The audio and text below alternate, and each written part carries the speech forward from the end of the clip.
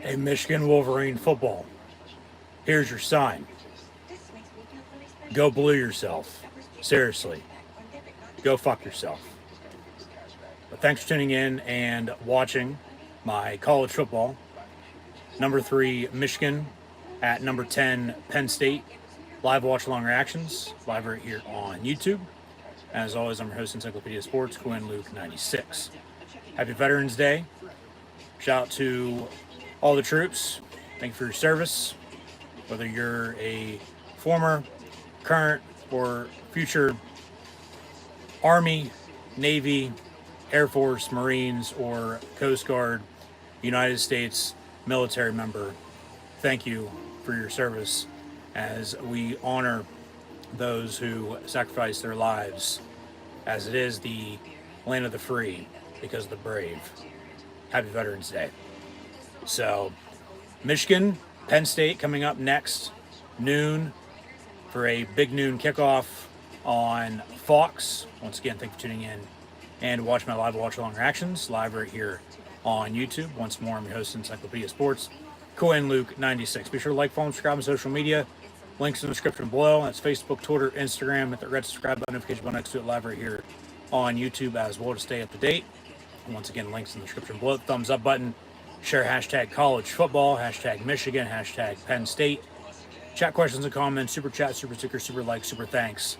Always greatly appreciated, as this video is powered by Rogue Energy, HopeKThrifts, and Dead and Hungry. First off, with Rogue Energy, be sure to get your favorite energy and hydration flavors in can or tub form, shakers, and Rogue Energy merch at the link in the description below. Be sure to use the code LUKE, that's L-U-K-E, LUKE123 for 10% off. HopeKThrifts is a secondhand resale shop that focuses on staying in the environment in a cheap and fashionable way, as most items are $20 or less and include brands like American Eagle, Converse, Free People, and Shein, among others. HopeKThrifts found on Depop, Instagram, Macari, and Poshmark at, you guessed it, yes, HopeKThrifts. That's HopeKThrifts. So be sure to use the message seller code CHEAPTHRIFTS, CHEAPTHRIFTS, CHEAPTHRIFTS for 10% off. Link also in the description below. Currently, HopeKThrifts is running a 50% off Black Friday sale the whole entire month of November. So be sure to go check out the links once again in the description below. And then Dead and Hungry, a novel written by Nathan D. Mitchell, as you can find it on Amazon, the Kindle edition for $4.99. This paperback edition that I have right here, Dead and Hungry, novel written by Nathan D. Mitchell, paperback edition, about $15. So be sure to go check it out as well. Link also in the description below. So, yes, Rogue Energy, HopeKThrifts, and Dead and Hungry sponsoring today's live watch along reaction stream for the big one in the Big Ten here this college football Saturday afternoon, Veterans Day 2023, with the Wolverines and Nittany Lions. So once again, thank you for tuning in and watching as the Fox Big Noon Kickoff pregame show is about to wrap up. From Rob Stone to Mark Ingram to Brady Quinn and Matt Leinart, along with Urban Meyer. They were on site outside the Bryce Jordan Center this morning, now inside the stadium, as the blue and white Nittany Nation will stripe out Beaver Stadium today. And you can see some maize and blue being mixed in, looking like the piss they are. So we'll see what happens. Should be a good game. It's a top 10 battle between two of the best teams in the country, at least defensively. So we'll see what it gives.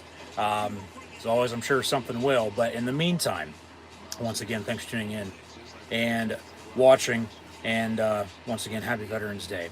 And thank you once again to all former, current, and future United States military serving in the Army, Navy, Air Force, Marines, and Coast Guard. Thank you for your service. As Penn State on Veterans Day is 15-3-1 all time. Two of the three losses were before 1900. So you got to go back over a century.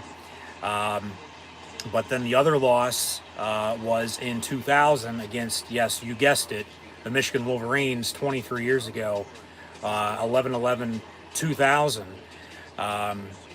And the game was on the road for the Nittany Lions up in Ann Arbor, who is a whore.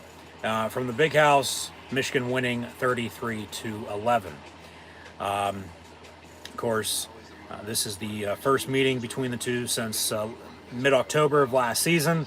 Will also be the last meeting between the two for a few seasons with the upcoming realignment in college football with the Big Ten not scheduling Penn State and Michigan for a few seasons once more, as Penn State actually does not have, moving forward starting in 2024, any crossover rivalries that will take place every single year. They're the only team in the conference that doesn't have that. For whatever reason, beats me. Michigan is pissed at the Big Ten, I might add. Right now, we're going to dive into that in a minute. But yeah, this will be the final meeting between the two for a few seasons. So we'll see who goes out on top in today's 28th all-time meeting between the two schools. Two of the most historic programs in all of college football history, I might add. But as Michigan leads the all-time series 16-10, here we are today. Michigan, Penn State, top 10 battle in the Big Ten for a big noon kick on Fox. So once again, thank you for tuning in and watching. So, as God bless Saturday today. Yes, it is about 50 degrees and partly cloudy, sun shining.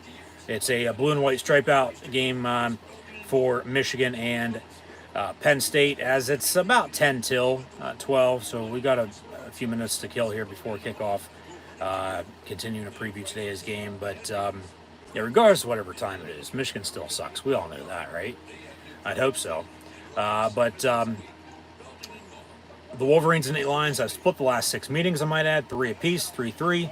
So lucky number 7 today. Well, we'll see. In those 6 meetings, I might add, Michigan has won by an average of 21 points, whereas Penn State has won by 15. Michigan, though, today, this is the big news, just not today in college football for this game, but the whole entire sport as a whole, let alone maybe sports in general across the board, as Michigan will be without their head coach in Jim Harbaugh.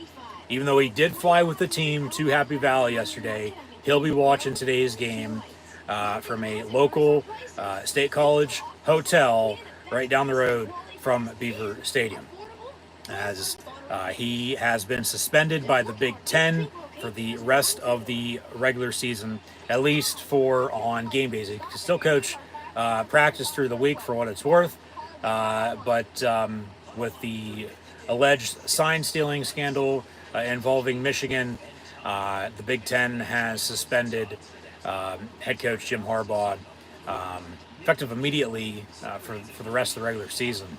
And Michigan's taking this to court. It's probably going to get ugly. There is a hearing scheduled for next week to see if he can, return at some point in time soon, but he will not coach today. So, yeah, Michigan going to be without Jim Harbaugh. Sharon Moore, the offense coordinator, will serve as the interim acting head coach today.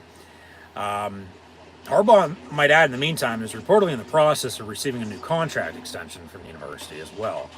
But then, with Jim Harbaugh being a former All-American college, All-Pro in the NFL,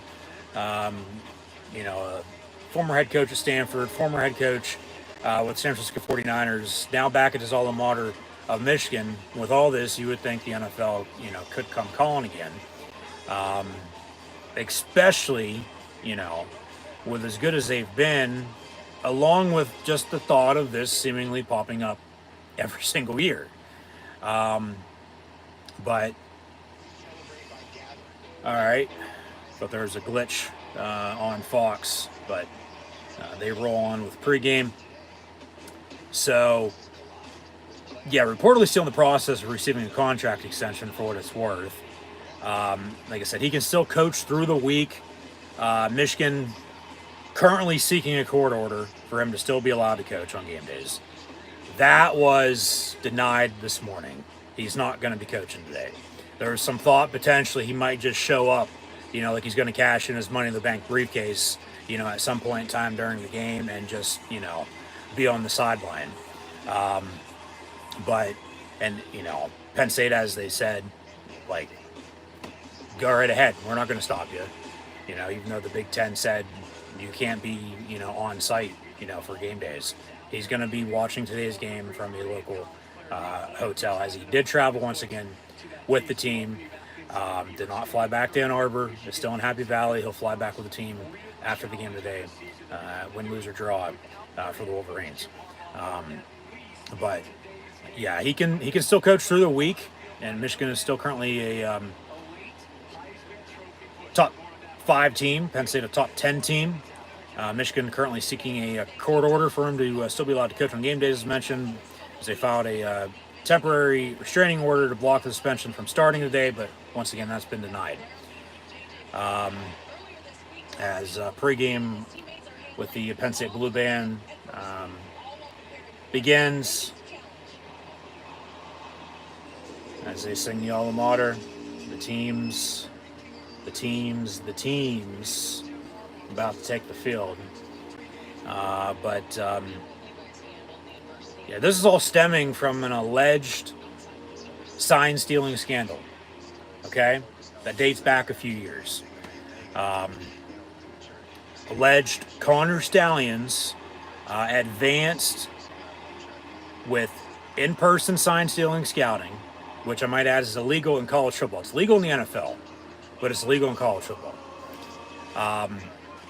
Stallions, in the meantime, has since been fired after initially, a few weeks back, this news broke the day before the Penn State-Ohio State game, for perspective, a few weeks back, okay? If you did not know. But he was initially suspended with pay. Last week was fired, let go. Accused of filming opponents' sidelines for upcoming matchups. And their signals for their game plays, so, they know what's coming. I will say, as a Penn State fan, okay, as Penn State went through a scandal 12 years ago, Joe Paterno was fired, unfortunately. Then till now, with being out to get somebody, it does feel like somebody is out to get Jim Harbaugh, okay? Because this ain't the first, big news story involving him and the NCAA. This has just been the one that's been able to stick with how big it is. As it does feel like somebody's out to get Jim Harbaugh, because, like I said, this ain't the first, thing that he's been in the news for. Some sort of violation. But as the saying goes, if you're not cheating, you're not trying. But we'll see how this plays out today, okay? But when overall you take the integrity out of the game, that's, drawing the line. That's, no. You lost all respect for you right there. You do what you got to do in the field of play to win. Not outside this, outside that. I get an advantage here and there, But football, it's one up front. It's one up in the trenches. Run the football, defense, rely on special teams, okay? At least to my eyes. Everybody has their own opinion on this. Let me know yours in the comments below. As they give us an aerial shot of Beaver Stadium as it's striped out today for the maize and blue and the blue and white. But, yeah, when you take the integrity out of the and allegedly cheat, long story short, knowing exactly what the opponent is going to do, yeah, respect is gone at that point. The question is, though, are they this good just because? Or is Michigan this good because they've been allegedly, stealing signs and cheating? That's the big question. As Penn State's about to take the field, coming up next on Fox, Michigan at Penn State, a top 10 battle in the Big Ten. The third-ranked Wolverines at 9-0, and the 10th-ranked Nittany Lions at 8-1.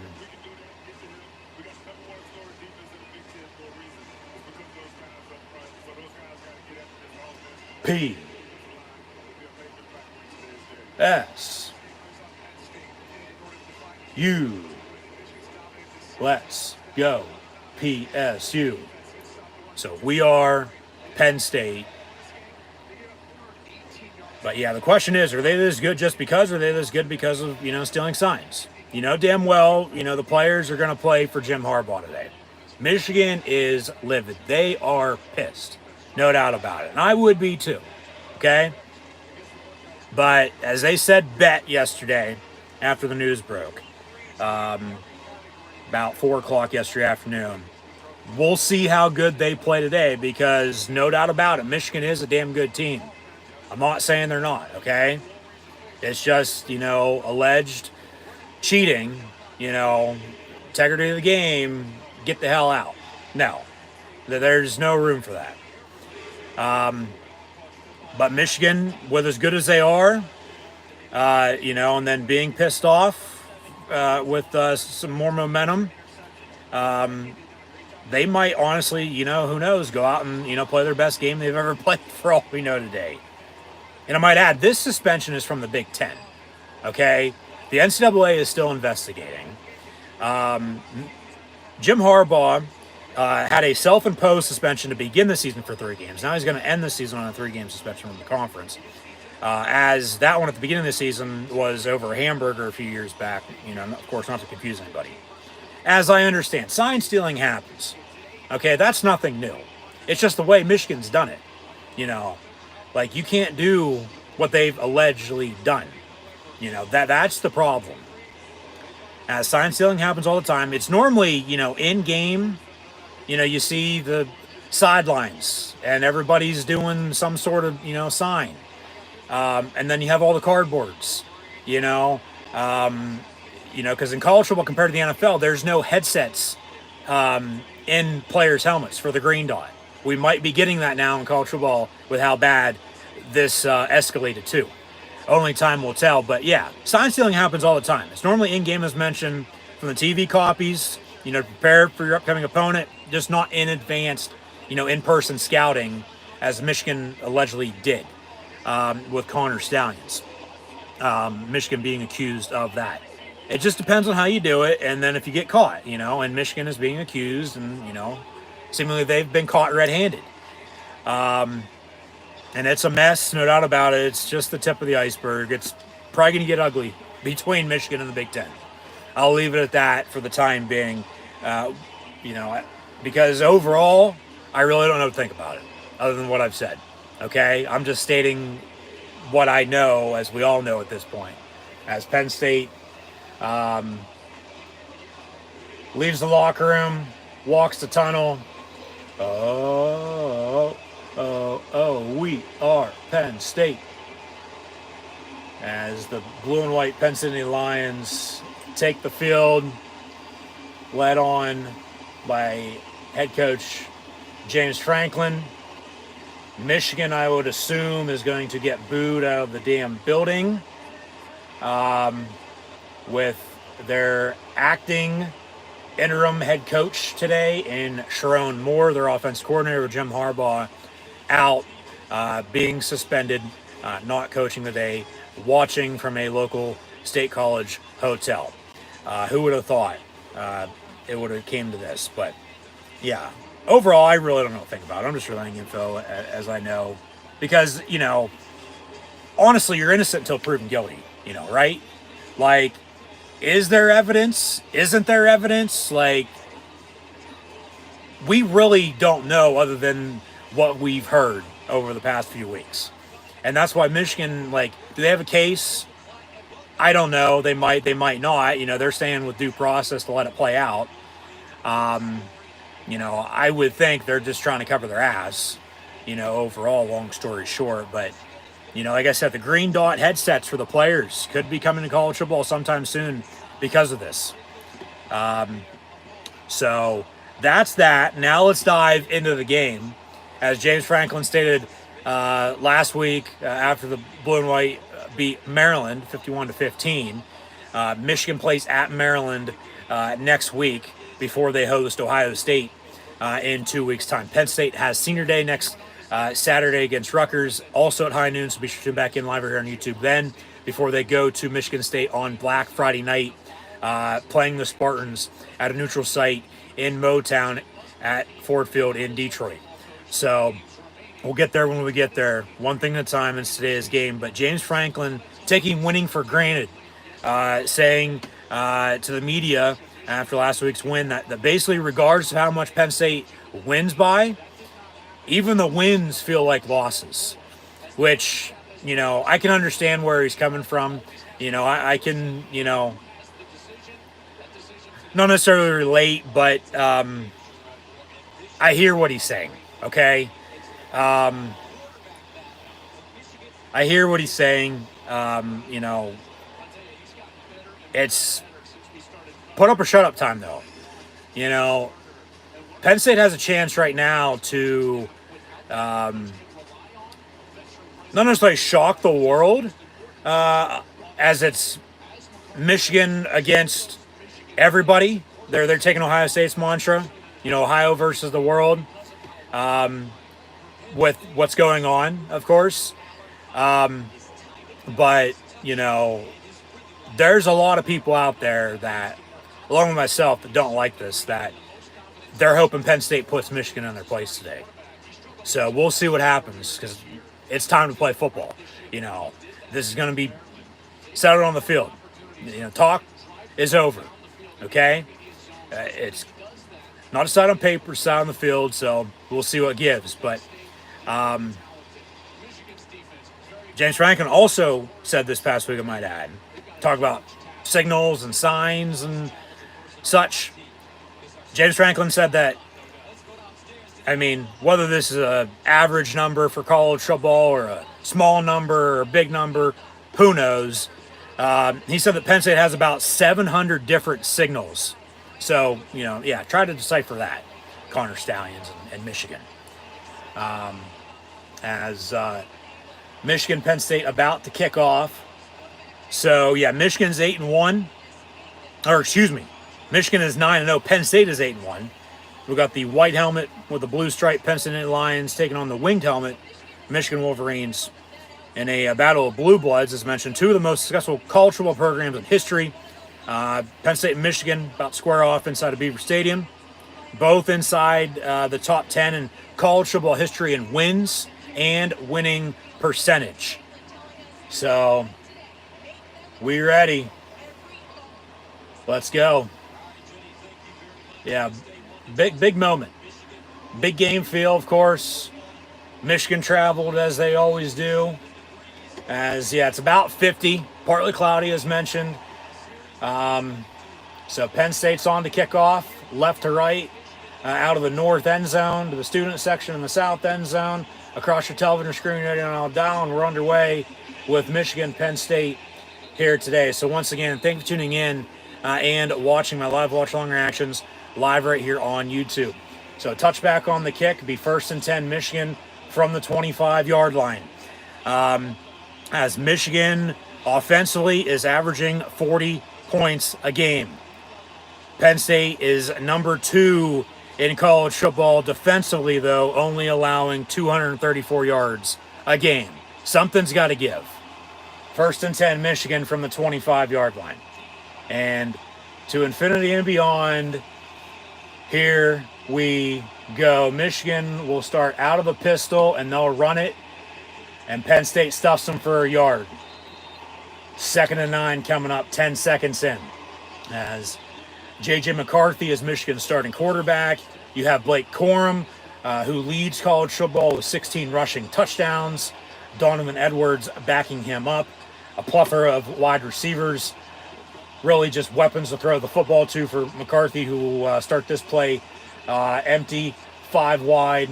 Officially, they say no gain on the play. 2nd and 10 for the maize and blue in their road whites with yellow pants. Of course, their winged helmets.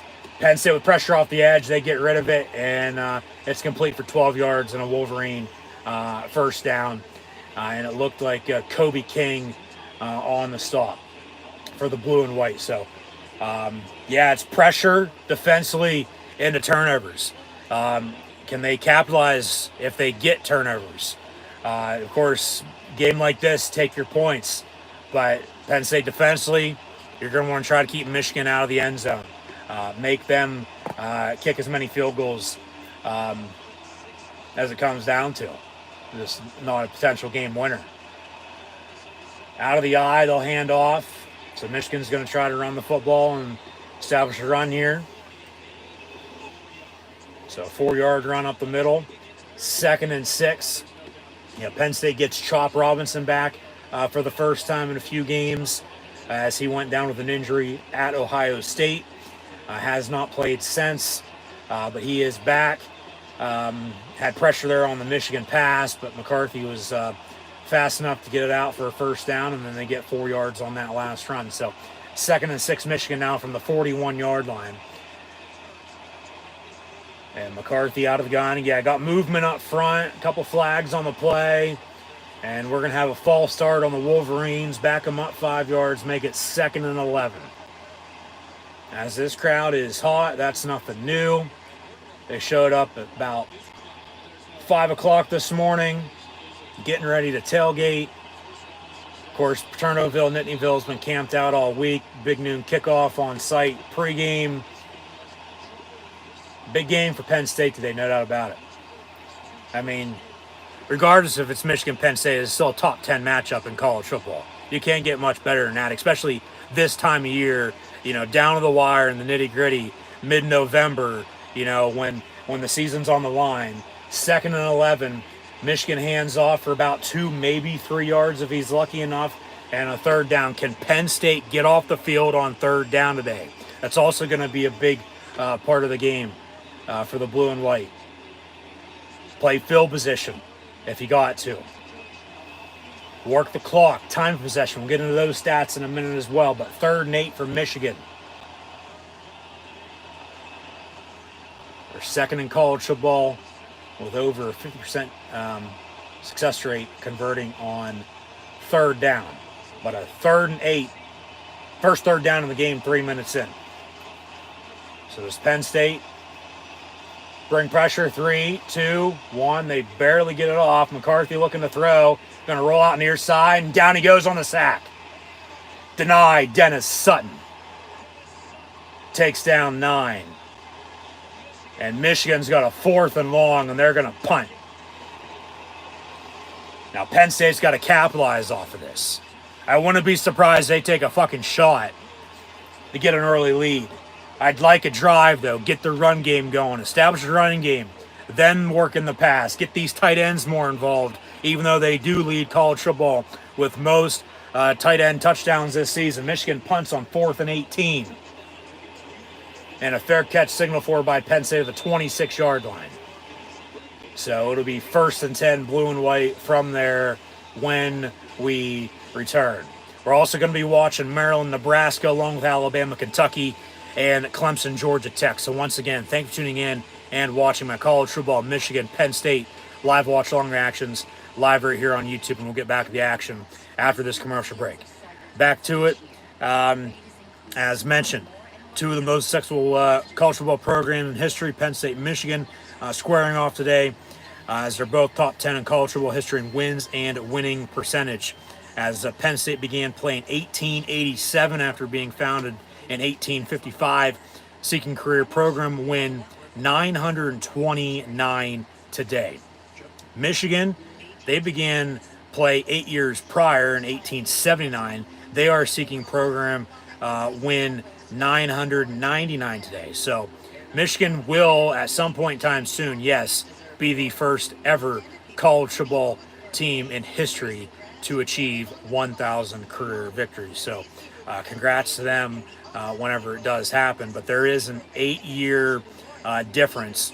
8 years with an average of about 9 wins a year difference between the 9 28 to 998 that it currently stands at. As Penn State, once again, seeking 929 today, Michigan 999. Michigan, once more, averaging 40 points a game on offense. Penn State the same. So these offenses in tip-top shape, both averaging 40 points per game offensively. As we'll also see the top two defenses in the country today. Michigan at 1, Penn State at 2. And there's only a 3-yard difference in that category. Michigan only allowing 231 yards a game. Penn State only 234. So long story short, what defense bends but doesn't break today? Okay? We could have ourselves a shootout. It's probably going to be a low-scoring defensive showdown, though. Rely on special teams. Turnovers. Field position going to be key. So with those offensive and defensive stats, Michigan's only given up 7 points a game. That's a touchdown. Okay? Penn State only allowing 12 points a game. That's right there in the middle of a touchdown and 2. Okay? It's like a touchdown, a field goal, and a safety, if you will, if you want to look at it that way. But, you know, like I said, either we're going to have a shootout or a low-scoring defensive showdown today. You know, I expect the latter. First to 20 probably wins. So we'll see. But now Penn State out on offense. Can they establish a running game with Nick Singleton and the fat man, Kaytron Allen? A run up the middle to Singleton for about a yard if he's lucky. Second down, Penn State. So both teams get about a yard on the opening play. Michigan had to punt after getting a first down. So Penn State has the ball. If you're just now tuning in, 1st and 10. But can Penn State run the football when they need to today? Who steps up at wide receiver behind Condre Lambert-Smith? And then, of course, continue to get the tight ends involved, as truly they're the third receiver for the blue and white. No doubt about it. As that pass was intended for number 3, Dante Cephas, far side. The transfer of Kent State, incomplete. 3rd and 9. So we'll see what they draw up here. And if they have to punt, all right, then you're playing field position. It's back and forth. What defense is going to bend doesn't break. You know, something's got to give. 3rd and 9. They're going to work out an empty 5-wide set. Drew Aller looking to throw over the middle. Incomplete. 4th down. They'll punt. So, all right. Michigan, yeah, I guess at least got a first down out of that. Penn State only a yard and then a 3 and out and a punt. So, yeah, it's going to be what defense bends doesn't break. This is going to be, you know, you would think as old school gets in football nowadays. You know, we're going to go back to, you know, when these teams first met in the early 90s, when Penn State joined the Big Ten, let alone 100 years prior when these two teams, you know, first started playing football. So Penn State punts, and a fair catch signal forward at the 30-yard line. So 1st and 10 Wolverines from there with 10:23 to play in this opening quarter. They'll take another commercial break, so we'll get back to the action shortly. Once again, thanks for tuning in and watching. Be sure to like, follow, and subscribe on social media. Links in the description below. So, yeah, special teams potentially today might be the biggest factor, let alone the difference, you know, when this game's said, done, and over with. You know, down to the final possession, down to the wire. Michigan's a 4-point favorite, over-under right at about 44. So, got to be balanced and consistent offensively. You know, nothing stupid, play smart. Penn State, give yourself a chance. That's really all I ask. But, you know,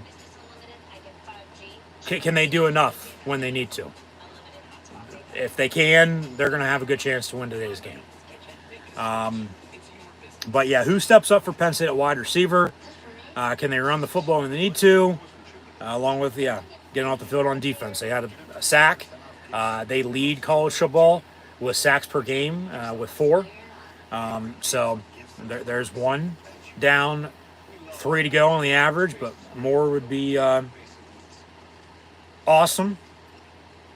But, yeah, big game feel. Being balanced, consistent. Like I said, nothing stupid. Do they stick to playing Penn State football, or seemingly when a game like this is played for Penn State, there's always some sort of asinine shit that, they do. Just love to do, I might add, especially under Franklin for whatever fucking reason. And sometimes just forgetting how to play football.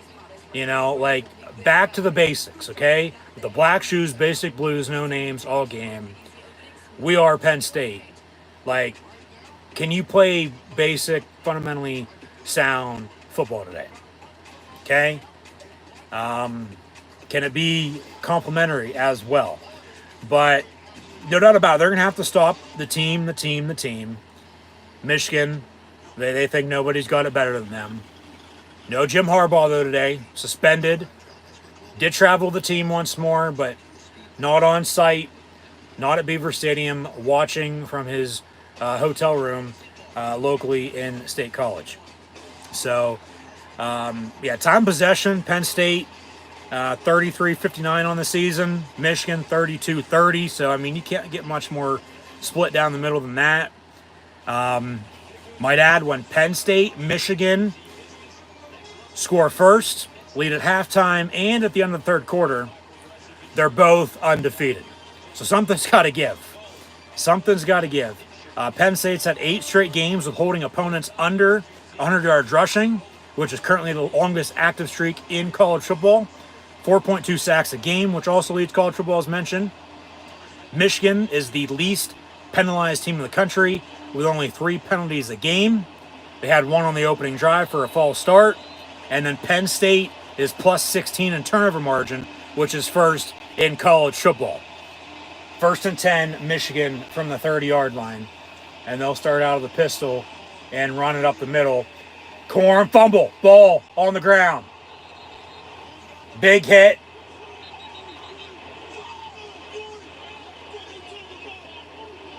And the refs will come in and say 2nd down, Michigan. They'll wind the clock.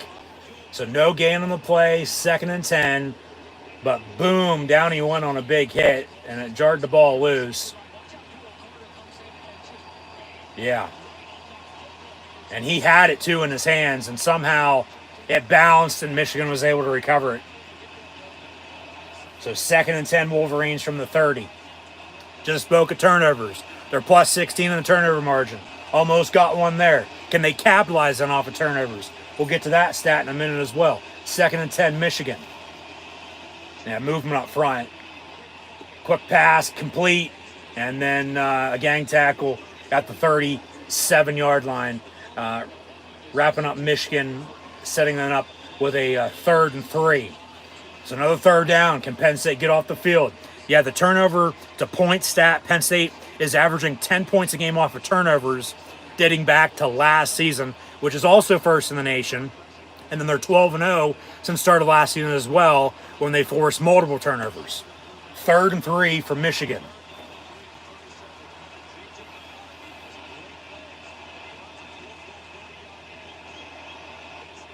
Come on, defense. Pressure off the edge, and he gets rid of it. Ball batted down, incomplete. They almost had him brought down the sack anyway, but he got rid of it. They're right there to bat it down. Incomplete, 4th down. Michigan will punt again. Nothing stupid. Don't be jumping off sides. Give them an automatic 1st down on 4th and 3 for a 5-yard penalty. So, and let alone don't rough or run into the punter. Yeah, it should have been sacked. Should have been picked off. Penn State playing damn well here on defense. Can the offense get rolling? 4th and 3, Michigan to punt. Ooh, they almost blocked it. Good acting job by the punter. There is a flag on the play. God damn it. So 4th and 3.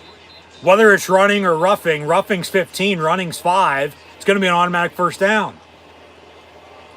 You got to be fucking joking right now. No foul. They pick it up. All right. Because he was blocked in. So it's 1st and 10, Penn State. Michigan thought there for a second they could have got away with it, but no. Fuck you. So we'll take another commercial break. 8:41 to play in this opening quarter. knotted up at 0 after 2 Michigan punts, a Penn State punt, but then the Lions getting the ball back. So as defense got off the field twice, can the offense, get a drive going and get some momentum and rhythm on their side?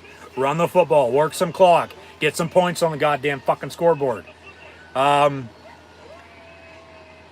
yeah, no team, I might add, as Penn State's going to be back out on offense, that Michigan has played all season long, which this stat just absolutely blows my mind. It's mid-November, folks, okay? It's not like week 2, okay? No team that Michigan has played this season has taken a snap inside the 10-yard line. They've gotten inside the red zone, but not inside the 10 for a goal line situation. Okay? Penn State inside the red zone this season is 45 of 47, which is about a 96% success rate. So can they score when they have the chance? Or are they going to let it slip? They're going to have to settle for field goals, or are they going to score touchdowns? Because that might be a difference in today's game as well. As earlier today, might add, I'll leave you with this. Shout out to Brad Caldwell, Spider, the longtime Penn State equipment manager. He was today's special guest captain for the blue and white. As you look at the injury report as well, nothing really to note. Harrison Wallace III still injured at wide receiver for Penn State. So as mentioned, who steps up at wide out for the blue and white? And long story short, overall, I'll leave you with this.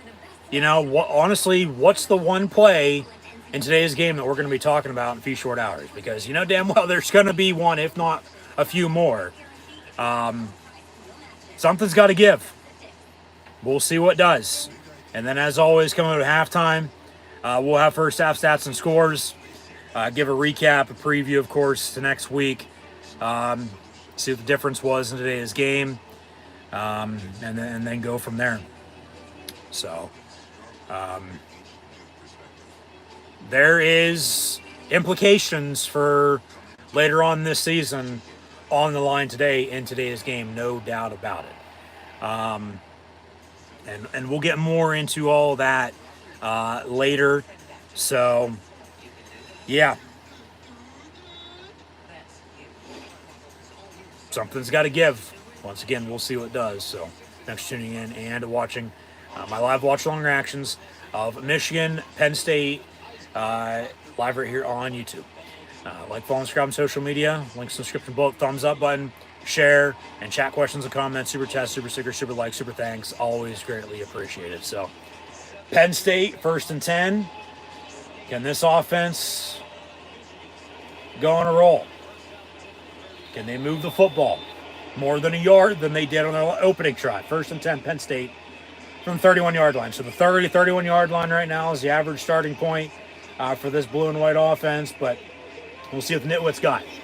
Trips in a bunch near side, 1st and 10. They'll run Singleton far side, and no gain on the play is 2nd and 10. So Michigan's going to force Penn State to throw the football.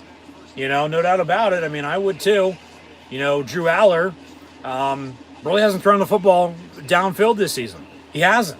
And when he gets pressured, he seemingly doesn't know what to do. So good offense line up front. Probably one of the best they've had in quite a while. They have a running game. So can they move the football? 2nd and 10. And who steps up a wide receiver behind Keandre Lambert-Smith with Harrison Wallace out once again. Down the middle, it's caught. Tight end. Tyler Warren at midfield, 1st and 10, Penn State. Maybe some tempo, run the football. Maybe another crosser on a post over the middle. Yeah, got to get these tight ends more involved too. Like I said, I know they lead college football with most touchdowns to tight ends this season, but overall aspect of the game, it's got to be more consistent, especially in the run game. 1st and 10 from midfield, they'll run it up the middle for about 5 yards. 2nd and medium coming up. So, one big first down, got a little, bit of juice on their side, if you will.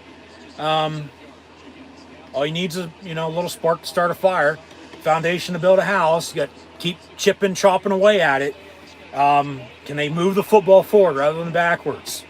Can they get, momentum and rhythm on their side and keep it? 2nd and 5 from the 45.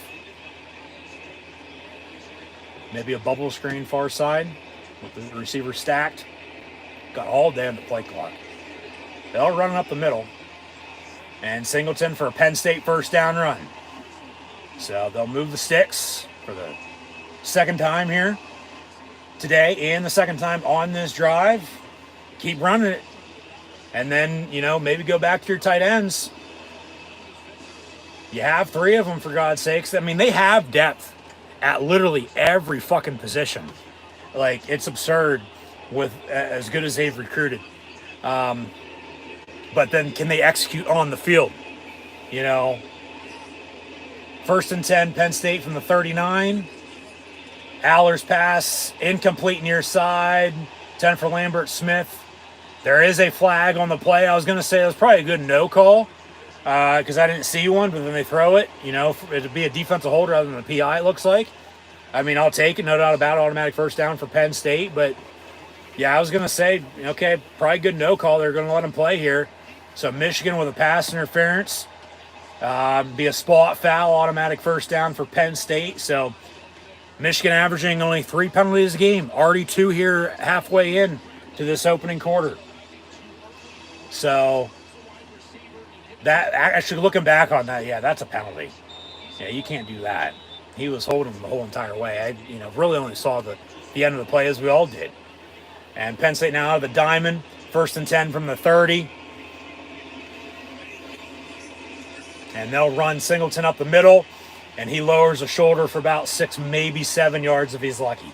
2nd down and short coming up for Penn State. So they're knocking on the door. Can they get inside the Del Grosso red zone? Can they get inside the 10-yard line against this Michigan defense that, how it happened beats me. But, yeah, that stat blows my mind that Michigan has not allowed an opponent inside the 10-yard line all season long. Same formation they ran a little bit ago. They pump fake on the bubble screen near side. Aller going to tuck it and run on a draw down on the 12-yard line. 1st and 10, Penn State. And they have the option on the far side if he wanted it too. Of course, don't do anything stupid. Take what the defense gives you. But, yeah, same formation they ran a little bit ago with a run up the middle. They had the receiver stacked bottom of your screen. They pump faked on the screen. And then he looked far side, too, to potentially dump it off, is what I'm saying. You have that other option there. But he tucks it and runs and gets a first down. Officially, Penn State ball at the 13-yard line. Once again out of the diamond formation with under 5 to play in this opening quarter. And they'll run, who is that? The fat man? No, that is Singleton still. Down inside the 5. Be 1st and goal, Penn State at the 3-yard line. So they're knocking on the door. You got to punch it in. You got to score touchdowns today. You can't settle for fucking 3 all damn day long. You make Michigan settle for 3. Yeah, this is the first play all season long the Michigan defense has allowed inside the 10-yard line. That is ridiculous. 2nd and 1 officially from the 4. So they got about 5 shots to punch it in here. Make that 7, excuse me. Trips far side. And handoff Singleton. And they stuff him, but depending on the spot, it might be a 1st and goal. They say no gain, 3rd and a yard. Get up there and fucking sneak it. Run the wing T.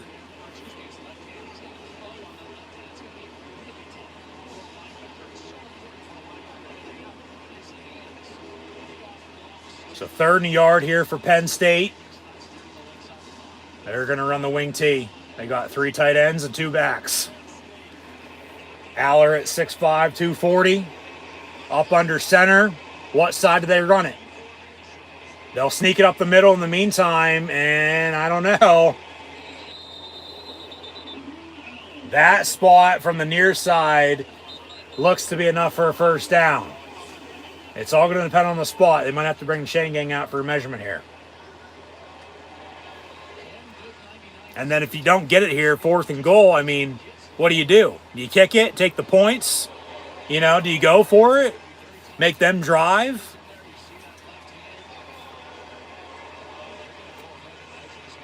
They'll measure. It looked like a first down on that. overhead shot and the spot from the near side. It all depends on where the ball's at. It's close. It's close, yeah, it's depending on the spot. Here's the measurement from the chain gang. And they say first down, Penn State, by nose of a football. It's a game of inches, folks. Third and goal, or third and a yard, brings up first and goal for Penn State. 3:27 to play in this opening quarter. We'll see if they draw up. As Michigan defensively as well inside the red zone has only allowed one touchdown on 11 red zone drives all season long. Less than 10%. First and goal, out of the wing tee again. As Singleton motions out far side, a little eye candy, then they'll run Fat Man. Got a block, but he can't, as he gets brought down, maybe a half yard. Couldn't get out in space enough. Second and goal. Yeah, they're trying to change it up.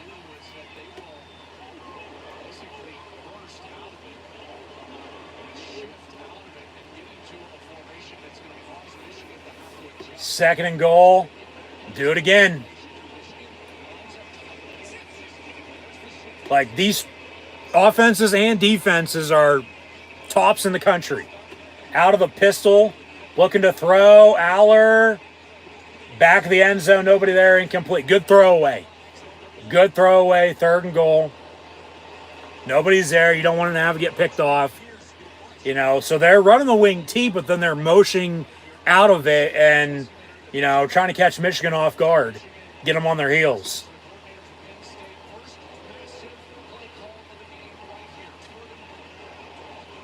Do something they're not ready for. Third and goal. What do they draw up here? A minute after the first and goal, they get a third and goal. Johnson in motion. And they run a fade. Drew Allard, Cephas. And did he catch that? They say no, incomplete. Third and goal. Make it fourth and goal. So what do they do now? See a replay here. Tried to one-hand it, and then he dropped it. Incomplete in the back of the end zone. So, yeah, good coverage. So Penn State will kick a 20-yard field goal. Alex Falcons from the left hash at a weird angle. Kicks up in good. Penn State leads 3-0 against Michigan. And once again, when Penn State, let alone Michigan, scores first, both teams are undefeated. Penn State scores first today. We'll see if that stays true. 2:17 to play in the opening quarter. Penn State leads the Wolverines 3-0. We'll pull up some stats in a minute. But once again, thank you for tuning in and watching. I want to make sure I didn't forget anything here early on. Michigan's pissed coming into today's game with Jim Harbaugh suspended, not coaching this afternoon. There was some thought, not about it. He could still show up and be on the sideline, whether he was coaching or not. That was up to the court ruling that they denied this morning.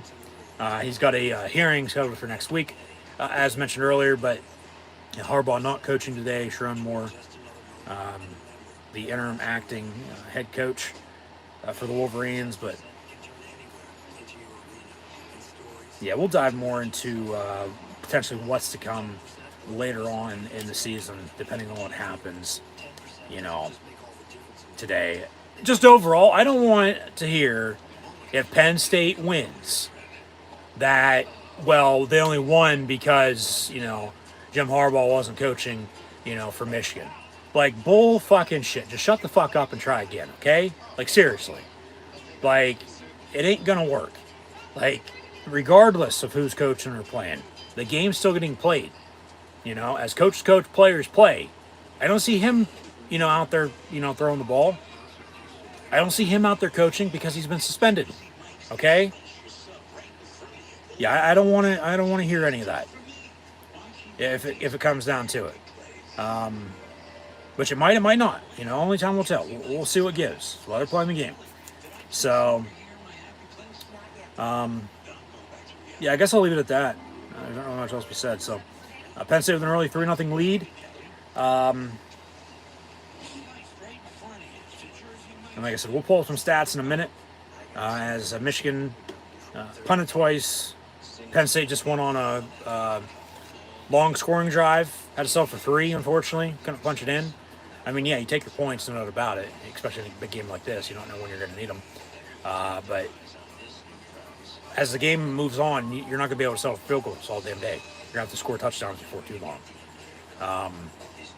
But it all depends on the situation, Hypothetically this, hypothetically that. Like, if you got to kick it, take the points. Just kick it and take the points. Like, it's going to be the feel of the game, with the defense, field position. Like I said, special teams. There you go with 3. So, yeah, we'll pull up some stats in a minute. But once more, thanks for tuning in and watching. So, I'll leave it at that. As we come back from break, and Penn State will kick off. Michigan get the ball 1st and 10.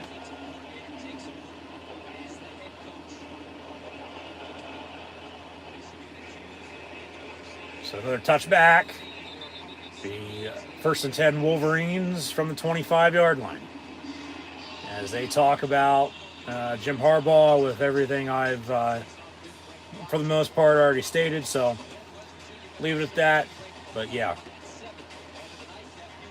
Regardless of this or that off the field, the game's still being played today on the field.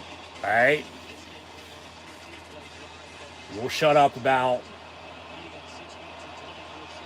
everything else until afterwards. 1st and 10 from the 25. They got trips far side. McCarthy looking to throw as he rolls out. Pass going to be caught. And then he pushes... gets pushed out of bounds by Curtis Jacobs, 1st and 10, Michigan. So they're going to try to tie this game up, let alone, of course, take the lead. But yeah, 1st and 10, Michigan now. And Ted Nugent at center for J.J. McCarthy. From Blake Corum, he's got Donovan Edwards in the backfield right now out of the pistol. Now out of the gun. And they'll run him. And Penn State stuffs him. Maybe a yard if he's lucky. Kalen King and Tyler Elsdon on the tackle. 2nd and 9, Michigan.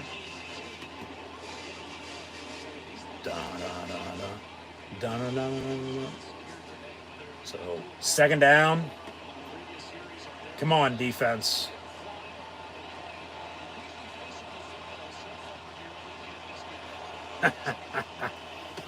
Yeah, try to steal that, you motherfuckers.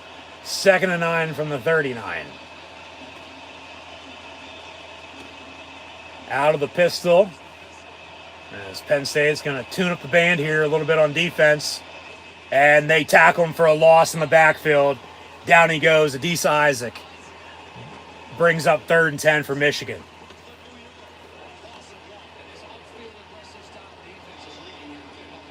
It's time to feel the beat. How about bet? 3rd and 10. Probably the final play of the quarter.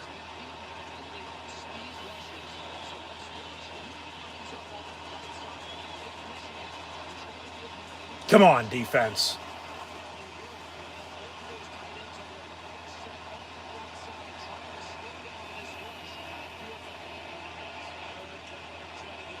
And they'll run McCarthy on a design quarterback keeper far side and gets a 1st down at midfield.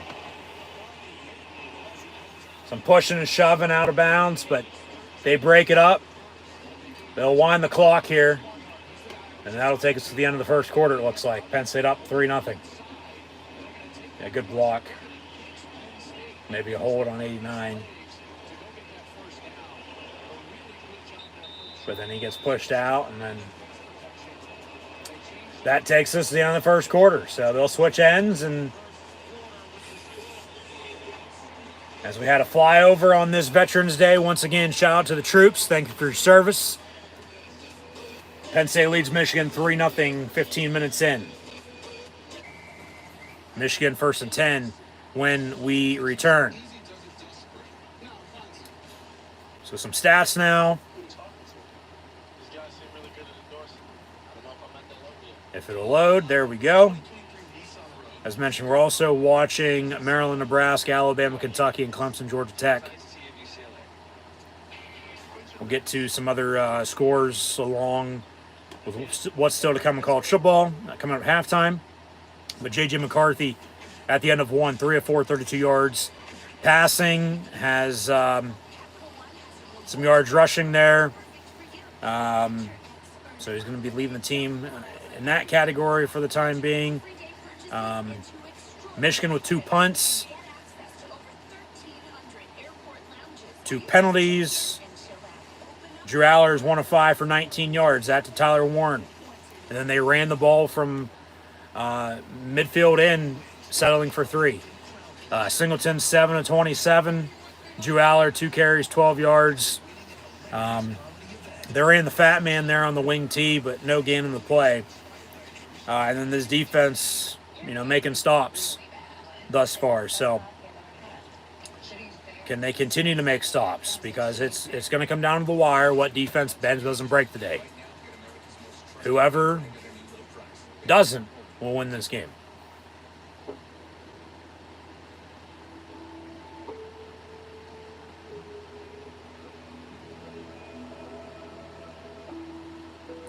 So yeah, that's that.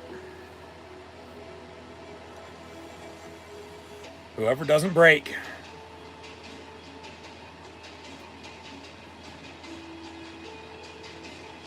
They're going to come out on top victors with Michigan and Penn State here today. So we'll see if it's a great day to be a Michigan Wolverine or a Penn State Indian Lion here. As there's the Big Ten commercial from coast to coast. Added, of course, USC, UCLA, Oregon, Washington next season. But you go from Nebraska to Iowa to Minnesota, Wisconsin. You have Northwestern Illinois, Purdue, Indiana, with Michigan, Michigan State, Ohio State, Penn State, Rutgers, and Maryland as well. Hopefully I didn't forget anybody. Don't think I did. So, currently, I guess we will see if I forgot anybody. Looking at the Big Ten standings entering today. The East is a 3-team race as it normally is, with Michigan, Ohio State, Penn State right now, followed by Rutgers, Maryland, Indiana, and Michigan State. And then the West, Iowa leads Minnesota, Nebraska, and Wisconsin, along with Illinois, Northwestern, and Purdue. And then, like I said, we'll get into depending on what happens today, look ahead to the end of the regular season and then some potential tiebreakers if it comes down to it, with all 3 teams in the Big Ten East potentially at 11-1 in 2 weeks' time. So, we'll see. All depends on what happens today. It does. Like I said earlier, there is implications depending on what happens today to look ahead to the end of the season in college football. For the end of the regular season, conference championship games, the bowl season, and the playoff. 1st and 10, handoff, Donovan Edwards. Inside the 30 he goes, 1st and 10, Michigan. So, of course, last year, mid-third quarter, Penn State, 4th and 6. They went for it when they should have punted. Didn't get it. Very next play, Donovan Edwards went about 70 yards to the house, and then the game was over. So can they stop the 2 tailbacks of Michigan and Blake Corum, once again, who leads college football, 16 rushing touchdowns this season, along with Donovan Edwards. 1st and 10.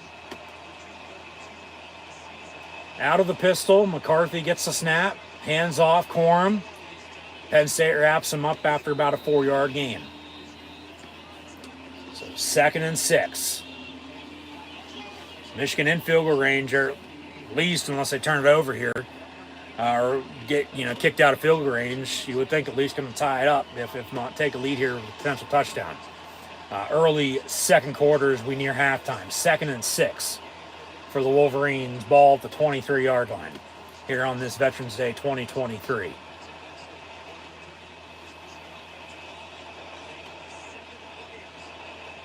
Come on, defense.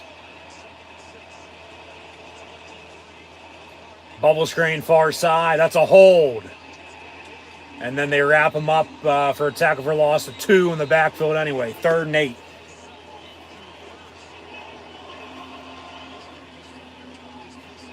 Yeah, this Penn State defense, let alone the Michigan defense, top notch. They're 1-2 respectively in the country in total defense. I mean, you can't get much more even than that in a game. So 3rd and 8. Trips in a bunch near side. They'll motion them out. Another bubble screen. Got some blockers, and they get a first down. Stumbles, but then Kalen King from Motown, Detroit, Michigan. Kobe King, his twin brother at linebacker for the Blue and White as well. He makes a stop. Michigan inside the red zone now, knocking on the door, looking to take a lead. As Penn State brought pressure, and they ran the bubble screen far side. So, you get the blockers out front. Penn State's having some trouble stopping this right now. Going to, of course, have to make some adjustments, you'd have to think, sometime soon. But got another probably close to 10 yards after he stumbled. Yeah, 1st and goal from the 6 as Penn State runs a man onto the field late. Handoff Edwards. And down to the 4-yard line he goes. Flag on the play. They might have had too many on defense. Let alone, just an illegal substitution. He came on too late. So 1st and goal. For the time being, make it 2nd and goal, but there's a flag on the play. Legal substitution on Penn State defensively. Be half the distance, automatic first down for Michigan. Another 1st and goal coming up inside the 5 now. So 2, 4, 6, 8, 10. They did have 12 on the field anyway. And illegal substitution. So 1st and goal, Michigan at the 3. They run Corm up the middle and touchdown Wolverines. They now lead Penn State 6-3, pending the upcoming extra point with 11:56 to play in the half. And that's just old school football running down your fucking throat. Boom. Yep. So this Penn State defense is going to have to get off the field as it did early, let alone, offense is going to probably have to work some clock, run the football themselves. But it's probably going to come down to Drew Allard making some plays. Extra point up and good. 7-3 Michigan with 11:56 to play once again in the first half. Corm now with his 17th rushing touchdown on the season. Currently still leads college football. So back and forth. Here we go. 7-3 Michigan. But something's still got to give, man. It's going to come down to the wire, final possession, I think. With everything I said earlier, that Benham not breaking on defense, relying on special teams, and with the turnovers and field position game, something's got to give. With his high powered and gritty defensively these teams are. There's going to be 1 or 2 plays that we're going to look back on. Well, this is why. I'm telling you, this is how it normally goes with these two. Let alone shouldn't in every game. I mean, that's just football. It's a 60-minute game. It ain't side on paper, it's side on the field. It ain't over until it's over. So 7-3 here. Penn's going to get the ball back. Going to try to, retake a lead. If you got to settle for another 3, okay, take the points. Kick another field goal, 7-6, all right. But then you're going to be playing catch up because then you can't, score touchdowns. You got to settle for 3 all goddamn day. Like, think about it. They score on their opening drive, or their last drive, excuse me, as they only got a yard on their opening drive. Michigan punted on their first 2 drives, and the third time the charm, they score there. But just think, Penn State scores on the last drive, has a 7-0 lead. Michigan scores. We're tied at 7. It's not 7-3. So perspective with the narrative and blah, blah, blah, blah. Yeah, here we are. But we'll see what gives. We'll see what gives. So leave it at that, and we'll get back to the action shortly. As mentioned, Maryland, Nebraska on Peacock. We got Alabama, Kentucky as well on ESPN, and Clemson, Georgia Tech on, that is ABC, I do believe. Yes, ABC. So those are the 4 games that we're watching in the meantime. So once again, thank you for tuning in and watching. Be sure to like, follow, and subscribe on social media. Links in the description below. So there are the Big Ten standings that I just read off a minute ago. So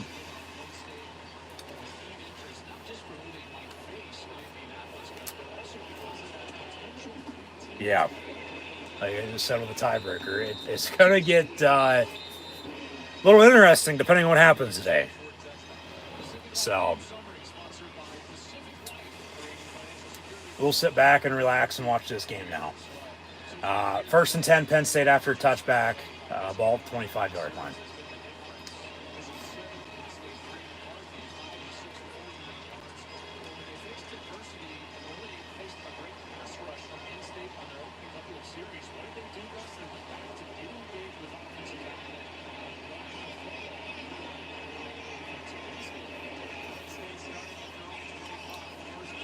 Penn State from the 25, going to run it with the fat man, Katron Allen, and he'll get 9 yards. 2nd and short coming up.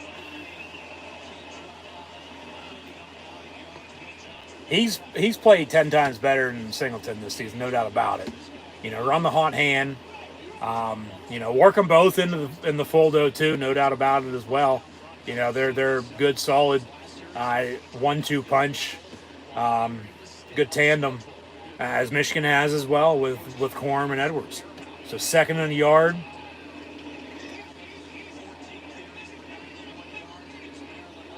Can they get a first down? Can they move the ball?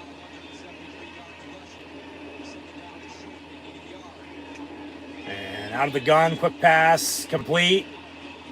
And no gain on the play. So 3rd and a yard. Malik Mega with his first catch all season long. So they're trying to find somebody to step up at wide receiver. Like I said, they have depth. They do. Empty set. 3rd and 2 officially, they say. 3rd and a long 1. 1.5 yards. Out of an empty 5-wide set. Warren in motion. And a quarterback draw. Aller. I don't think he got it. He's going to be 4th and inches. Yeah. You got to punt, pin him deep, make him drive on you, get a stop on defense.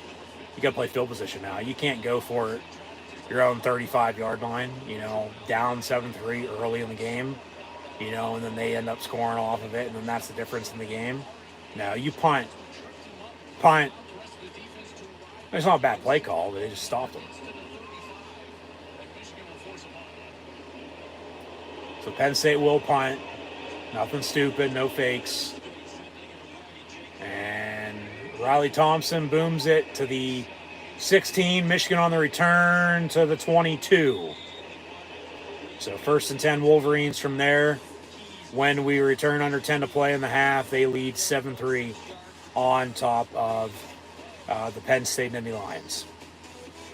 So yeah, Penn State at quarterback, they have Drew Aller. Boper Bills played some time this season as well. We'll see if we see him at all today or not. Really don't know. It's really going to depend on how the game plays out, I would have to think. But then at tailback, running the ball, From Singleton to the fat man, Katron Allen. They also have Trey Potts, who transferred from Minnesota, who knows Michigan very well, of course, with a little brown jug. But then Penn State up front on the offensive line. Once again, mentioned all season long, one of the best O-lines the Lions have had in quite some time. But then it's a wide receiver from Kendra Lambert-Smith to Harrison Wallace. But then Wallace is injured. Who steps up, behind one? Dante Cephas, Malik McLean. We just saw Malik Mega for the first time all season long. They have depth at wide receiver, okay? They've played, a bunch of guys from Omari Evans to Caden Saunders to Liam Clifford to this guy and that guy, far and wide in between in no particular order. Hopefully I didn't miss anybody. They have depth, okay? They do. But then truly the tight end is, in fact, the number 3 wide receiver for Penn State this season. Like, no wonder they lead the country with most tight end touchdowns this year, because they do give them the ball, but I don't think they give them the ball enough. And they got to be more consistent, offensively with running the football. But Drew Aller has to make some plays. But yeah, Theo Johnson, Tyler Warren, Khalil Dinkins at tight end. Like, just get your fucking playmakers the ball in space and let them work. Like, once again, as I said earlier, big game like this, don't do anything stupid. Because seemingly when it does get to this point, that's when they start pulling shit out of their ass. That's like, what the fuck are you doing? Just stick to the game plan and, play Penn State football. Do what you've done that's got you to this point. Like, don't change it now. So, yeah, we'll see what happens. We'll see who steps up. Nobody's gone down injured just yet. So we haven't seen Dr. Gregory House by any means. But 7-3 Michigan. They have a 1st and 10. Ball at the 22-yard line with a 7-3 lead. Under 10 to play in the half. They're probably going to hope to go on a drive here, take some time off the clock, score. Penn State does get the ball back to begin the second half, I might add, because they kicked off to begin the game, winning the coin toss, deferring their option of choice the second half. So, from the 22, 1st and 10, Michigan.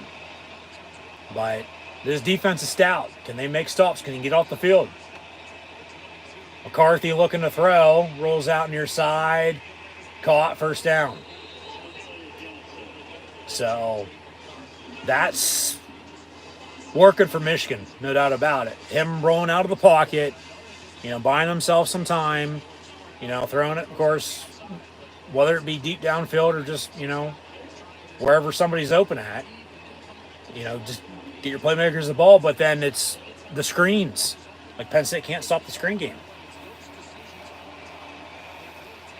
But 1st and 10, Michigan. Come on, defense. From the 33, 1st and 10. And they run Corm for 2 yards. 2nd and 8.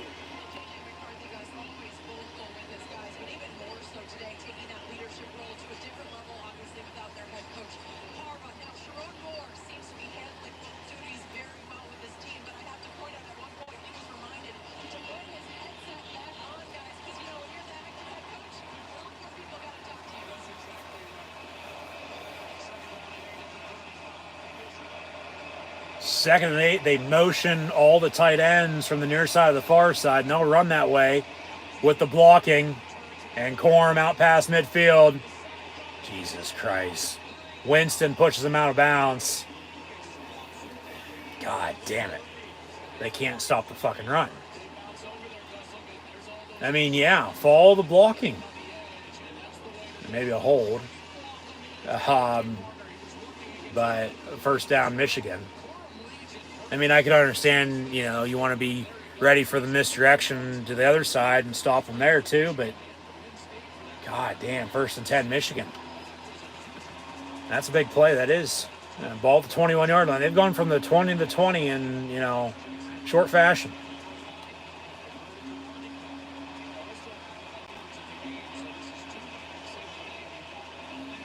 And Michigan's going to have to call a timeout. Play clock was winding down rather than to delay a game as they didn't get the sign in. Why not? They take a timeout there first and 10 with 7:41 to play in this first half. Taking a lot of commercial breaks today for whatever reason. At least early on we are. But timeout on the field. We'll go back to the action shortly. Maryland, Nebraska once again, and then Alabama leads Kentucky 21-7, and we're tied with Tech and Clemson also at 7 apiece. So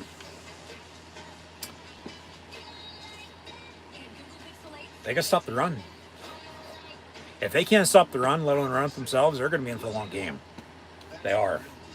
It's just going to be frustrating at that point, if they can't stop the run, because of Michigan's controlling the line of scrimmage, and that's how a game like this is going to be won, up front in the trenches. So, yeah. Can they run the football? Can they stop the run? Turnovers?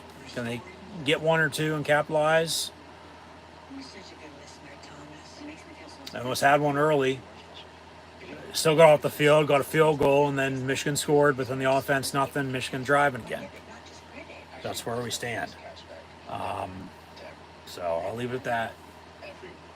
I mean, you got to force field goal here. You do. You can't give it a touchdown, go down 14-3 going into halftime.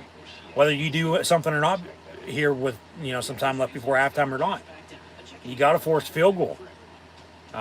Be down 10-3, get a touchdown, tie it. Let alone cut it, 10-6. You can't give a touchdown here. You can't go down 2 scores, 11, with a touchdown and 2-point field goal early. You can't. At 14-3. If you give up anything, it's a field goal. Let alone nothing, Get a 3 and out, make them get a long field goal and miss it. Get a turnover. Something, So that's where we stand. But yeah, we'll see what happens.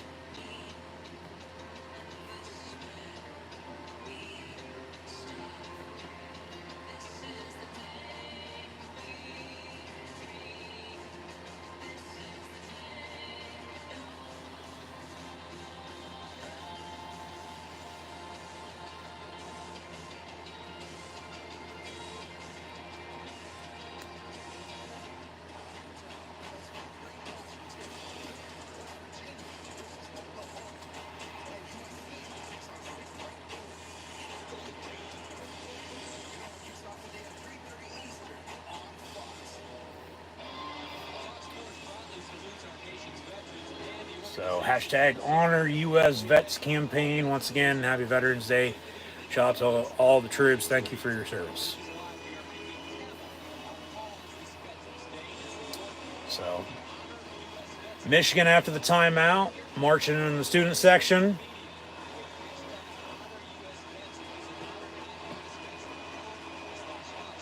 They have a 1st and 10, ball at the 21-yard line. And Donovan Edwards breaks a tackle, and they wrap him up in the backfield for a loss. Curtis Jacobs brings him down. 2nd and 12. Come on, defense.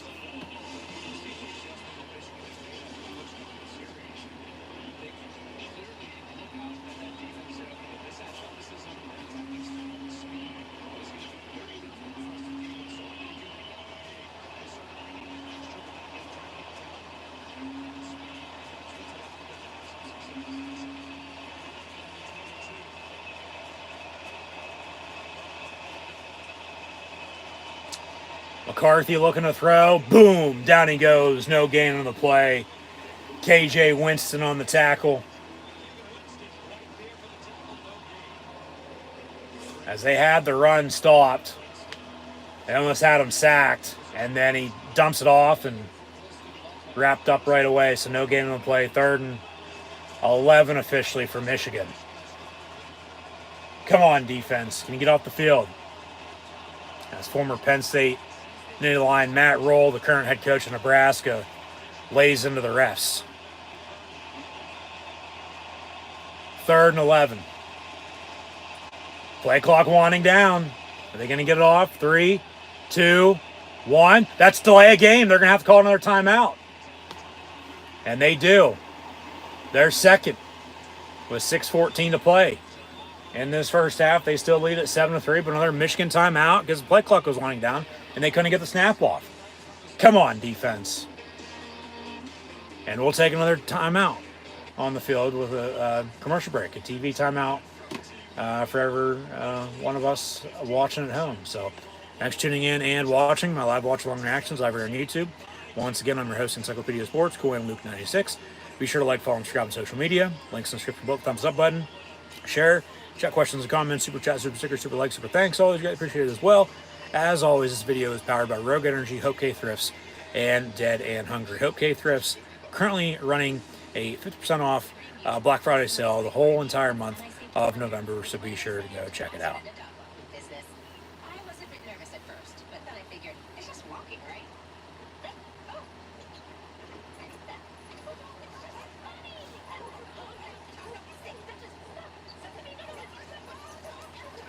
Update some scores around college football here.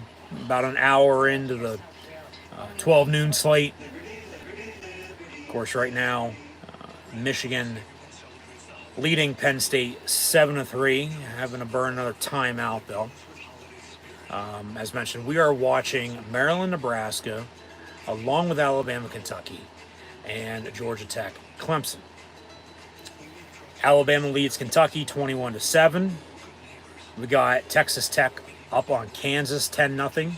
Tulane 14-10 on top of Tulsa. Army's beating Holy Cross 14-zip. Indiana and Illinois putting some points on the board early, 20-12 as they near halftime. Hoosiers leading the Fighting Illini. Terps and Cornhuskers tied at 0. Vandy trails at South Carolina 13-0. Virginia Tech's up on BC 24-7. Clemson 14-7 now, leading Georgia Tech. South Florida 17-7 on top of Temple. And Old Dominion and Liberty literally just kicked off. Games still to come today. Well, we'll get more into those a little bit later on.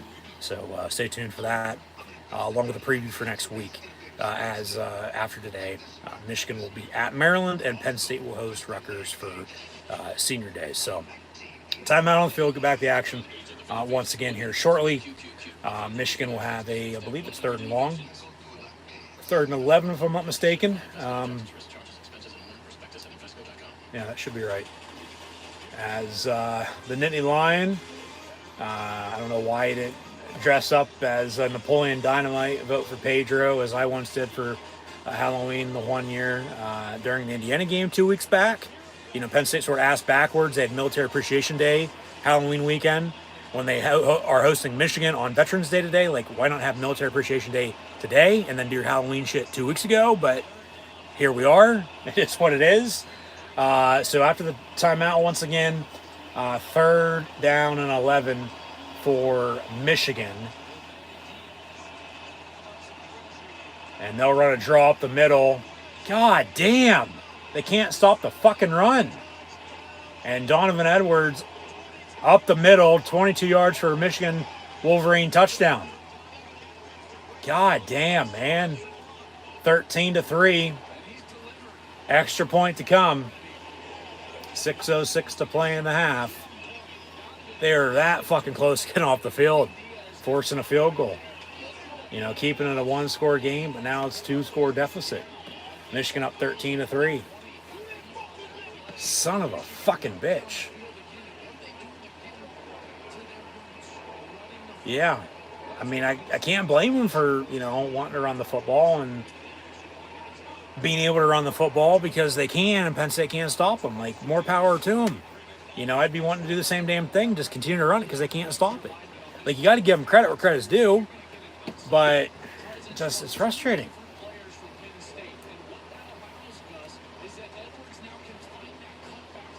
Like I said, coming into today, they're good, no doubt about it. But then you have all this off the field shit that's, you know, clouding up, potentially put an asterisk to what they've done. You know, are they still doing that? Are they not? It is damn good because of, you know, everything that's going on. Like, it'll play itself out. Why is there a Michigan fan in the Penn State student section? How in the hell did they allow that to happen?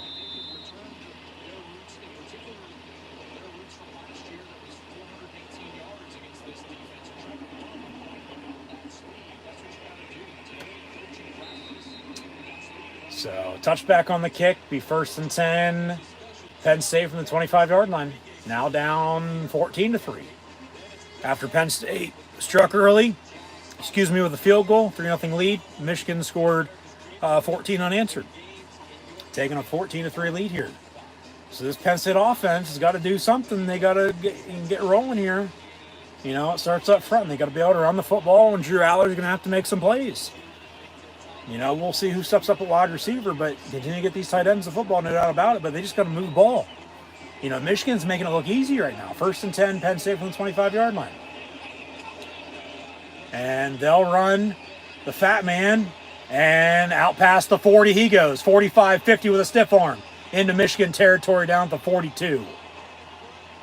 There's your spark they needed. As I'm about to lose my voice nearing halftime, they're going to go up tempo, 1st and 10. Maybe take a shot, you know, go deep. Throw it, chuck it deep for Corey Geiger, 1st and 10. But no, out of the diamond, run the damn ball again.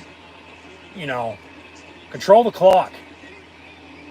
Put the pressure on Michigan, not yourself.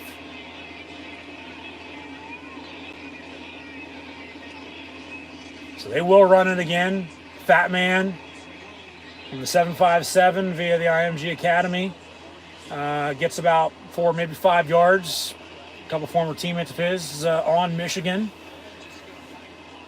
But yeah, wait for the hole, and off he went. Nice cut, yeah. And then another couple yards on the next run, so 2nd and 6 from the 38 now for Penn State.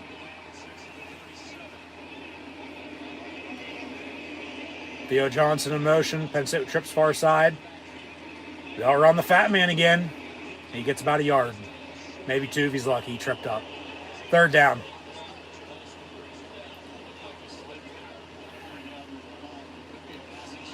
I'm telling you, why not take a shot? Why not take a shot?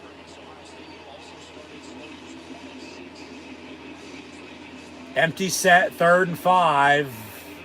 Watch them run a fucking quarterback draw. Got all day on the play clock. And here we go again. They can't convert on 3rd down.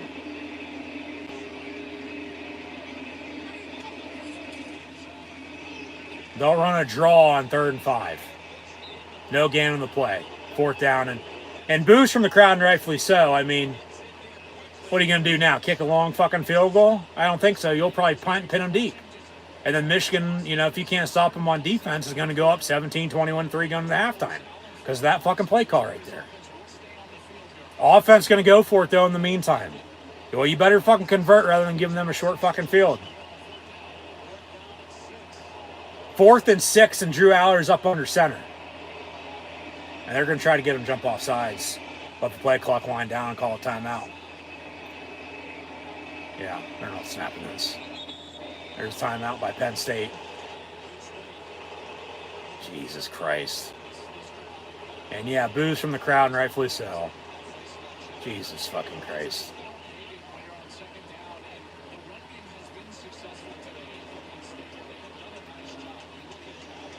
So what do they do now? They still go for it? Because if they line up to go for it, they'll go for it. Especially after the timeout. But, I mean, if you punt, pin them deep, and they still drive on it, you're down fucking 3 scores. Whether you get the ball back to begin the second half or not, you're still going to be down 3 scores. You're already down 2 scores. Offense going out, and they'll go for it on 4th and 6.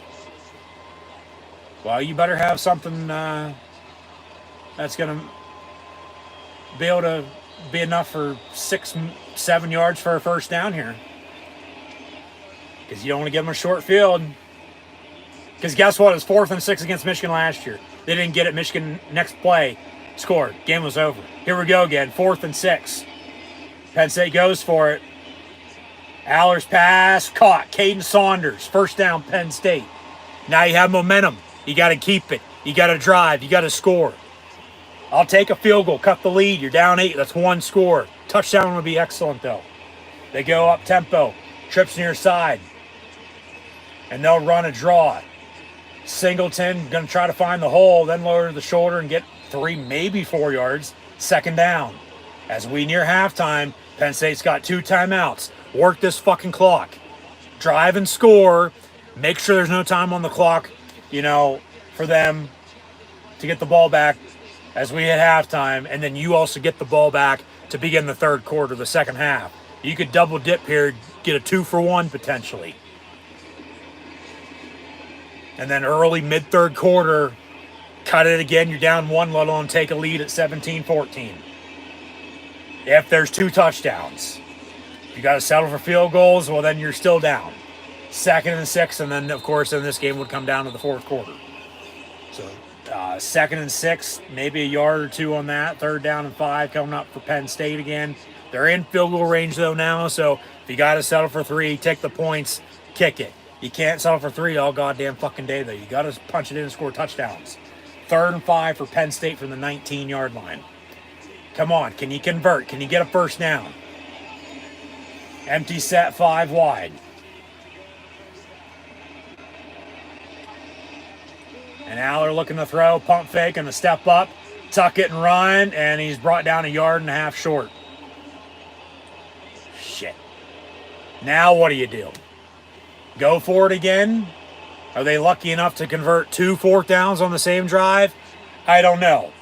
I'd probably kick it and take the fucking points. At least drain the clock. 4th and a yard, see if they jump, and then kick it. And then you're down 14-6 if you make it. It's a 1-score game then, as it was 10-3. Except you're down 8. Out of the diamond. They're going to call a timeout. Rather than snap it, accidentally. Penn State going to call a timeout with 1:07. They could have wound it under a minute, but yeah. I'd kick the field goal, take the points here, because if you can get off the field real quick before halftime, Michigan only has 1 timeout. They'll be using the sideline, I might add, because they're not stupid. But, yeah, we like that old-time rock and roll for sure, but Penn State's got to get some points. And then they get the ball back to begin the third quarter. If you kick the field goal here, you make it, you're down 14-6. You score early third quarter, go for 2, tied up at 14, whole new ball game.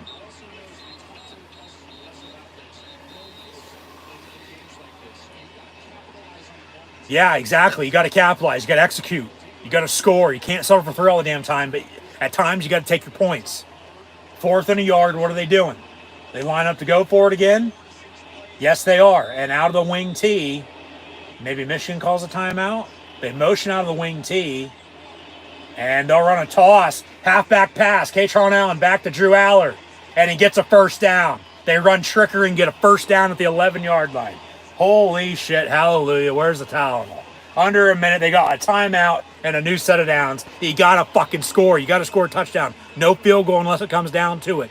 You got to score now. 1st and 10, Penn State. And now Trey Potts is coming to the ball game. He's normally the one who's throwing the halfback pass. That was Kaytron Allen to Aller. You got to go. You got to go. Even though you got time on the play clock. Clock's ticking. 40 seconds. 1st and 10, Penn State from the 11. Go. What the fuck you waiting on? Jesus Christ. We're burning daylight. Quarterback draw. Aller up the middle. And he walks in. Touchdown, Penn State. With 29 seconds to play in the half. And they cut the lead. 14-9. Extra point to come. And Penn State's going to have momentum going into halftime. And they're going to get the ball back to begin the second half.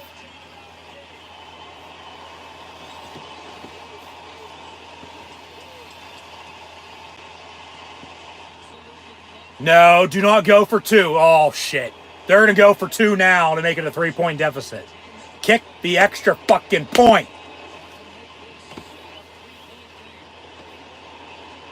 I can understand wanting to make it a 3-point game late, but not now in the first half. You miss this, you're down 5. Okay? You kick it, you're down 4. You score again, you have a 3-point lead. They need a field goal to tie. You're putting the pressure on yourself if you don't get it. They're going to go for 2. Aller under center. And they'll fake the run. Aller looking to throw. Come back, incomplete. See, you should have kicked the fucking extra point. I mean, I can understand going for 2, but not now. You kick the extra point. You're down 4. Rather than the 5-yard now because you didn't fucking get it. I can understand being down 3 late, wanting to go for 2 there. No. Because now you're down 5.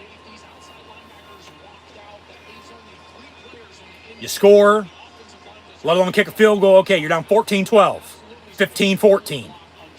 But you score. It's 15-14. You got to go for 2 again then to make it a 3-point lead. When you could have just kicked the extra point, you score again. You already had that 3-point lead if you kick the extra point again. And it's 17-14. And the pressure's on them, not you. They go for 2. Of course, don't like it. And they didn't execute. So I don't like it even. You know, I hate it even worse. Like, time and place. And it was not the time nor the place to go for 2.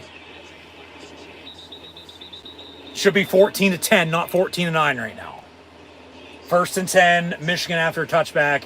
29 seconds, and they got a timeout with a 5-point lead rather than a 4-point lead because Penn State decided to go for fucking 2. I get they're going to get the ball back to still begin the second half. But, no, you don't go for 2 that early. You go for 2 late if you need it. You know, it... Just wait. With a 1-point differential of sorts or something like that. And the difference is that. Because they went for fucking 2 and they didn't need to. I can already fucking see it. 1st and 10, Michigan from the 25. They run it 4 yards up the middle. 2nd down, we'll see if they're in any hurry or not. They have a timeout, but it looks like we'll hit halftime. Michigan leading Penn State 14-9. And Penn State will get the ball back to begin the second half. They will receive the second half kick as they won the coin toss, deferred their choice, their option in the second half, kicking off to begin the game, getting a 3-and-out by Michigan. Michigan punted again as Penn State did as well, but then Penn State with an early 3-0 lead. Michigan scores 14 unanswered. Penn State answers to end the half. Go for 2, but they don't get it. It's 14-9 when it probably should be 14-10. We'll see that 2-point attempt failed, comes back to bite them in the ass or not. But at halftime, Michigan leads Penn State 14-9, and the Nittany Lions have momentum going into halftime, and once again, they'll get the ball back to begin the second half. So, once again, we'll see what gives. As always, I'm sure something will. Thanks for tuning in and watching. Be sure to like, follow, and subscribe on social media. Links in the description below. So, first half stats, as seemingly a fast-paced first half, especially for a big noon kickoff on Fox. Number 3, Michigan. Number 10, Penn State at halftime. For the next 20 minutes or so, Wolverines lead the Nittany Lions by 5, 14-9 once more. J.J. McCarthy, 7 of 8 for 60 yards passing. Blake Corum, 9 carries, 64 yards rushing and a touchdown. Donovan Edwards, 5 carries, 43 yards rushing and a touchdown. So if Penn State can stop the run, you know, okay, Michigan doesn't have anything going for them offensively. Cornelius Johnson, 2 catches, 24 yards. Morgan, 2 of 17. Barner, a catch for 12. Loveland, 2 of 7. Michigan had a fumble but recovered. Penn State still up 3-0 early. And then Michigan once again with 14 unanswered before Penn State answers there before halftime. So Michigan's kicker, 2 of 2 on extra points. Falcons with a 20-yard field goal. They went for 2, didn't get it. Right now, Penn State, that's why they trail by 5 rather than 4. Drew Aller, 3 of 7, 31 yards. And then the fat man, Katron Allen, normally hitting the hole and getting first downs on the ground, but he threw it on a halfback pass on 4th down for 4 yards, and Penn State converted 1st and 10. Moved the sticks, and then ended up scoring. Drew Aller with a quarterback keeper on a drop the middle touchdown, Penn State. as he has 5 carries, 28 yards rushing, and the touchdown, as the fat man leads the way rushing for Penn State, 7 carries, 48 yards rushing. Nick Singleton, 8 of 31. Tyler Warren has a catch for 19 yards. Caden Saunders has a catch for 13 yards. Drew Aller has a catch for 4 yards. Yes, Drew Aller has a pass that's been completed. He has rushing yards and a rushing touchdown, and he also has a reception in today's game. And then Penn State's defense playing stout. Currently right now, KJ Winston leading the way in total tackles with 7. Behind him, Curtis Jacobs with 6. As Deni Dennis Sutton has a sack. And then Penn State has a total of 4 tackles for loss. Deni Dennis Sutton sack has one of them. Adisa Isaac for a tackle for loss. Curtis Jacobs has 1.5 tackles for loss. And then Winston on a half with Jacobs. And then Falcons going on his 20-yard field goal. But I don't agree with Penn State going for 2 there when they did. I can understand, getting it, and then you're down 3, okay, 14-11. You need a field goal to tie. But if you don't get it, which they didn't, you're down 5 as you are, 14-9. When you should have kicked it, 14-10, you score again, you have a 3-point lead. They need a field goal to tie it, okay? So we're proud to be American on this Veterans Day. At halftime, Michigan leads Penn State 14-9. Some overall total team stats. Because like I said, we'll see if that 2-point try that Penn State did not execute. They failed. Unsuccessful try. Comes back to bite them in the astronaut, later on today. Only time will tell. As surprisingly, they have one more first down than Michigan, 9-8. Michigan 3 of 5 on third down. Penn State 1 of 6, but Penn State's 2 of 2 on fourth down, which a little surprising, but not at the same point in time. The rush game, 3-yard difference, so both teams are able to run the football, but it's going to still come back down to what defense bends doesn't break, what defense can stop the run.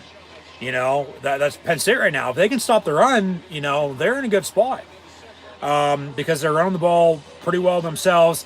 Passing, Michigan was 60 yards passing compared to Penn State's 35, and then they lead, 110 to 107 in the rushing. So they lead total yards by about 30, 28 to be exact, 170, 142. Both teams are getting 5, 6, 7, 8 yards of play. So it's what defense is going to bend doesn't break in this second half. And whoever doesn't break will win this game. 3 total penalties, 2 by Michigan for 14 yards, Penn State with 1. And then the time of possession that I talked about earlier can get much more split down the middle than that. Well, I don't think you can get much more split down the middle than 2 seconds. Penn State leading the time of possession right now at halftime, 15:01 to 14:59.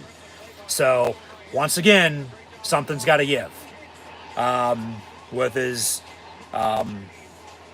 even as these two teams are, something's got to give, man.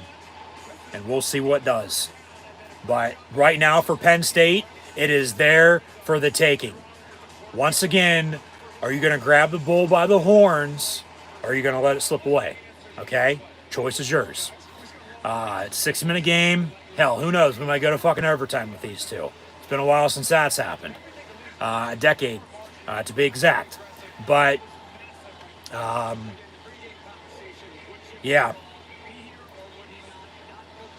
Right now,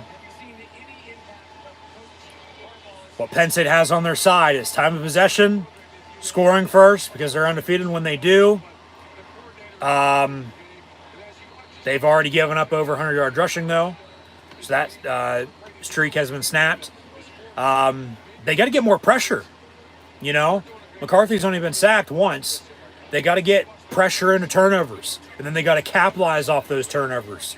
They're plus 16 in the turnover margin once again on the season, and they're averaging 10 points a game off turnovers dating back to last year, and they're 12-0 when they force multiple turnovers. So Pressure and turnovers the second half of the Penn State defense. They got to get pressure on J.J. McCarthy, and they got to stop the fucking run. And then they got to score touchdowns rather than have to settle for field goals. Just think about it. Field goal they had early, that's touchdown. They score again there. Michigan scores with 2 touchdowns. We're tied at 14 at halftime right now. We're not talking about a failed 2-point try. We're not. We're tied at 14. Penn State still has momentum, getting the ball back out of the second half into the third quarter. So something's got to give, and what's the one play right now, as there isn't one really. It's just, tight down the middle. It is. But what's the one play we're going to be talking about? We'll see. Penn State with a trick play up their sleeve there on 4th down. It worked this time, so we're not bashing it, but then they go for 2 and don't get it. So we're bashing that because, at least I am. I don't know how anybody else feels about it. Let me know in the comments below. Once again, thanks for tuning in and watching. But time and place, it wasn't the right time to do it. You just kick the extra point. Take the extra point now, because you don't know if you're going to need that point later. I understand if you get it, you're down 3. You don't get it, you're down 5 as they are. So we'll see if it comes back to bite them. But yeah, something's got to give. That's just the story of this game. Something's got to give with as good as both these teams are up against one another. So we'll leave it at that. There's not really much else to be said. So we'll see what happens. Penn State's going to have to, you would think, hope to start fast early third quarter. They seem to play better, with up tempo.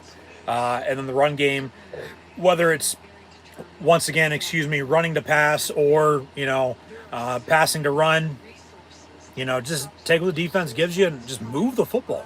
I don't care what you got to do. Just move the sticks, chip away at it. But yeah, they're getting the ball back to begin the third quarter. They have momentum.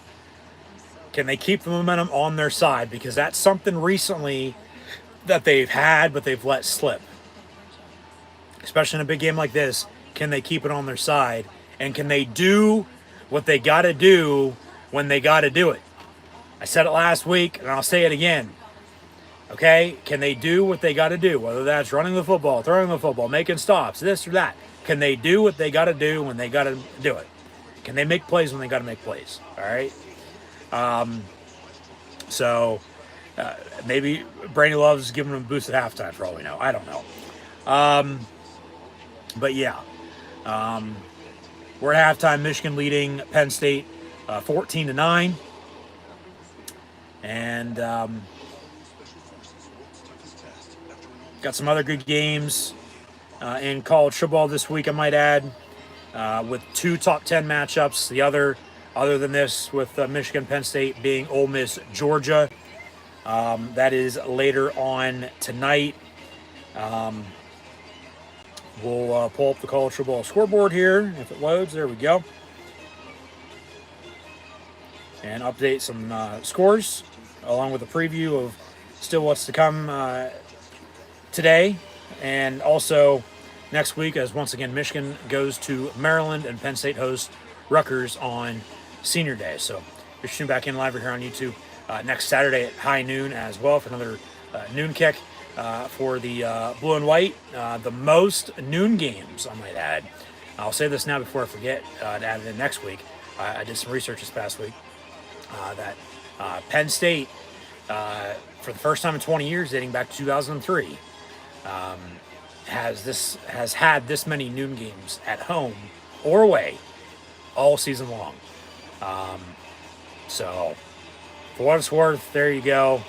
But I can understand, people either liking or not liking, kick times for either noon, 3:30, or at night. Like I said before, 3:30 is the perfect kick time for a college football game.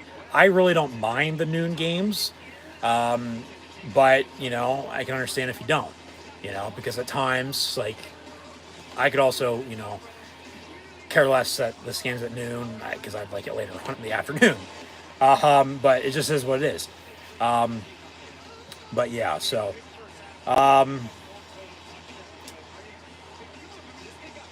it looks like these scores are updated. It's still saying it's loading, but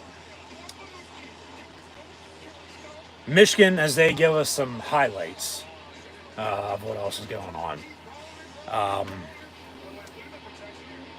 Whether these scores are accurate, I'll tell you who's in the lead, and then we'll get into the preview. Michigan currently leading Penn State. Alabama on top of Kentucky. Texas Tech the same on top of Kansas. Tulane leading Tulsa. Army still up on Holy Cross. Indiana and Illinois in a shootout. I mean, nobody's playing defense in Bloomington there today, whether that be Indiana or Illinois. We got the Hoosiers and Fighting Illini in the Big Ten. Maryland, Nebraska at the half. South Carolina is up on Vandy. Virginia Tech leading Boston College, as is Clemson on top of Georgia Tech. South Florida on top of Temple. And Liberty leading Old Dominion. Games still to kick off today in college football. Arizona at Colorado. James Madison undefeated at 9-0. Hoping to get to a bowl game. I hope they do. They are hosting UConn. NC State, Wake Forest, Memphis and Charlotte. App State, Georgia State. Got Troy and Louisiana Monroe. Baylor, Kansas State. Sam Houston State won their first game last week. They go to Louisiana Tech today. Nevada, Utah State. Got the U and the Noles, which is a historic rivalry. Got a couple other top 25 matchups as well. Utah, Washington, and Tennessee, Missouri. Oklahoma State, after a slow start, has seemingly come out of nowhere. They are in Orlando today taking on UCF. Rutgers and Iowa, the lowest over-under in college football sports betting gambling history at 28 total points, with how subpar both teams are, even though they're both bowl eligible at 6-3 and 7-2 respectively.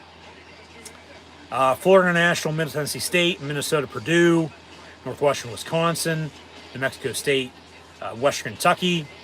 Pitt and Syracuse will play at Yankee Stadium. UAB, Navy. We got Texas State and Coastal Carolina as well. Auburn and Arkansas. Washington State, Cal. East Carolina, Florida Atlantic. Got Arkansas State, South Alabama. Oregon State hosting Stanford. Ole Miss, Georgia is mentioned.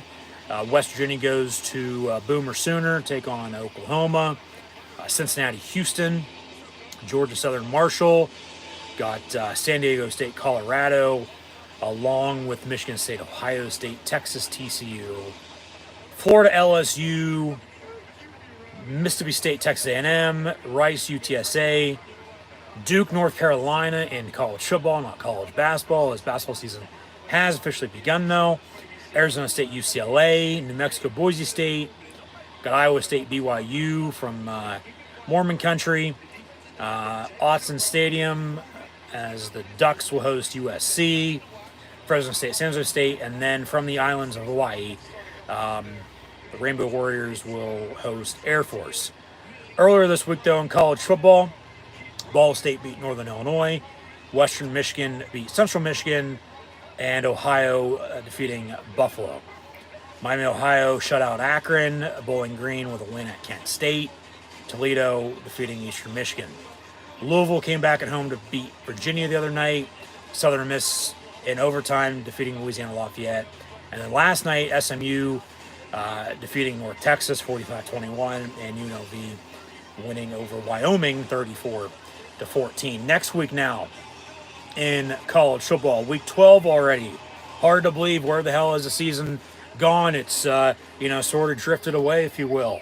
But next week, once again, as we honor veterans on this Veterans Day, once again, shout out to them. Thank you for your service. Michigan will be at Maryland, and Penn State will host Rutgers. And then in 2 weeks' time, Michigan hosting Ohio State in the game, and Penn State at Michigan State in Detroit at Ford Field on Black Friday night. So be sure to tune back in live here on YouTube. Then for Penn State Rutgers next Saturday at noon, and then 13 days from now for Penn State Michigan State. If you don't, hopefully everybody has a happy Thanksgiving, Merry Christmas, Happy New Year. In the meantime, and once again, Happy Veterans Day. Shout out to the troops. Thank you for your service. Next week in college football, if it wants to load, We'll have, of course, more midweek games. I know that for a fact. But I would like to see the overall slate. I guess we're going to have to wait on that, as it doesn't want to load, doesn't want to work. Technology, man, sucks. I mean, it's good, but it sucks when you need to be good. Everything else is working perfectly fine. Why not this? But all right, there we go. I guess I just have to, say something about it for it to get it to work. I mean, that's just how it normally is anyway. You gotta, swear at it to, get it to do its job. Next week, all right, Toledo, Bowling Green, along with Western Michigan, Northern Illinois, and Akron, Eastern Michigan. Those games are all on Tuesday. Next Wednesday, Central Michigan, Ohio, Buffalo, Miami, Ohio as well. Pitt will host Boston College next Thursday night. Next Friday night, we got South Florida and UTSA, and Colorado, Washington State. And then kick time still to be determined. Even though Rutgers Penn State is at high noon next Saturday, so we tune back in once again live here on YouTube. Then for those live watch longer actions, games also next Saturday. Minnesota, Ohio State, Georgia, Tennessee, Michigan, Maryland, North Alabama, Florida State, Oregon, Arizona State, as mentioned, Rutgers, Penn State, Oklahoma State, Houston, got K-State and Kansas, Oklahoma, BYU, Utah, Arizona, Illinois, Iowa, Michigan State, Indiana, Purdue, Northwestern, Nebraska, Wisconsin, Cal and Stanford, so the band's going to be on the field there.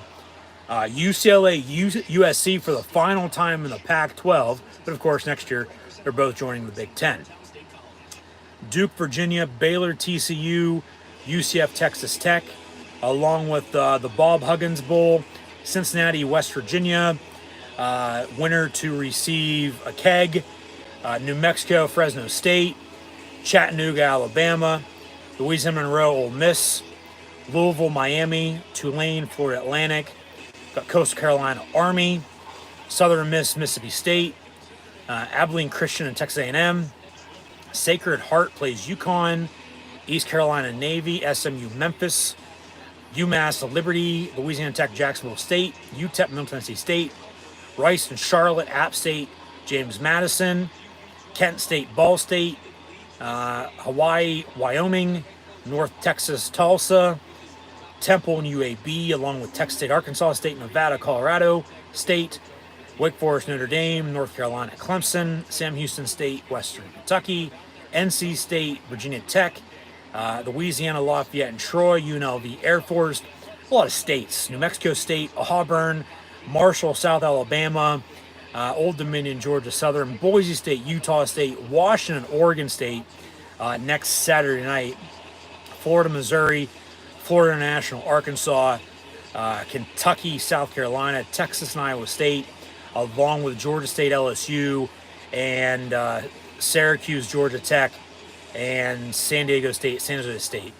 And Penn State will be hosting Rutgers on Senior Day, so be sure to tune back in live right here on YouTube then, as we're about to kick off the second half with Michigan, Penn State, Wolverines leading the Nittany Lions 14-9 at halftime, with the blue and white receiving the second half kick. So once again, thanks for tuning in and watching my live watch longer actions live right here on YouTube. Be sure to like, follow, and subscribe to social media. Links in the description below. And Michigan in the third quarter has outscored their opponents 211-0, with a combined total with Penn State, I might add, as well. So, is anybody scoring in the third quarter? Did I read that right? Let me rewind that real quick. And we're going back too far.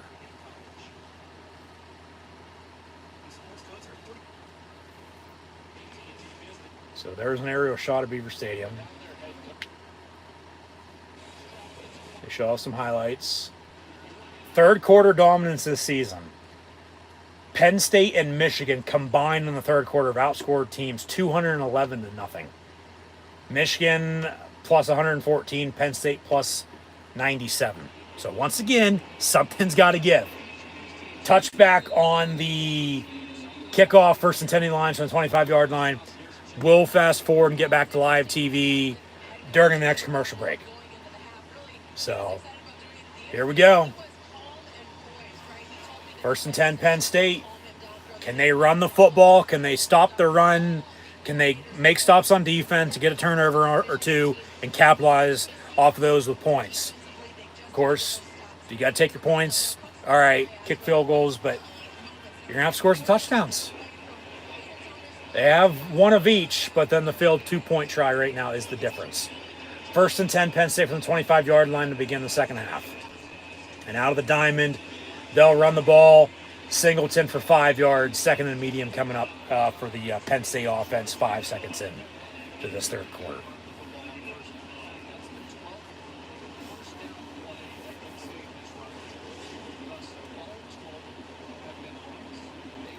They've run the ball on every first down.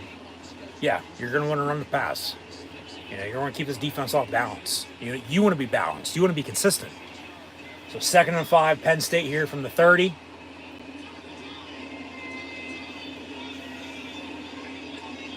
And Aller will hand off again to Singleton. No gain on the play. 3rd and 5. All right. So we'll see what they do now. So, yeah, Michigan doing what I'd like, Penn State to do, run the football and stop the run. Michigan's able to run the football, and they're also able to stop the run a little bit more so than Penn State has been able to here. So, 3rd and 5.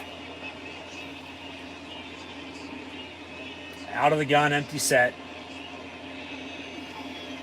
Aller looking to throw. Going to tuck it and run. Pump fakes late. Defense still bid on it, even though he, wasn't going to throw. It would have been an illegal forward pass if he would have. Tucks it and runs and gets a first down. So, yeah, take what the defense gives you. Nobody's open. Tuck and run. Why not take a shot, though?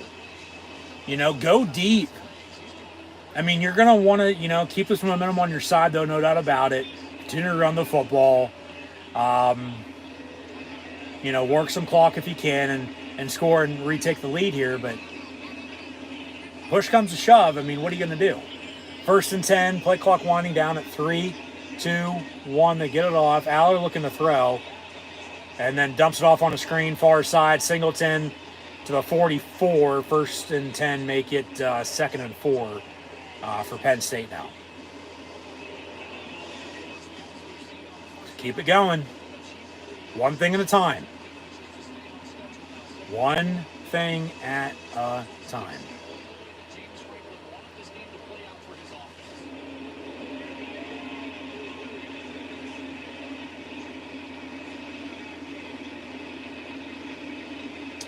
And out of the diamond again. They'll run it. Singleton spins, gets 2. So 3rd and 2 coming up. Can you get another first down?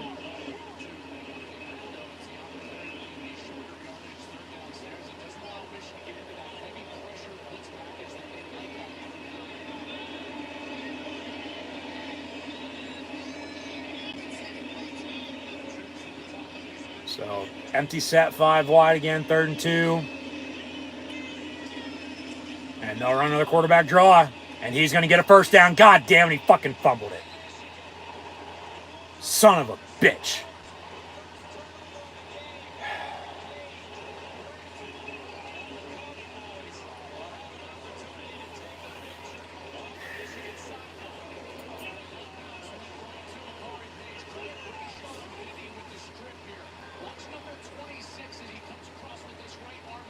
And yeah, they just stripped it out, and he was not down, and Michigan's right there to recover it. And now Penn State, it goes back to that 2-point try. Let alone, okay, turning it over, you're shooting yourselves in the foot now. Couldn't do anything really 3rd quarter. Let's get back to live TV in the meantime. And now Michigan's going to have a short field to try to extend their lead. And then you're going to be down another 2 scores. And then you're still going to have to go for 2 later, you would have to think. When you know, just should have just kicked it earlier, so you wouldn't have had to go for 2 twice. If it came down to it, which it, at this rate, might. Like, you just can't, shoot yourselves in the foot like that. You can't be turning the ball over. I mean, you got to play sound. You got to play smart.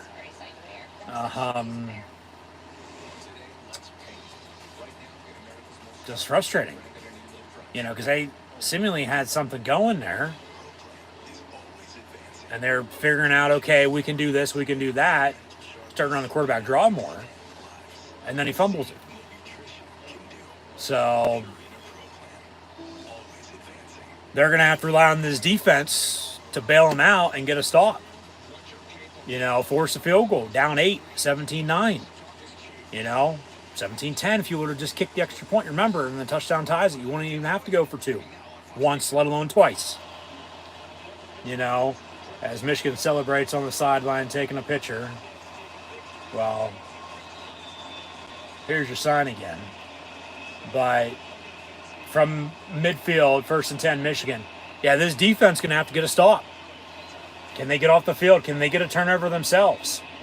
Hand off to Corum for 2 yards. And yeah, Michigan with a lead, especially on the road, running the football as well as they are. Guess what they're going to do? They're going to continue to run the football and work fucking clock. 2nd and 8.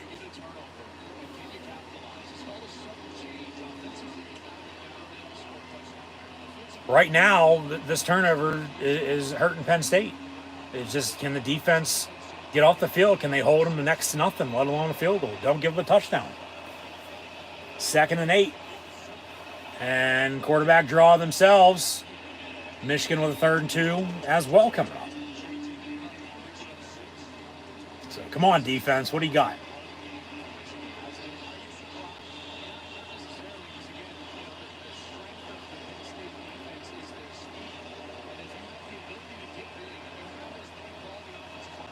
Watch a play action.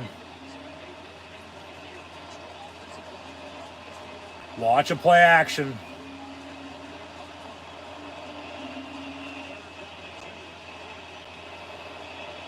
Third and 2, they'll run it, and they get a 1st down. So, can they get off the field? Can they make stops when they need to? If not, it might be game over. You know, as much as they might be down by, and they're not doing anything offensively. 1st and 10 with about 10 to play in the 3rd, 14-9. Michigan was actually the final score of the 07 game, I might add. 1st and 10.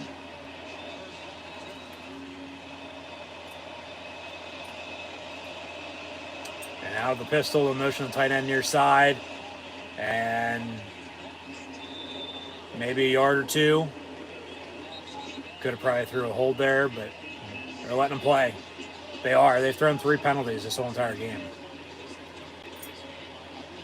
How you doing, big dog? Huh? Everybody. No? All right, you look down. 2nd and 8.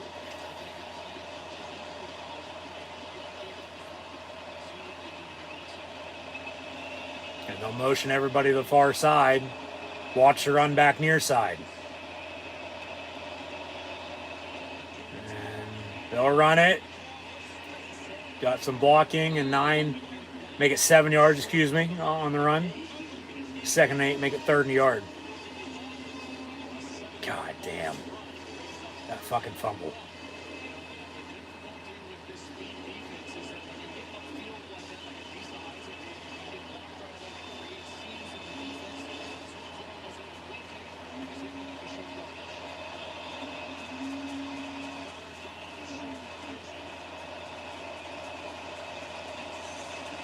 And 3rd and a yard, they run it again. It looked like he got stuffed. And he did. It looked like he got stuffed, but then it looked like he also got the 1st down, and then they push him back. 4th and a yard for Michigan. What do? I mean, they'll probably line up to go for it, but if I'm Michigan, I'm kicking the field goal and taking the points, going up 8. Just nothing stupid defense, no penalties. Make a stop here, 4th and a yard. And they'll run it, fake it actually, run a play action. Grab him. Oh my God. How do you not wrap his ass down? Wrap him up, bring his ass down is what I meant to say. You get what I meant. Good God. Roll out on a play action. Nobody's there. Go after him. He's not going to fucking throw it. Everybody's covered. Like, you got to tackle him. You can't just let him take off and run. Son of a bitch. And Michigan converts on 4th down. Ball at the 20, 1st and 10. This defense needs to stop. This defense needs to stop. As Michigan's trying to capitalize off the Penn State turnover. Edwards on the run for about a yard, maybe 2. 2nd down.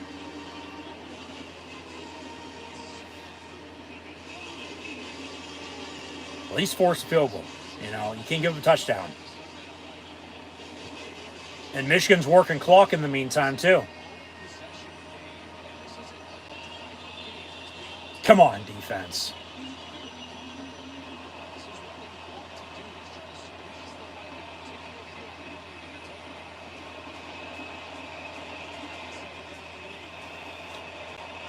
Second and 8 from the 18.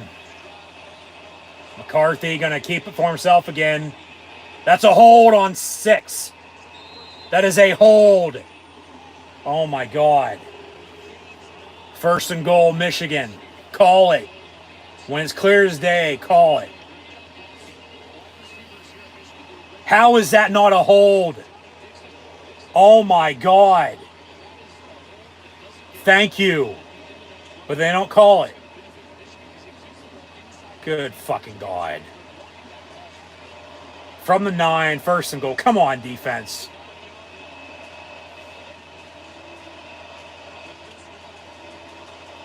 Hand off. They wrap him up in the backfield. Denied. Dennis Sutton brings his ass down.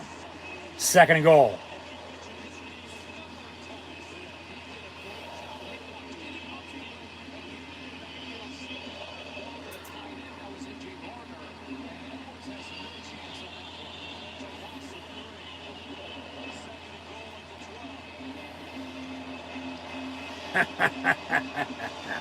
Celebrating with binoculars and writing shit down.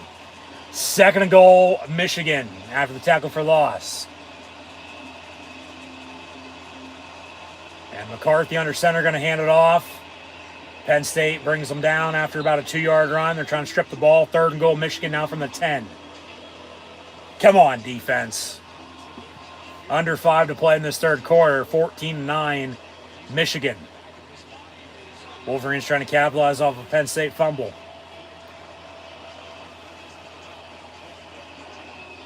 Come on, defense.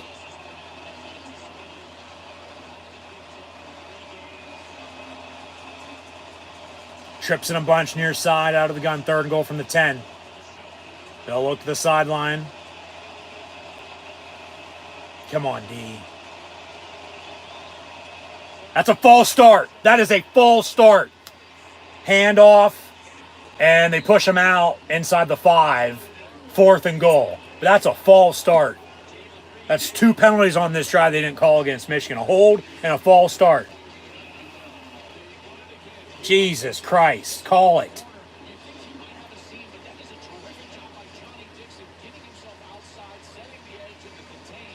So does Michigan kick it here, or are they going for it? They'll kick a field goal from about 20 yards. 22 yards officially.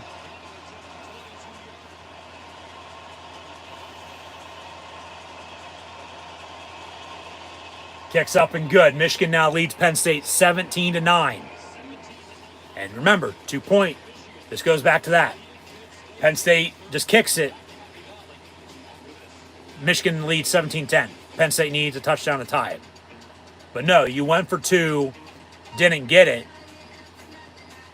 You're down 14-9. You gave up a field goal off of a turnover. Now trail 17-9. Now you need a touchdown with a 2-point to tie it at 17. So Michigan just worked a ton of clock there too, I might add. Drove and kicked the field goal to extend their lead. But luckily, Penn State's defense was able to get off the field. A couple penalties that were missed, no doubt about it. I mean, I'll forget about the false start, because then it pushed them out. It's 4th and goal to kick the field goal. Because then there's the penalty, they might still end up scoring on the next play, and then it's 21-9. Or, you know, maybe they get a turnover. Maybe they still have to for 3. Who knows?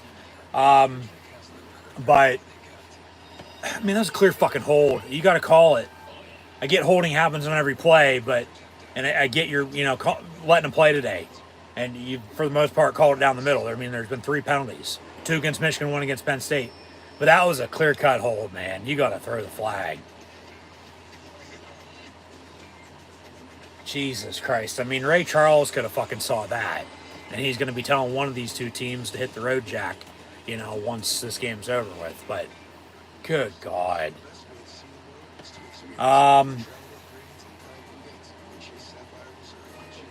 So, they're going to have to continue to run the football. Penn State, that is. They're going to have to stop the run, go up the field on defense as they did there.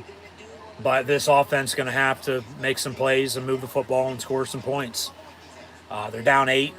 Should be down 7, you know, but stupidity, they went for 2 and didn't get it. Right now, that's the difference in this game. Because then the pressure just on yourself even more. You didn't get it, then you got to, you know, go for it again. And then if you get it, okay. If you don't, you don't. And then you're down, you know, you're still down. You're not tied as you should be.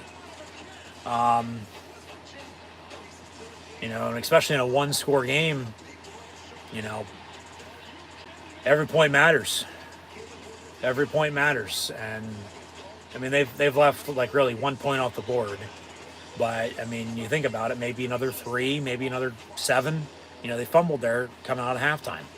And then Michigan just officially went on a... Look at it here.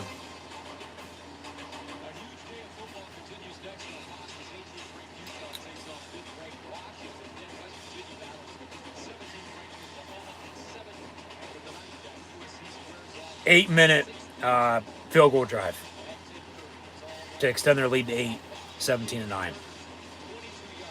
Longest drive by either team today. So that's Penn State's first points allowed in the third quarter all season. I mean, luckily it's only a field goal, not a touchdown. But Michigan kicks off. Penn State back deep to receive. Touchback. 1st and 10 from the 25-yard line again. So 3:36 to play in the third. They're going to take another TV timeout. Penn State will have it 1st and 10 from the 25 when we return, now down 8, 17-9. So they're going to have to move the ball and score points. And it starts up front. They're going to have to run the football. Of course, not turn it over as they did. You know, that 3 points right now is the difference, along with their, you know, missed 2-point try they went for it. You know, turn over the points. Like, they need to get one off of Michigan if they can and score off of it. But, you know, now the offense is time to shine, and can they move the ball and score? Can they tie this game up? You know, do we have ourselves a game going into the fourth quarter?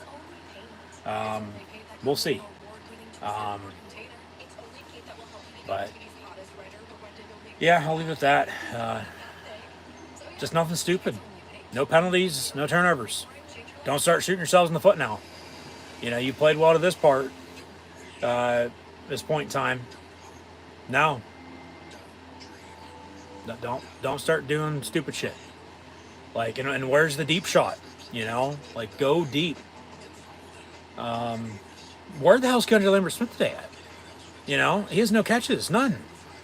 You know, I mean, shit, they're not even throwing the ball hardly that much. You know, because Michigan's forcing them to throw, but Penn State's still able to run the football. And even when they are throwing, they're running the football because everybody's covered, and then Drew Allard's, you know, taking off on a couple draws and scrambles up the middle. So, yeah, just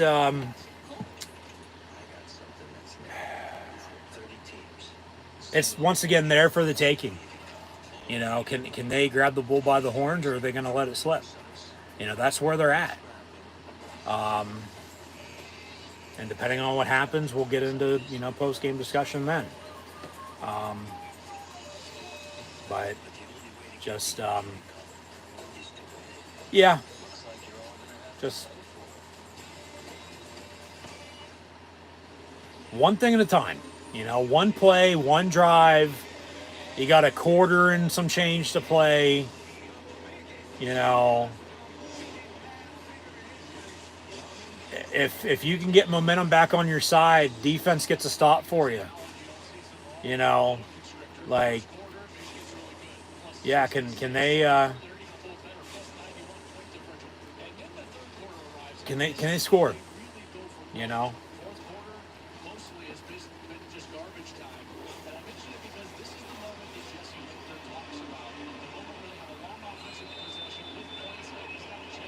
So 1st and 10, Penn State from 25. Aller out of the gun. They'll run. That is Fat Man for 5 yards to the 30. 2nd down. And the more you run it, better chance overall in the long run, you're going to have a chance to break one. You know, and go to the house. I mean, they came close a little bit ago, but, you know. 2nd and 5. Can they just give themselves a chance to win this game?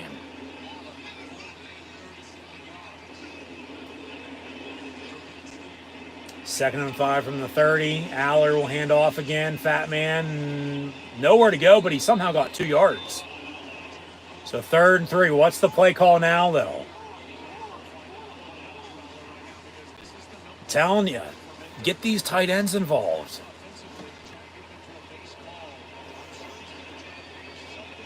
I'd say go deep, but just get a 1st down first off. Get 4 yards on 3rd and 3. Empty set. Don't turn it over. Do not turn it over.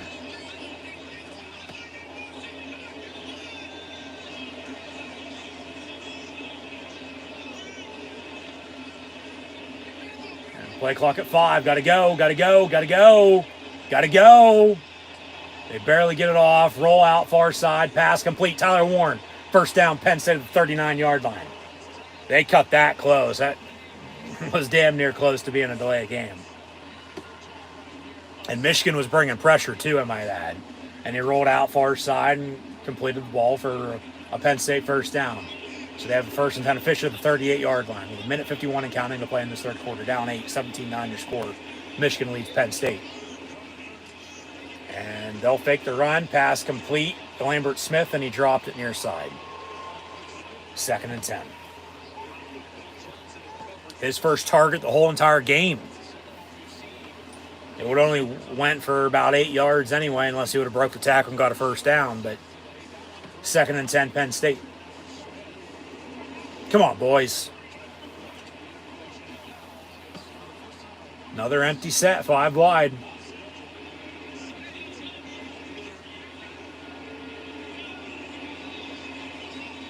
Johnson in motion. And Aller low snap. Bubble screen complete to him far side. Lowers the shoulder. Gets 2, maybe 3 yards. 3rd down coming up. Son of a bitch. Can they convert on 3rd down? You know, 3rd and 8 they say officially. Can they convert on 3rd down? And they go hurry up at another empty set. 5 wide. This ain't your father's or grandfather's Penn State football, I'll tell you that. It does look like that at times, but other times not so much. Aller pass, complete far side Lambert Smith, but he's not going to get the 1st down. 4th and 2 at about the 46. So now you got a decision to make. Do you go for it? Clock's ticking. About a 20-second difference between the game clock and play clock, with under a minute to play in the 3rd quarter. 4th and 2 as we move along. Right around midfield, but 1 possession game, 17-9, you don't get it, you know, game could be over. It's a 4th and a long, too. That's 4th and fucking 3. Because then they get a short field. But if you get a first down, then okay, drive stays alive. Timeout. They had to call a timeout. Oh, he had him too.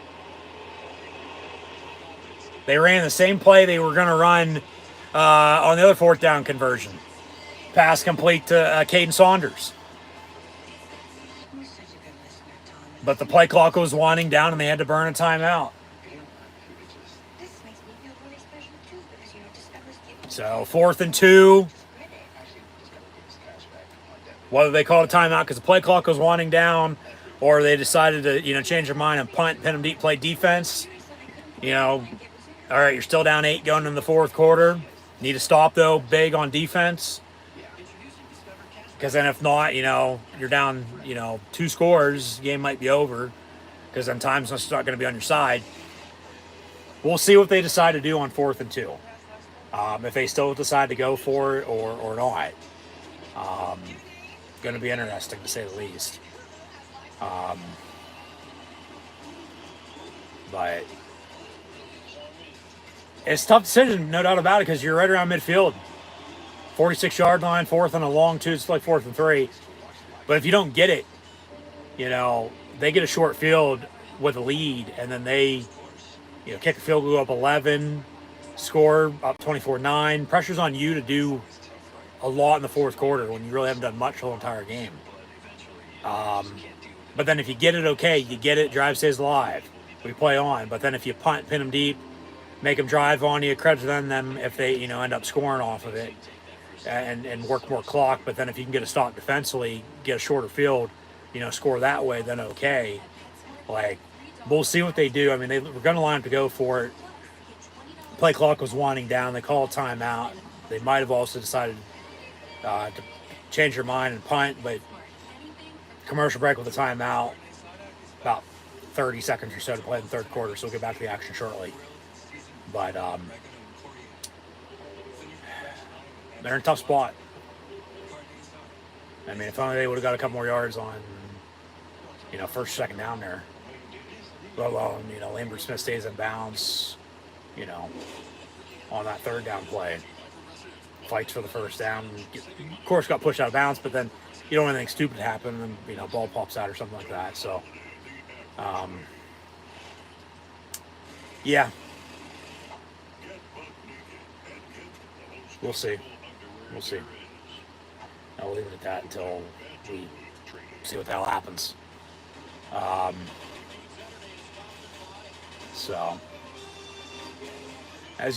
Beaver Stadium and the Big House. The 2 largest stadiums in North America. And 2 of the top 5 in the world. As today's attendance at 110,856 is the second largest crowd in Beaver Stadium history.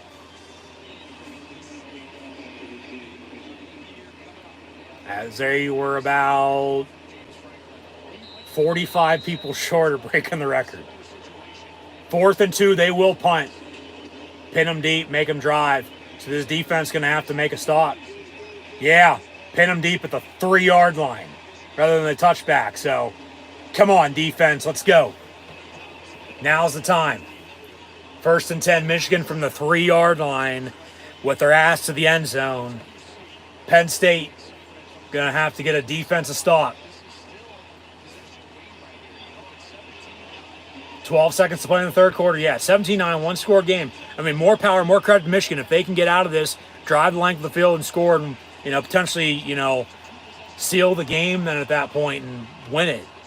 But Penn State's defense, they need the biggest stop of the fucking season on this drive to get the ball back with a short field and then, looking to score to tie this game up into the fourth quarter.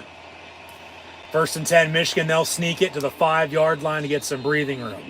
2nd and 8, so that'll do it for the third quarter in the meantime. So they'll switch ends. Michigan now going to be backed up into the student section, which they're not going to like. There's the big uglies. But with 15 to play, we have a 1-score, 17-9 game with Michigan on top of Penn State. Michigan got a 2nd and 8 coming up from the 5-yard line.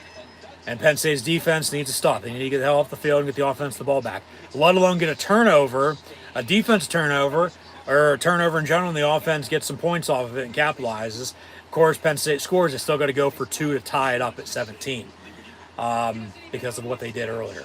But, yeah, they need to stop. They need a fucking stop. If they can get it, they're going to be in a good spot. If not, well, then it's, coulda, woulda, shoulda. But, yeah, we'll see if they can get off the field and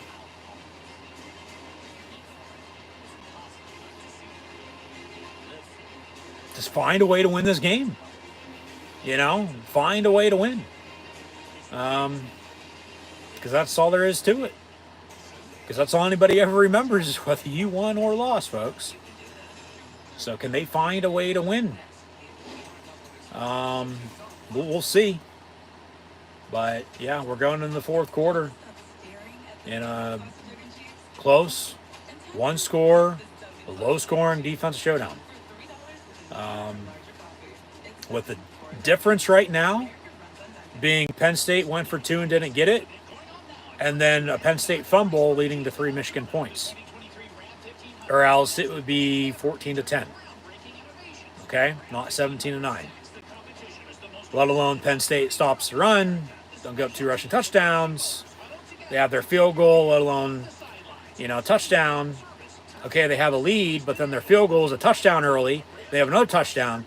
They still give up 2 rushing touchdowns. We're tied at 14 going into the fourth quarter. It's one play here, one play there. That's how close this game is. I mean, 17-9, but it's a hell of a lot closer than the score shows. So, we'll see if this defense can make a stop. Who's it going to be if they do make a stop, Because they need pressure. They need pressure into a turnover. They've only sacked J.J. McCarthy once today. They've had tackles for loss, but they've only had 1 sack, and it was early in the game. So, can they get pressure on them and force a mistake or two? And then the defense is just sitting back waiting for it. Whether it's a scoop and score on a fumble or an interception, maybe a pick 6 of some sort, or maybe just a fumble or interception in general, and then the offense has to capitalize off of it. We'll see. This defense needs to make the biggest stop of the season right now on this drive. They do. It is literally once again there for the taking. Are they going to grab the bull by the horns, or are they going to let it slip? It's the best way I can put it. Just find a way to win this game. That's all I'm asking. Okay. So come on, defense. Long commercial break. A very long commercial break. So Michigan going to have a 2nd and 8 from the 5-yard line here to begin the fourth. P. S. U. Let's go. PSU. Come on, defense. Let's go.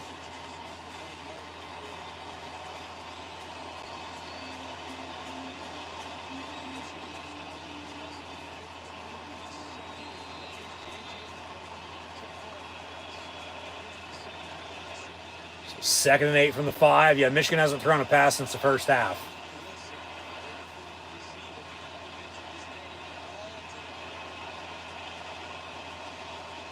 And out of the pistol, they'll hand it off again. Kobe King there to wrap him up right away. Maybe a yard if he's lucky. 3rd down coming up. How did he get 2 yards on that? There's no way he got 2 yards. He might have got a yard, but they say 3rd and 6. Come on, defense. Yeah, got to get off the field. Got to get off the field. You can't allow Michigan to, go on a very long scoring drive here to end it. No. You got to get off the field here. Michigan's got to call timeout. 3, 2, 1. That's a delay of game. They snapped it. But there is a flag on the play unless they call a timeout. Timeout Michigan, they're first. They have 2 remaining the rest of the way, as does Penn State. And guess what? We're going to take another fucking commercial break on Fox. Jesus Christ. 14-11 to play. 8-point game. 17-9, Michigan leading Penn State once again. Thanks for tuning in and watching. So, defense got to get off the field. I can't state that enough. They got to get off the field. All right? So I'll shut up. But, you know, if they don't, once again, more power, more credit to Michigan, you know. Move the ball. Penn State can't allow a long scoring drive, you know, because then they're going to be down and then time ain't going to be on their side. So they got to get off the field. We'll see if they can or not. I mean, they're so close, but you get at times so far away. You know, like Michigan. You know, they've converted a couple 3rd and 4th downs that they probably shouldn't have. But we'll see here. We will see. Once again, story of the game. Something's got to give, folks. So.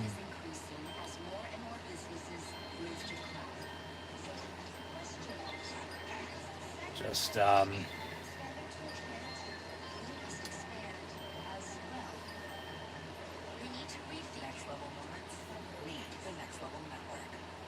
turnover would be nice, no doubt about it. Turnover would be awesome. We'll see. We'll see. I don't know much else to be said. There's not. Other than that, like it just depends on what happens here. They got to get off the field. Like I said, turnover would be awesome. But if they can get off the field, get a short field, you know, drive off of it, score, tie it up, whole new ball game. But then they still need another stop, you know,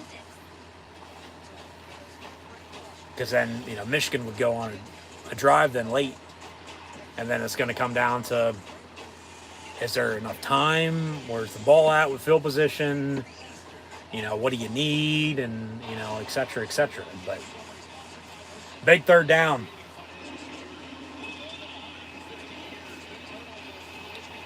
Big 3rd down.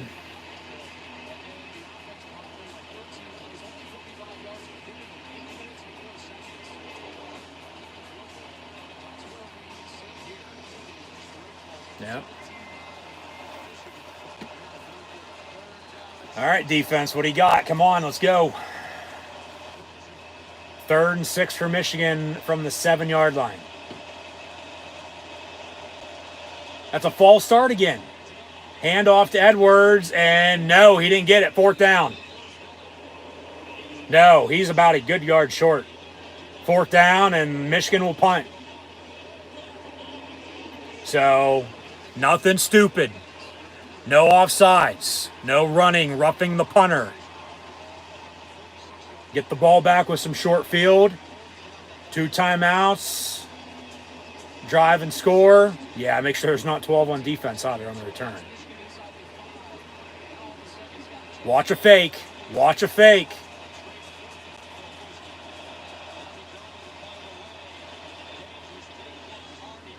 So Penn State on the return. Daquan Hardy from the 42. And going to flip field near side. 45-50. Flag on the play. God damn, it's probably coming back for a block in the back.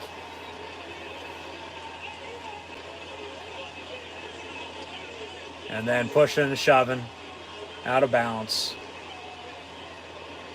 So right now it's going to be 1st and 10, Penn State from the 48-yard line, but there's a penalty on the play.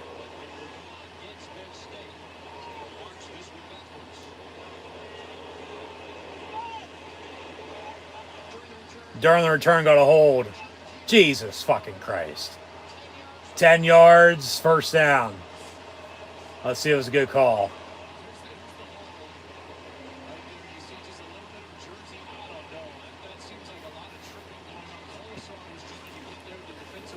No comment. No fucking comment. Jesus Christ. Fuck these motherfuckers. 1st and 10, let's go.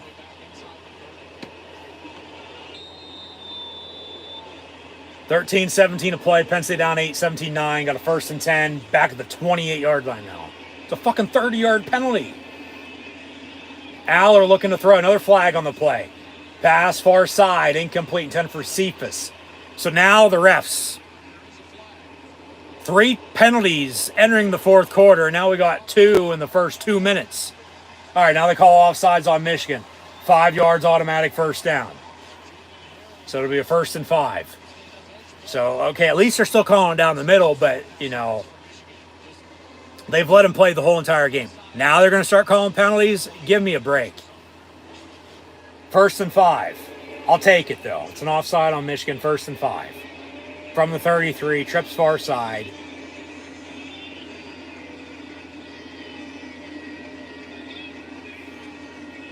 And they'll run Singleton.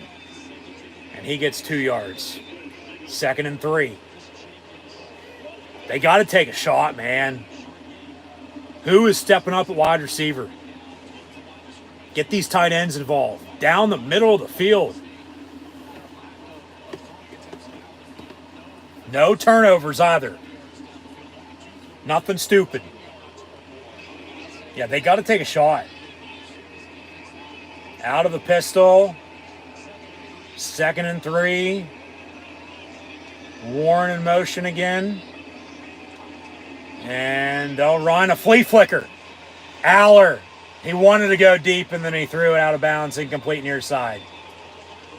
Jesus Christ. Yeah, hopefully they don't get an intentional grounding called on that. No. No. You gotta be kidding me. And they say intentional grounding on Penn State. Son of a bitch. And he's arguing with the ref, and rightfully so.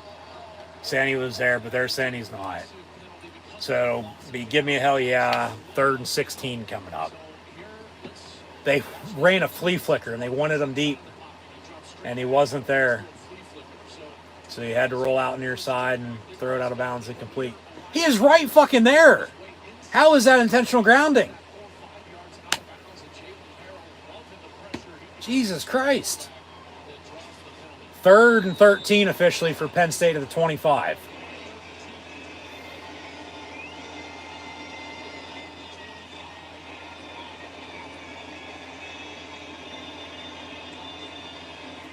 And Aller looking to throw, going deep, far side, too much. 10 for Lambert Smith. No flag on that either for a defensive holder or PI. Incomplete, 4th down, Penn State to punt. So defense going to have to get another fucking stop for him. Jesus Christ. Yeah, penalties killing them.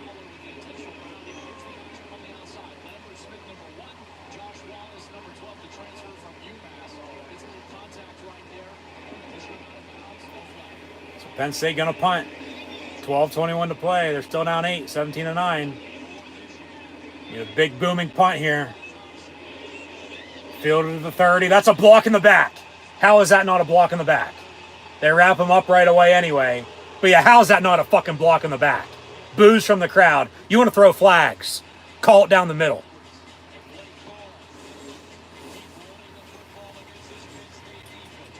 Penn State's going to have to stop the run. They're going to have to get off the field again on defense. They want to win this game. So, I normally would be singing along to this Pacific Life whale commercial, but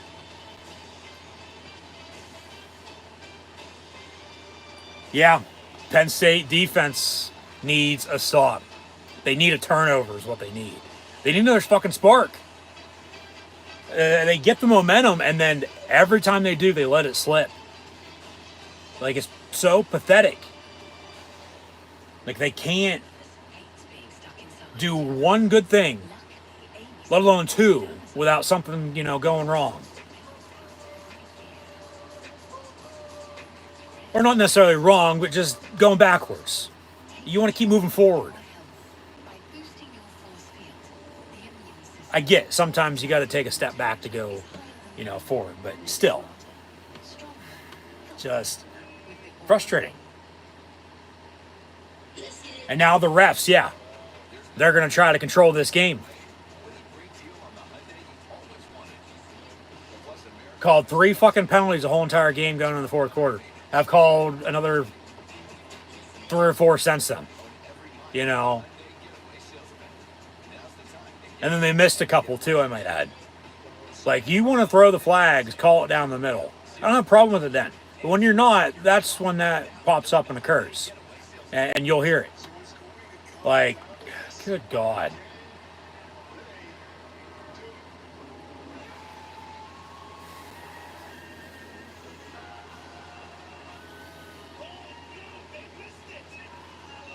Just frustrating. You know, and then of course they can't do anything anyway.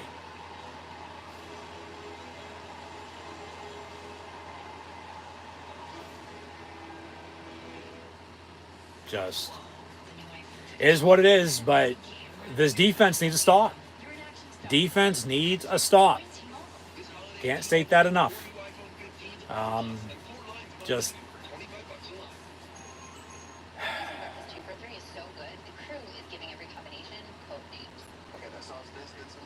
yeah.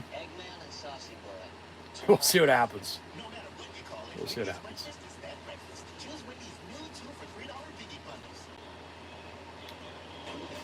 So there's another aerial shot of Beaver Stadium. They say the second largest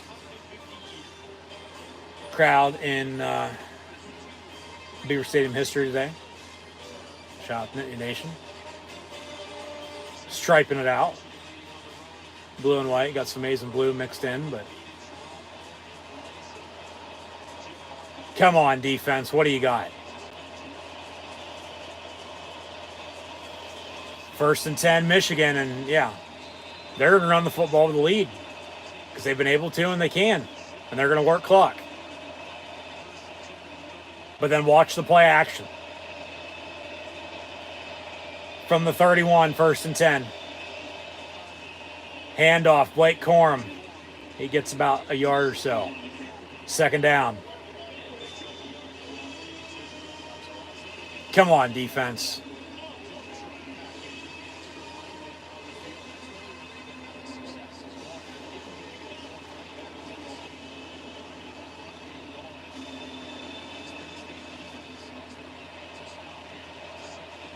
You don't say. McCarthy going to hand off again. Corum about a yard short. 3rd and 1 coming up. And they're just going to chip away at it and run the football and hope to get first downs and work clock and get out with a win. They haven't thrown a pass the whole entire second half, have they?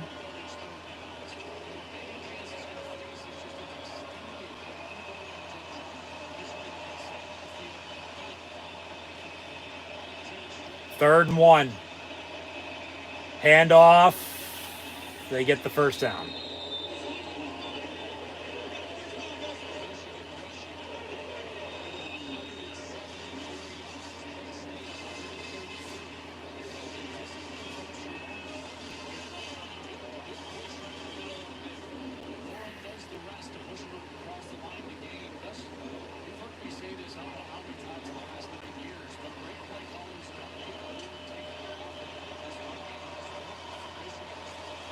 So new set of downs, 1st and 10, Michigan from the 42.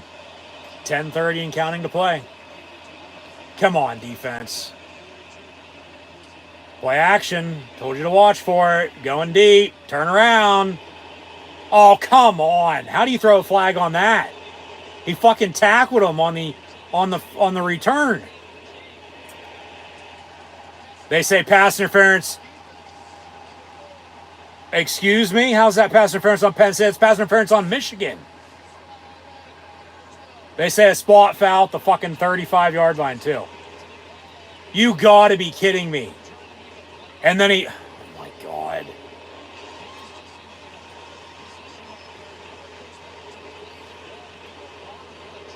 I mean, I get, all right, yeah. You don't turn around, they're going to call the flag on you. But he did right at the last fucking second. Ball fell incomplete. Now we have a delay. Ball fell incomplete. Michigan calls a timeout. They have one left. 10:21 to play. And they're knocking on the door. They're in Penn State territory now after that penalty. Fucking refs. And then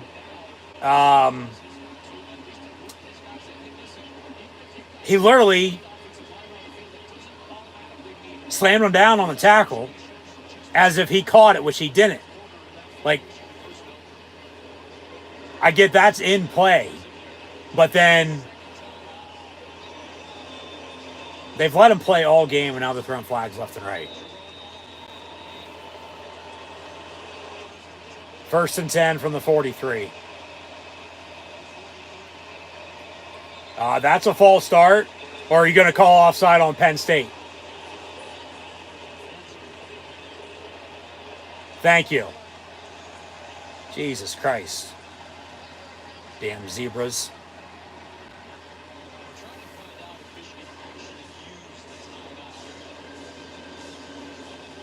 So now we don't know if Michigan used a timeout on that previous play or not.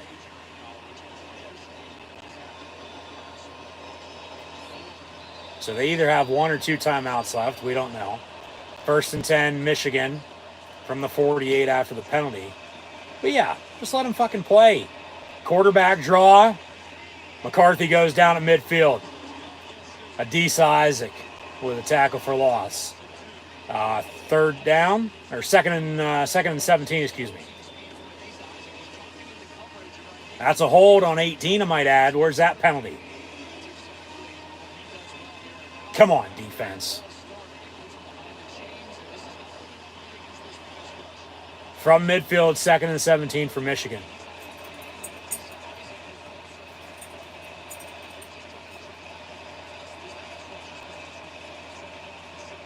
And then McCarthy going to keep it. And he gets about the penalty yardage back in the loss. 2nd and 17, make it 3rd and 10. He gets up limping.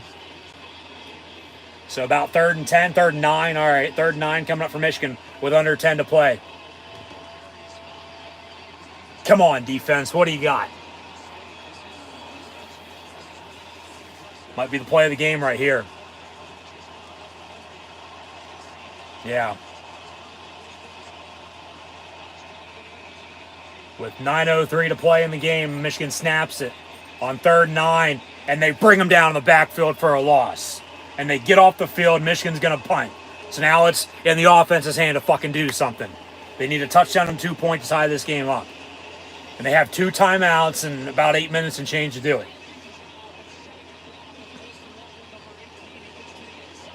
So Michigan playing conservative with a lead, running the ball on 3rd down, and they're going to punt. So Penn State, even with the penalties, they get off the field defensively. And they gave Michigan their timeout back. They technically didn't even call one, so both teams have 2 remaining. So Michigan going to punt.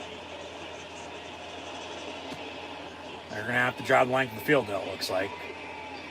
Fair catch signal forward by Daquan Hart at the 12-yard line. And as we're live, Beaver Stadium, Happy Valley, with 8:14 to play. Penn State getting the ball back, 1st and 10, down 8, 17-9, with 2 timeouts, needing a touchdown, 2 point to tie it. And maybe Christmas will come early.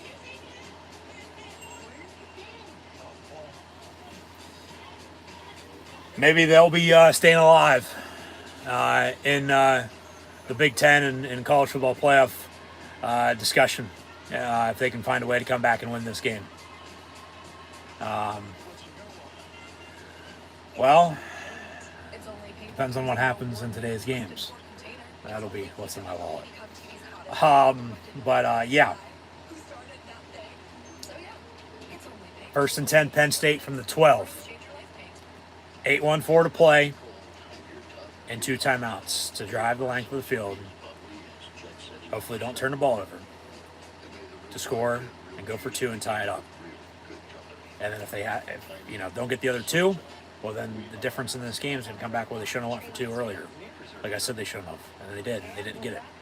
Because right now that's the difference in the game. Because then if they have that extra point, touchdown right now, another extra point ties at 17. You don't even need to go for 2 once, let alone twice.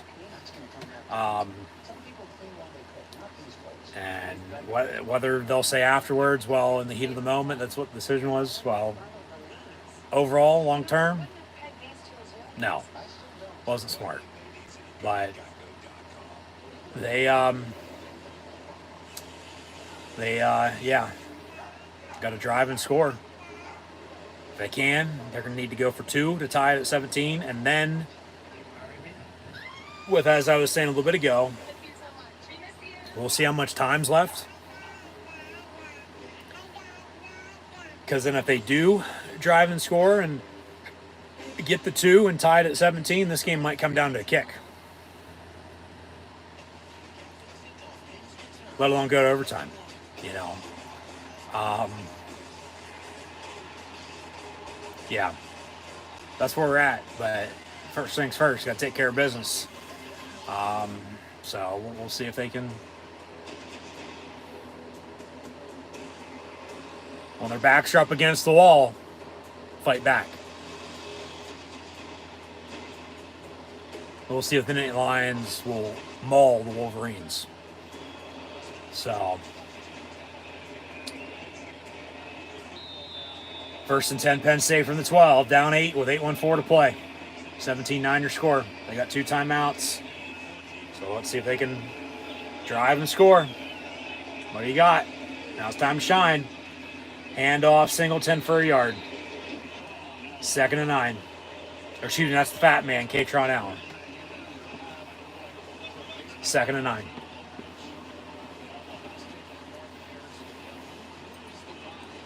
Come on, boys. What do you got?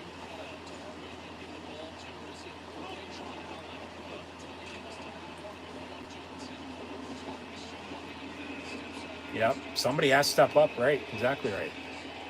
Empty set. 5 wide. 2nd and 9 here. Johnson in motion again. And pass. 1st down marker incomplete. 3rd and 9. Intended for Tyler Warren, but falls incomplete. 3rd down. God damn it.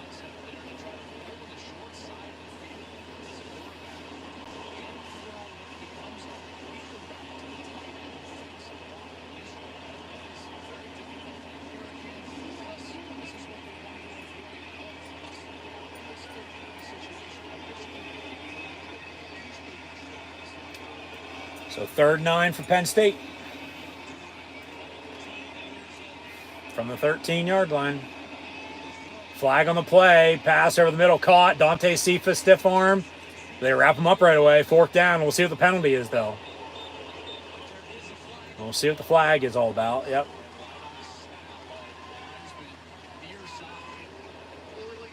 Illegal formation on Penn State. Doesn't fucking matter. Penalties have been declined. 4th down, no punt. God damn it. This offense can't do jack shit. And this defense is going to have to get another stop. And if they don't, game's going to be over. Franklin asking who is illegal.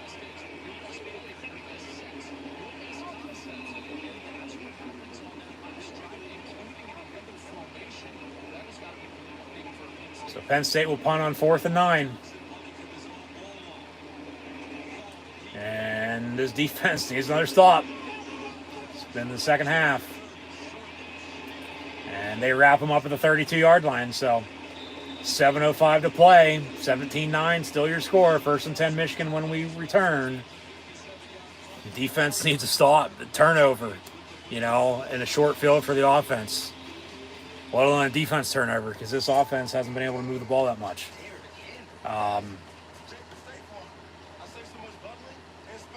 Like, you look at it, yeah. Every win, they've scored 30-plus points or more. The losses scored 12, and they're scoring 9 right now. And it's not like, they're losing to bad teams. Lost to Ohio State, who's the fucking number 1 team in the country right now, okay? And they lost to him when they were ranked 3rd. They're losing to Michigan right now. And Michigan's ranked 3rd. The thing about the tiebreaker is if Penn State would win today and win out, and Michigan beats Ohio State in 2 weeks in the game, which Penn State would need to have happen, the tiebreaker would come down to the crossover matchups from the Big Ten East to the Big Ten West with winning percentage. And currently, right now, if Penn State would win today and win out and Michigan beats Ohio State, they own that tiebreaker, and Penn State would be going to Indianapolis to play in the Big Ten championship game on December the 2nd. Okay? That's the tiebreaker that, was going to eventually get to at some point in time today. But it ain't going to fucking matter if they don't win this game. Even if they would win out, okay, they still win, 10 games or 10-2. People are going to be saying this or that. I don't want to fucking hear it. I don't. Because it could be a hell of a lot worse. Like, they've had their chance to potentially, with as bad as they were, but then as good as they were last year, to do what they wanted to do, because then people will say this. People will say this. Oh, he still can't win the big one. Blah, blah, blah, blah.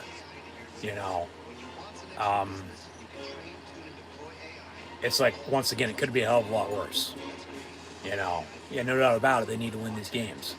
I'm not saying they, don't need to be, or I'm not saying they can't or can or, whatever.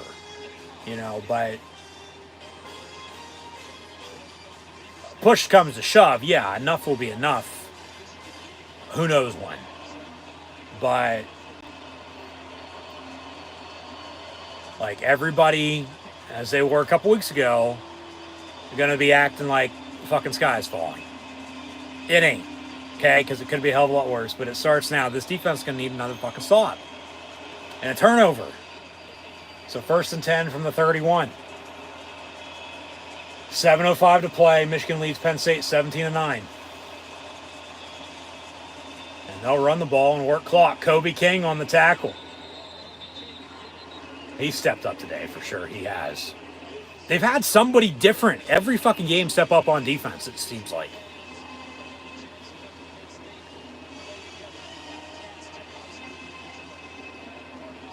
So 2nd and 10.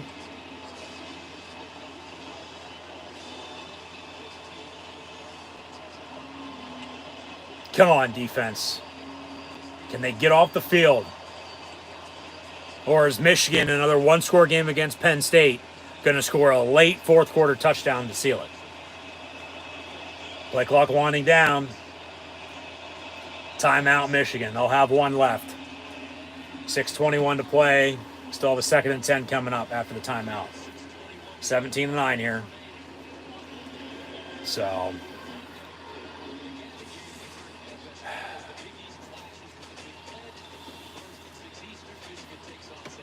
come on, defense. What do you got? What do you got?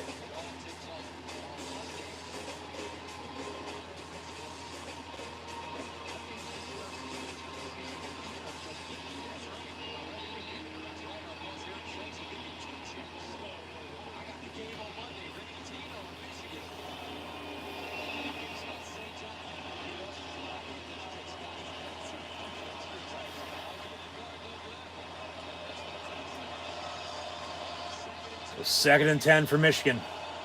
Come on, defense. Ball 31-yard line. And they'll run it again.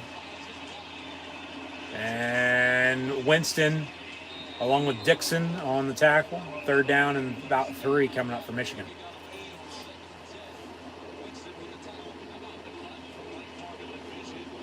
Yeah, just followed the lead blocker and kept pushing.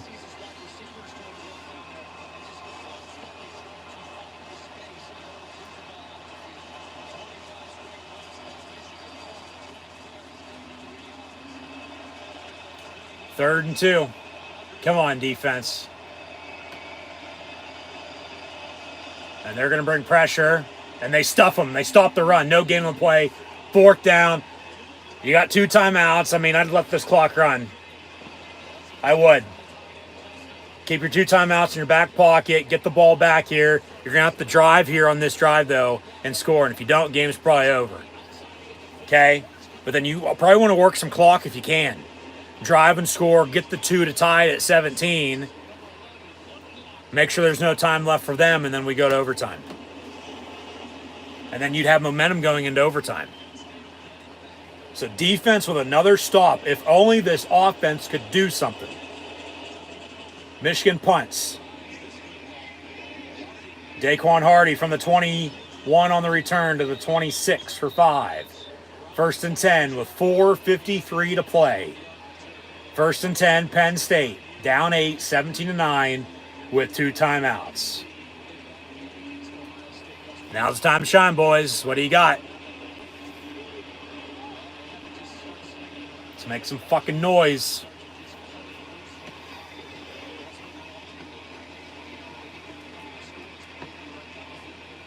They turn the ball over, game's probably over.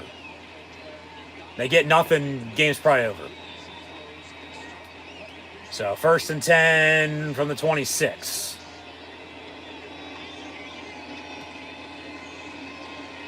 But who's it going to be stepping up for Penn State offensively? Because the defense has made their stops. Now if only the offense could do something. Handoff. Singleton for about 4, maybe 5. 2nd down.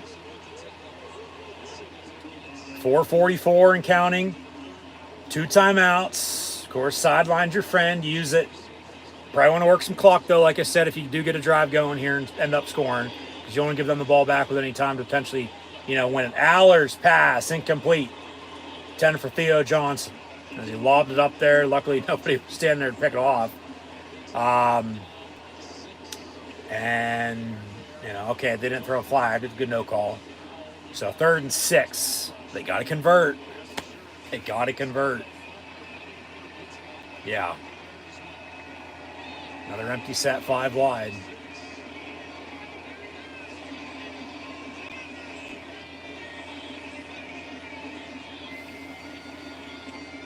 Aller. Down the middle. Oh, my God. Dropped by Caden Saunders. Incomplete to 40. 4th down. 4th and 6 with 4:25 to play. You still got 2 timeouts, but we'll see what they do here. I mean, I'm not going to be surprised they go for it, and they will from the 30, but they don't get it, game's over. You should probably punt and hope to get the ball back, call your timeouts, get the ball back with little no timeouts, need to score and 2 to tie it, but, time ain't going to be on your side, so you sort of got to go for it. Aller, 4th and 6, going for it. Aller's pass, incomplete. Who the fuck were you throwing to?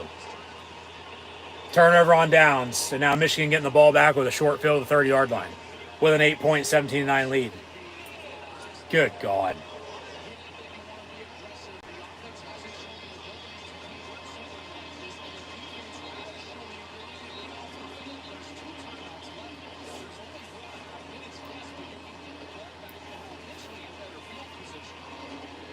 And miscommunication with him and the receiver, it looked like. He cut out and he wanted to go in. He wanted to go down the middle. Nobody was there.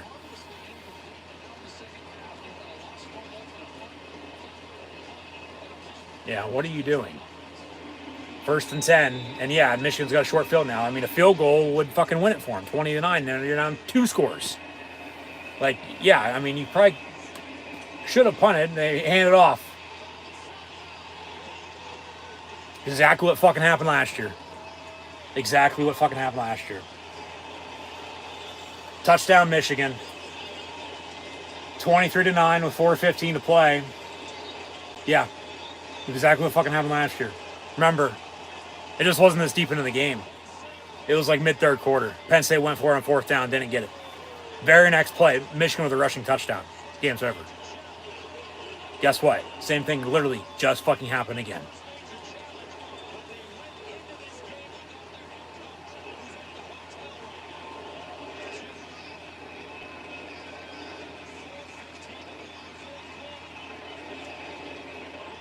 So Michigan now leads Penn State 24-9 with 4:15 to go. And yeah, defense broke. Couldn't stop the run when they needed to.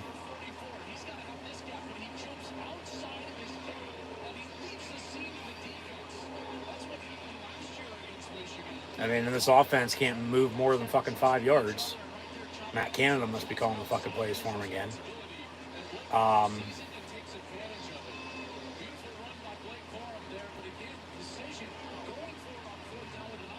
Just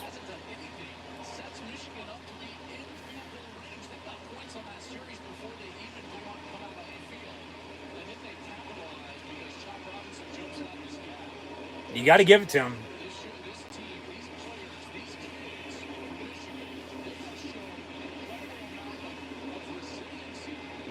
Just yeah, defense was making stops, and then same old.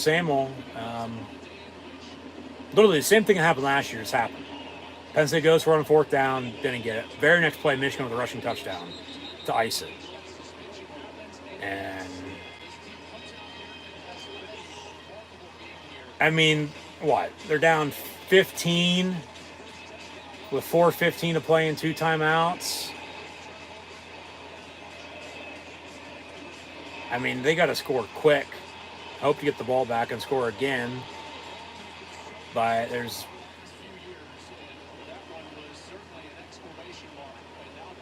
really not even a chance there.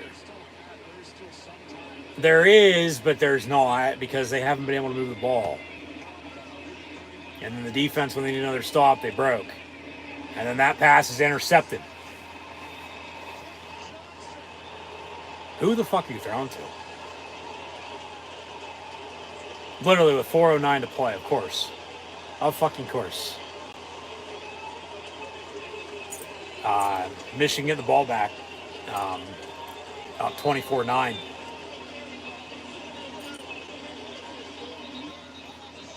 Flag on the play because of probably celebration. But this play is about to empty out now.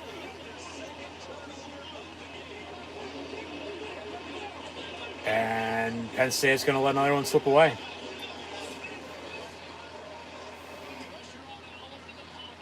Ball was tipped. All right. Ball was tipped, and then they pick him off. Yeah, I don't know if that was an interception or not.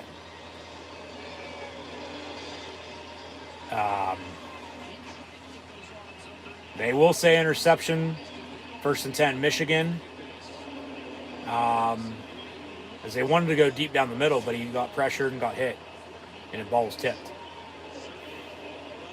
They call it an interception on the field. Of course, you got to have control possession. You have to find a bit of evidence to return if you're going to, look at it. Penn State might luck out and get the ball back, but I don't know what it's going to matter.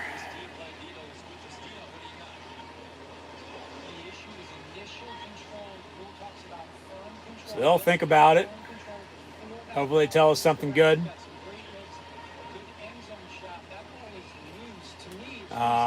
This might get overturned. Penn State might keep possession. We'll see. But just frustrating. Because once again, there's going to be heat on James Franklin. And rightfully so, because he's the head coach. And I've said it myself in the past. But it's about time and place.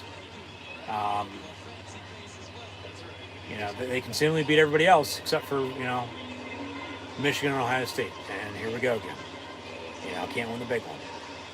And then just, okay. Still have a chance if they lose this, finish strong with a max of an 11-2 season. Or, of course, depending on what happens, a minimum of only 8 wins or anywhere in between. But that's still a good, successful season. They say trapped it before possessed it, so incomplete. So 2nd down, Penn State. All right. So they do still stay with the unsportsmanlike conduct on Michigan. So 15 yards, automatic first down for Penn State as well. Like, you can say this, you can say that, but then, you know, still, like, Penn State didn't do enough. Like, I'm not fucking stupid. I'm going to call it as I see it and tell you how it is. But it's just frustrating, you know. But yeah, once again, when it's there for the taking, grab the bull by the horns, where they let it slip away, and you know, here we go again.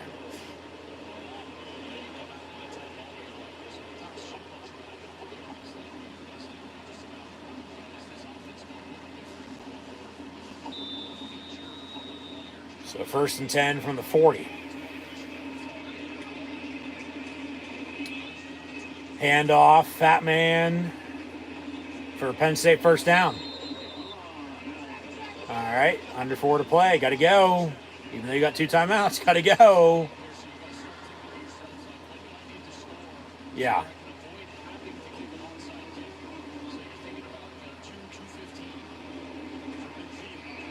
Another handoff, Fat Man for 6. 2nd down and 4. Yeah, it doesn't seem like they're in any fucking hurry. They're just running the ball. Maybe wanting to run out the clock like Chooks. 2nd and 4, pass near side, complete. Dante Cephas making a man miss to the 33. 1st and 10, Penn State. All right, keep it going. Keep it going. And pump fake on the bubble screen, down the middle, high, intended for Warren, incomplete. 2nd and 10.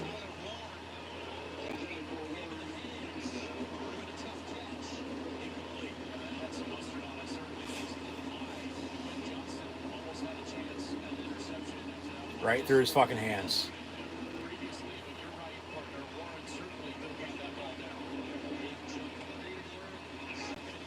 So 2nd and 10 from the 33.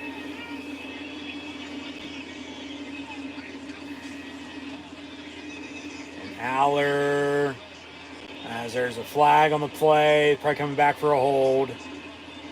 Tucks it and runs far side, gets a first down, it looks like, but it's probably coming back.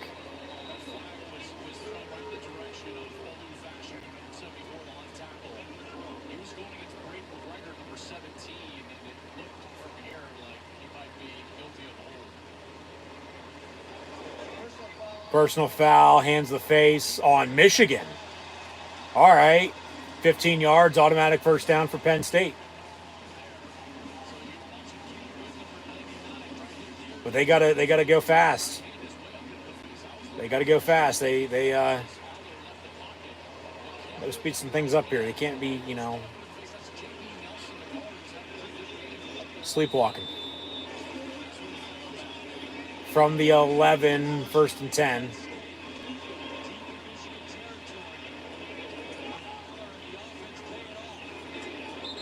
And a timeout. Actually, a false start.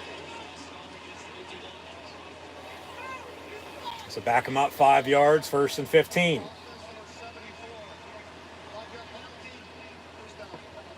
All right. Yeah, you got to score. But then you got to get an onside kick. And you still got to go for 2 on one of them. You know, because he went for 2 earlier and didn't get it when he should have kicked it. Aller looking to throw, going to step up. Tuck it and run to the 10, lowers the shoulder, out of bounds he goes. So 2nd and 8. 2nd and 7, all right. From the 8, yeah, all right. Aller looking to throw, had him on a wheel route, going to tuck it and run. And then he throws back of the end zone, incomplete. He had Theo Johnson wide open, and then he went Lambert Smith in back of the end zone, incomplete. So 3rd and 7 from the 8.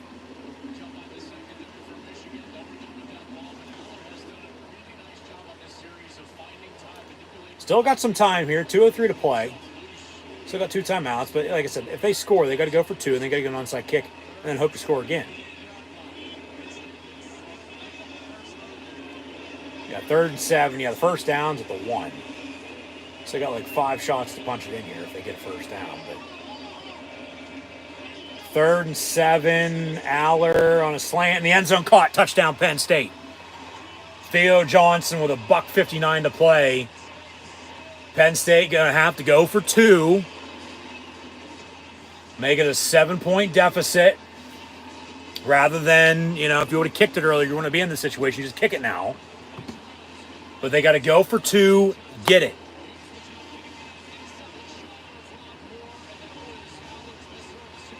If you don't get it, you're down 9. There's really no reason for an onside kick then because the game is over. You should probably kick it. Then you're down 8. You got to get the onside kick, score, go for 2 again to tie it at 24. One guy lined up at center, and they roll out. Jesus Christ, tuck it and run, dude. What kind of fucking play call was that? And now you're down 9. That's what I just said. Kick the extra point there. They're getting too far ahead of themselves. That's twice now. They should have kicked it rather than go for 2.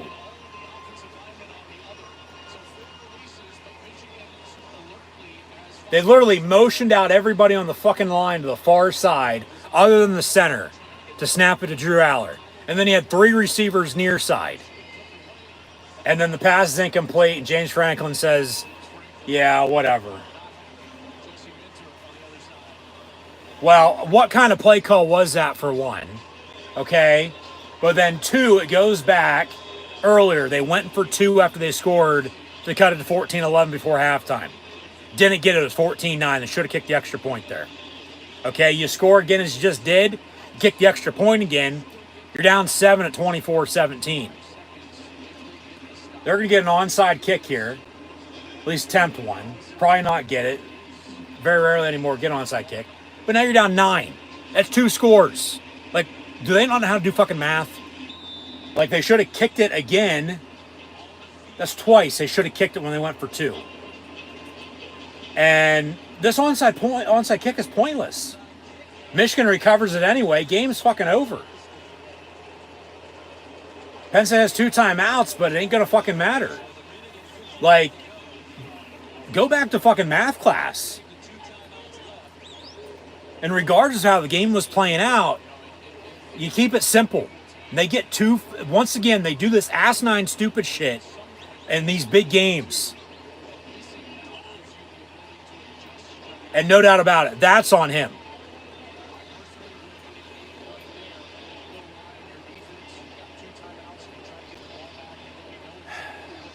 Like, honestly, like, what in the hell are you doing? They get too far ahead of themselves. Like, keep it simple. 1st and 10, hand off, no game of the play. Call your 2 timeouts for what it's worth. You get the ball back, you're still down 9. It ain't gonna fucking matter if you score and get a 2-point. You're still down 1. Game's over. This game is over. Michigan's gonna beat Penn State 24-15. Regardless of whatever happens. Like, twice. Literally. Go for 2 when you should have kicked it.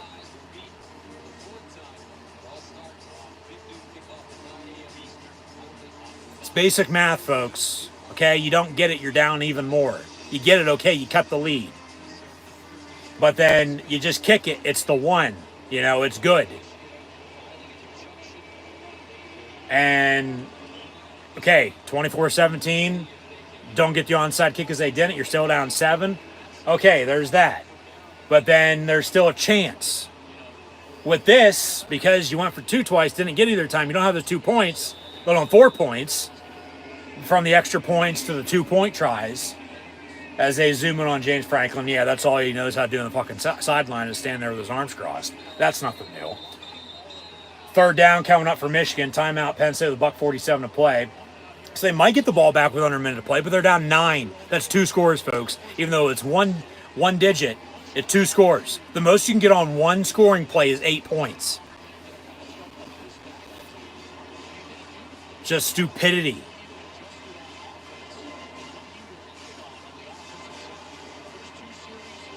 But then, yeah, if you have those 2 extra points, let alone the extra 4, you know, and then you get the ball back here, it's a whole different story. You can drive and score again to tie it, let alone win the game. But no. And you're down 9. So it doesn't fucking matter. Just frustrating. Because here we go again.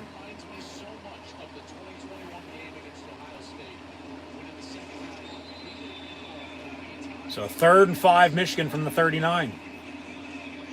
And that'll do it, first down. And they can knee it out from here because Penn State can't stop the clock. So your final score is going to be 24-15. Michigan's going to cover. The over-under was what? Right about 44, 45-ish, give or take. So, yeah, do the math on that. The under would have hit.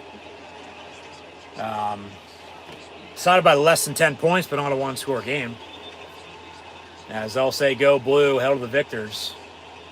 And give them credit, but boos from the crowd because of the sign-stealing cheating scandal that Michigan is currently involved in. So they said bet with Jim Harbaugh suspended today and for the rest of the regular season for the time being. He'll be back sometime soon, just a matter of when, but yeah, like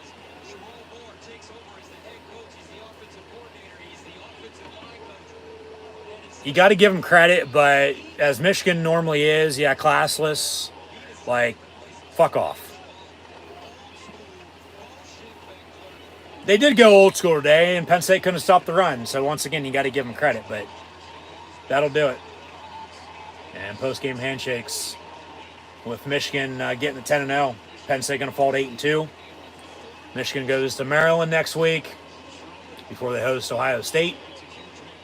And then Penn State next Saturday on Senior Day will host Rutgers. So I'll have live watch on reactions live right here on YouTube then. So be sure to back in. And then they'll go to Detroit to play Michigan State in Ford Field on Black Friday night. So also have live watch long reactions then. As the final score is 24-15. Michigan defeats Penn State here this afternoon. Even though it is officially 3:14 Eastern time, Michigan still sucks. So, post-game interviews now. I'm sure Jim Harbaugh is saying, you know, who's got it better than us right now, and nobody, but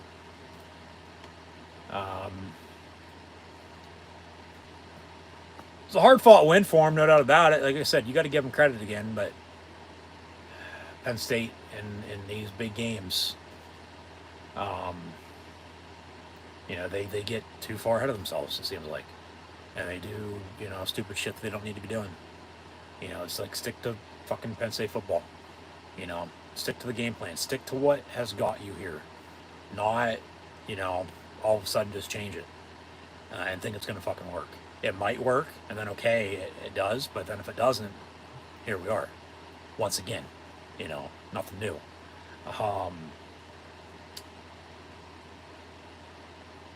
I don't want to hear it, though, with, you know, well, you should do this, that, etc., etc. You know, team still has a chance to play 3 more games, 2 in the regular season, 1 in the bowl game, unless something fucking crazy happens, which... look at the records. There's no way that, you know, the teams that Penn State lost to can both lose twice with only 2 weeks left, you know, for them to, you know, still get to Indy. So I was saying the tiebreaker earlier, if Penn State would have won today, and then Michigan beats Ohio State in a few weeks in the game, which Penn State would need to have happen anyway, because then they would have lost Ohio State, beat Michigan, but they lose. But if hypothetically, coming into today, as mentioned, all 3 teams 11-1 in 2 weeks, Penn State would hold a tiebreaker to go to Indy with the winning percentage over the crossover matchups out of the Big Ten West. But no, they still have a chance to finish strong. You know, they're 8-2. You know, the worst they'll finish is 8-5 if they lose out. You know, Rutgers is 6-3.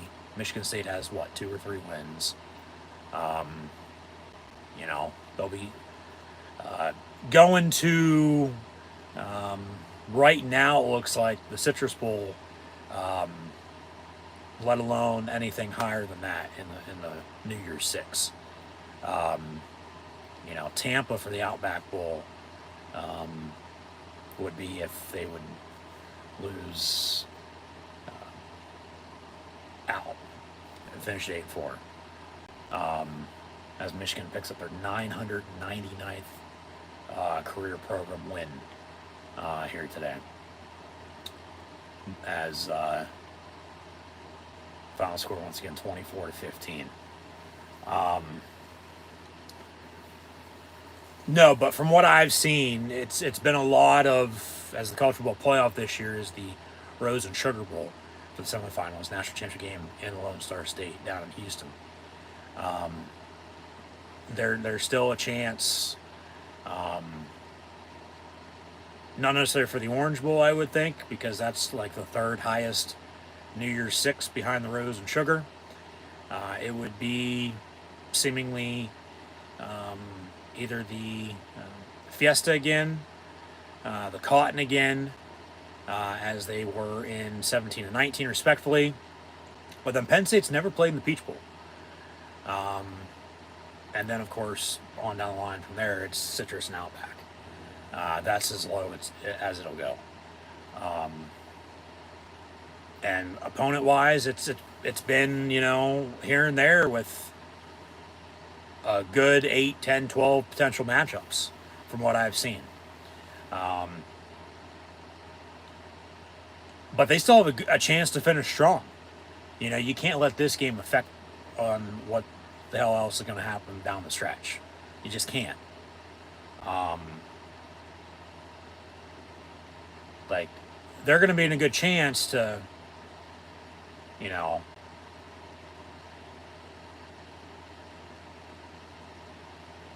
get 9, 10 wins again, let alone 11 with a bowl win potentially. You know, and it's the same thing as it was last year. 11-2 potentially with losses to Michigan and Ohio State. As Maryland literally just beat Nebraska on a game-winning field goal. Alabama's going to beat Kentucky, and Clemson's going to beat Georgia Tech. Those were the games that we're watching today. So, of course, pulling for Matt Rule in Nebraska, former Nittany Lion. They're still searching for their 6th win, become bowl eligible as well. Maryland with the win becomes bowl eligible, so that's a, you know, okay, good thing for Penn State. You know, with opponents they beat, they're still winning. But another one-score game for the Cornhuskers. And the same with Penn State and Michigan and Ohio State. You know, what's new? No, but yeah, they still have a strong chance to finish out the season on a high note. Like, because that's why I said I don't want to hear, well, they should do this, they should do that. Well, last I checked, you're not in charge, neither am I, they are. And they can do what they want, you know, and now is not the time nor the place, okay? Because, once again, it could be a hell of a lot worse. You know, there is teams, a.k.a. Nebraska, you know, as an example, that, you know, they fire head coaches with winning records, and they haven't been able to get back, you know, to where they, you know, once were. As Penn State still hasn't defeated Michigan. Last win in 2020. Last one before that was the year prior, 19. They still haven't beat Ohio State since 2016. I can understand the criticism, you know, people saying, well, this or that. No doubt about it, you know. because, I can see it. Especially it's always been the end game with James Franklin. Always been the end game. He's been able to recruit his ass off, but then it doesn't fucking matter. If you're a 5-star, a 4-star, a 3-star, a 2-star, a 1-star, you're unranked, a walk-on, whatever the case may be. Whether you played football your whole entire life, you've never played a snap of football. You still got to be able to execute out on the field when it matters.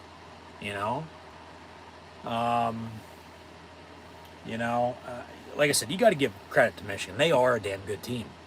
Whether they're, stealing signs or not, they're a damn good team.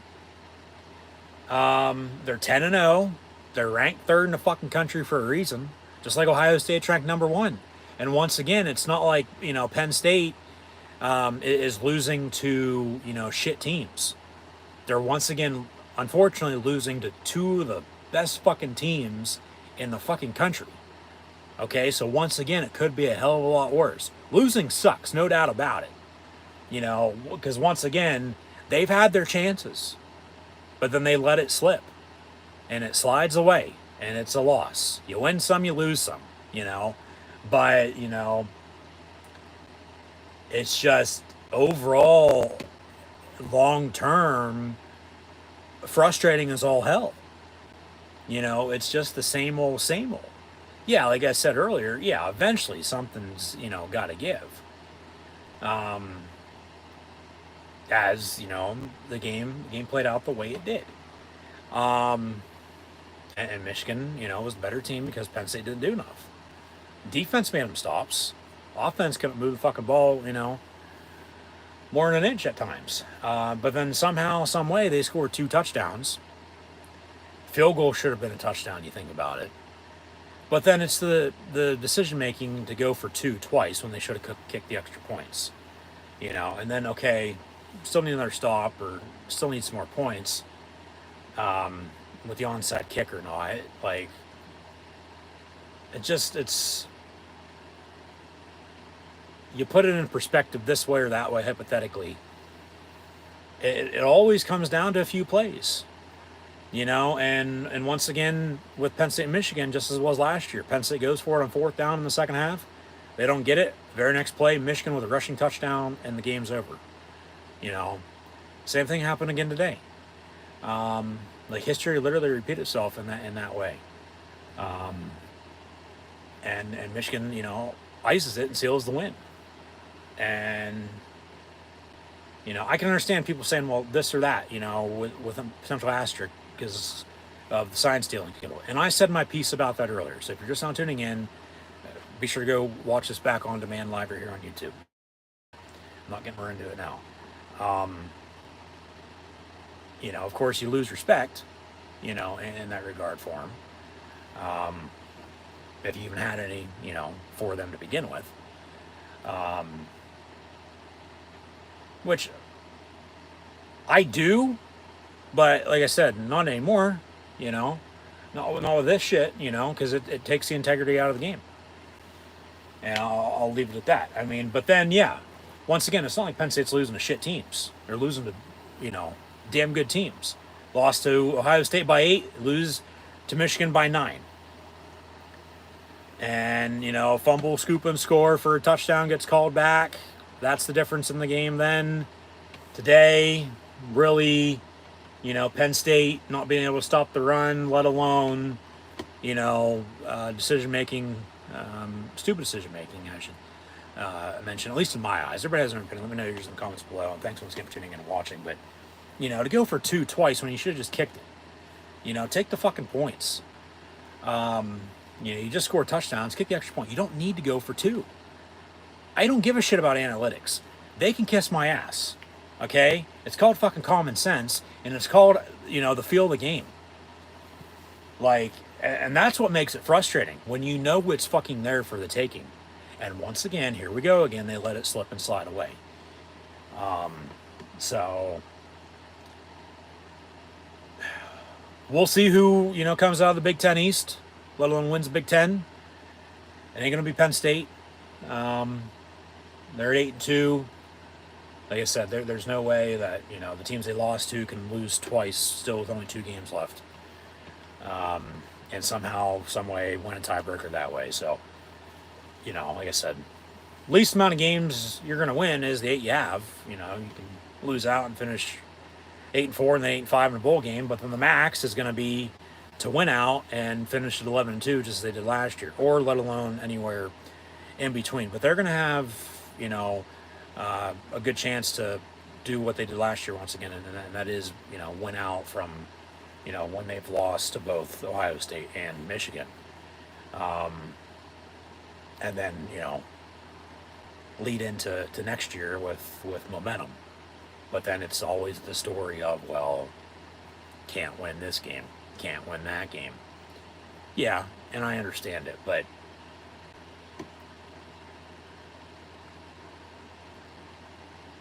like everybody always just thinks though that, they are with freedom of speech. Okay, free speech, it is what it is.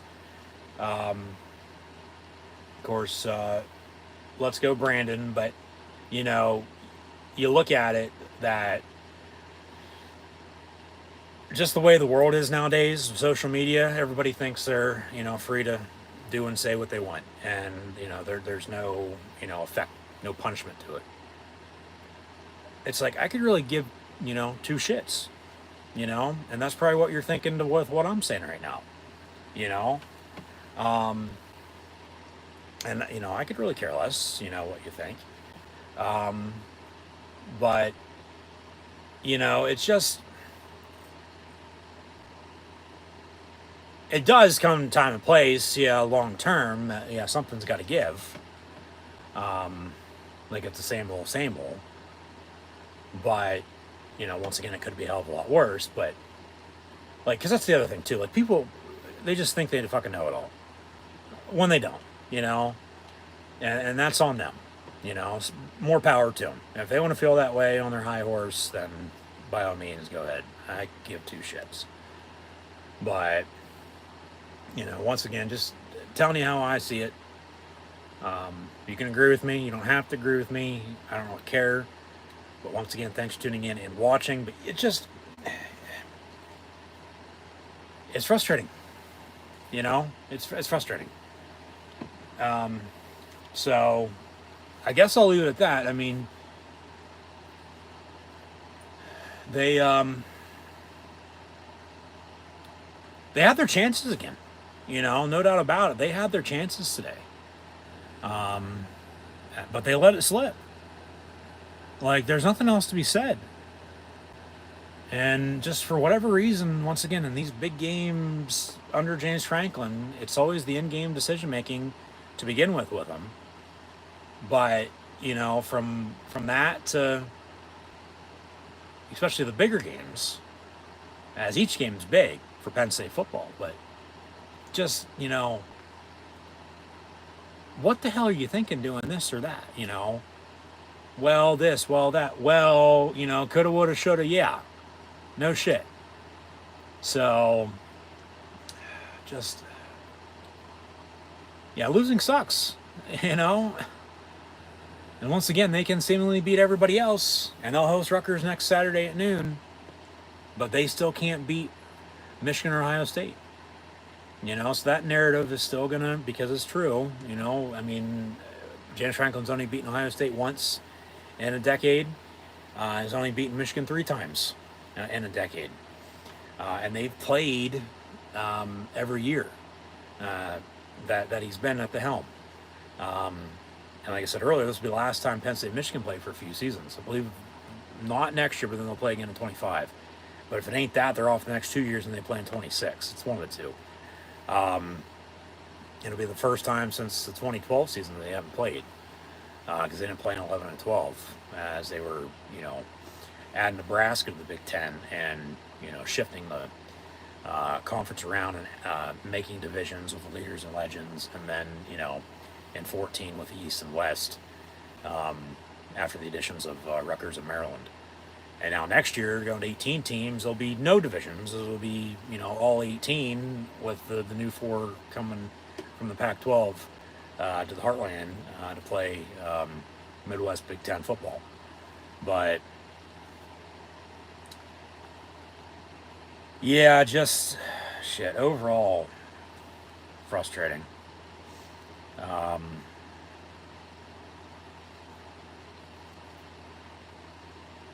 Because if you want, this to happen or that to happen, well, all right, whatever. Be my guest. I've said shit in the past too. We all have. We're all not perfect. We're all human. But it's once again time and place because with who I had mentioned, to potentially be brought in, depending on how, things would have played out, because you go back to 20, go back to 21. What teams, going to show up in 22 last year? Well, they won as many games as they did total combined the previous 2 years last year, and they still have that chance this year too. But the names dwindle down. It's going to recycle itself eventually. And then you want to get into details on this or that. It's like 25, 26 for that number to go down. If you know, But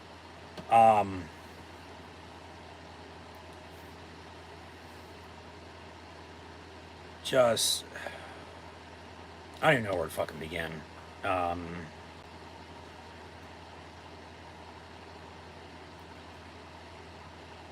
Other than hail to the victors, congrats to Michigan.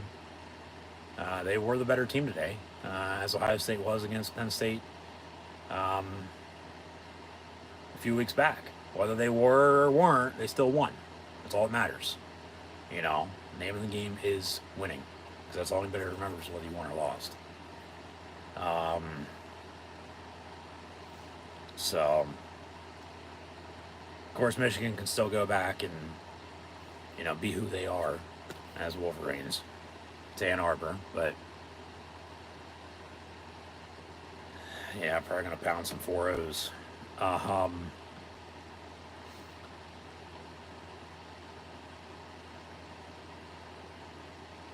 So,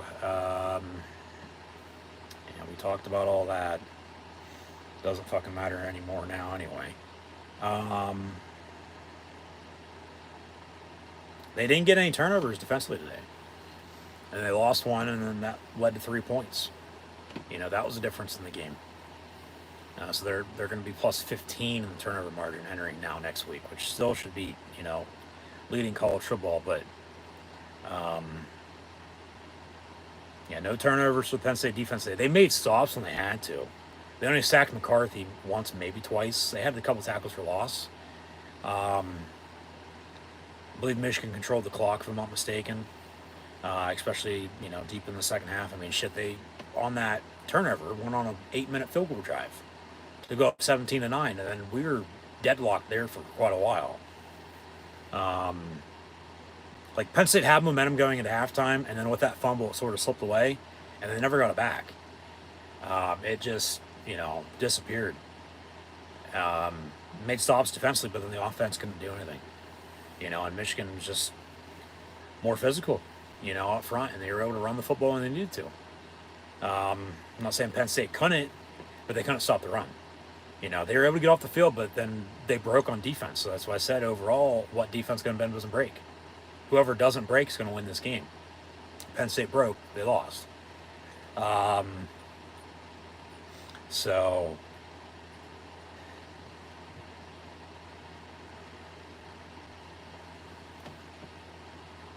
just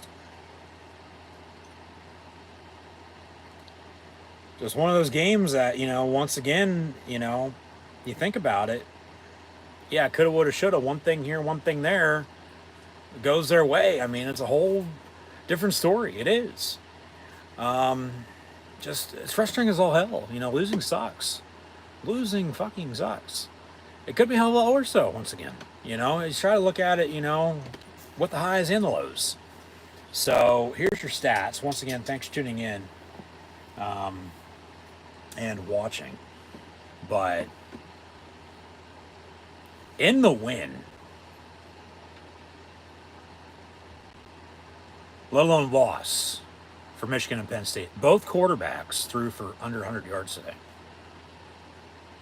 I don't think Michigan attempted a pass at all in the second half. J.J. McCarthy finished 7 of 8 for 60 yards passing. And then Blake Corum, 26 carries, 145 yards rushing, and 2 touchdowns. Donovan Edwards, 10 carries, 52 yards rushing, and a touchdown. And then J.J. McCarthy, 8 of 34. Michigan as a team had 46 carries for 227 yards rushing. Whereas entering today, Penn State had 8 straight games of holding their opponent under 100 yards rushing.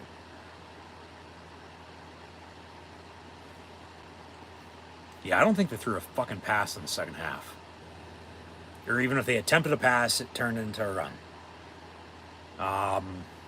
And then the fumble led to a field goal.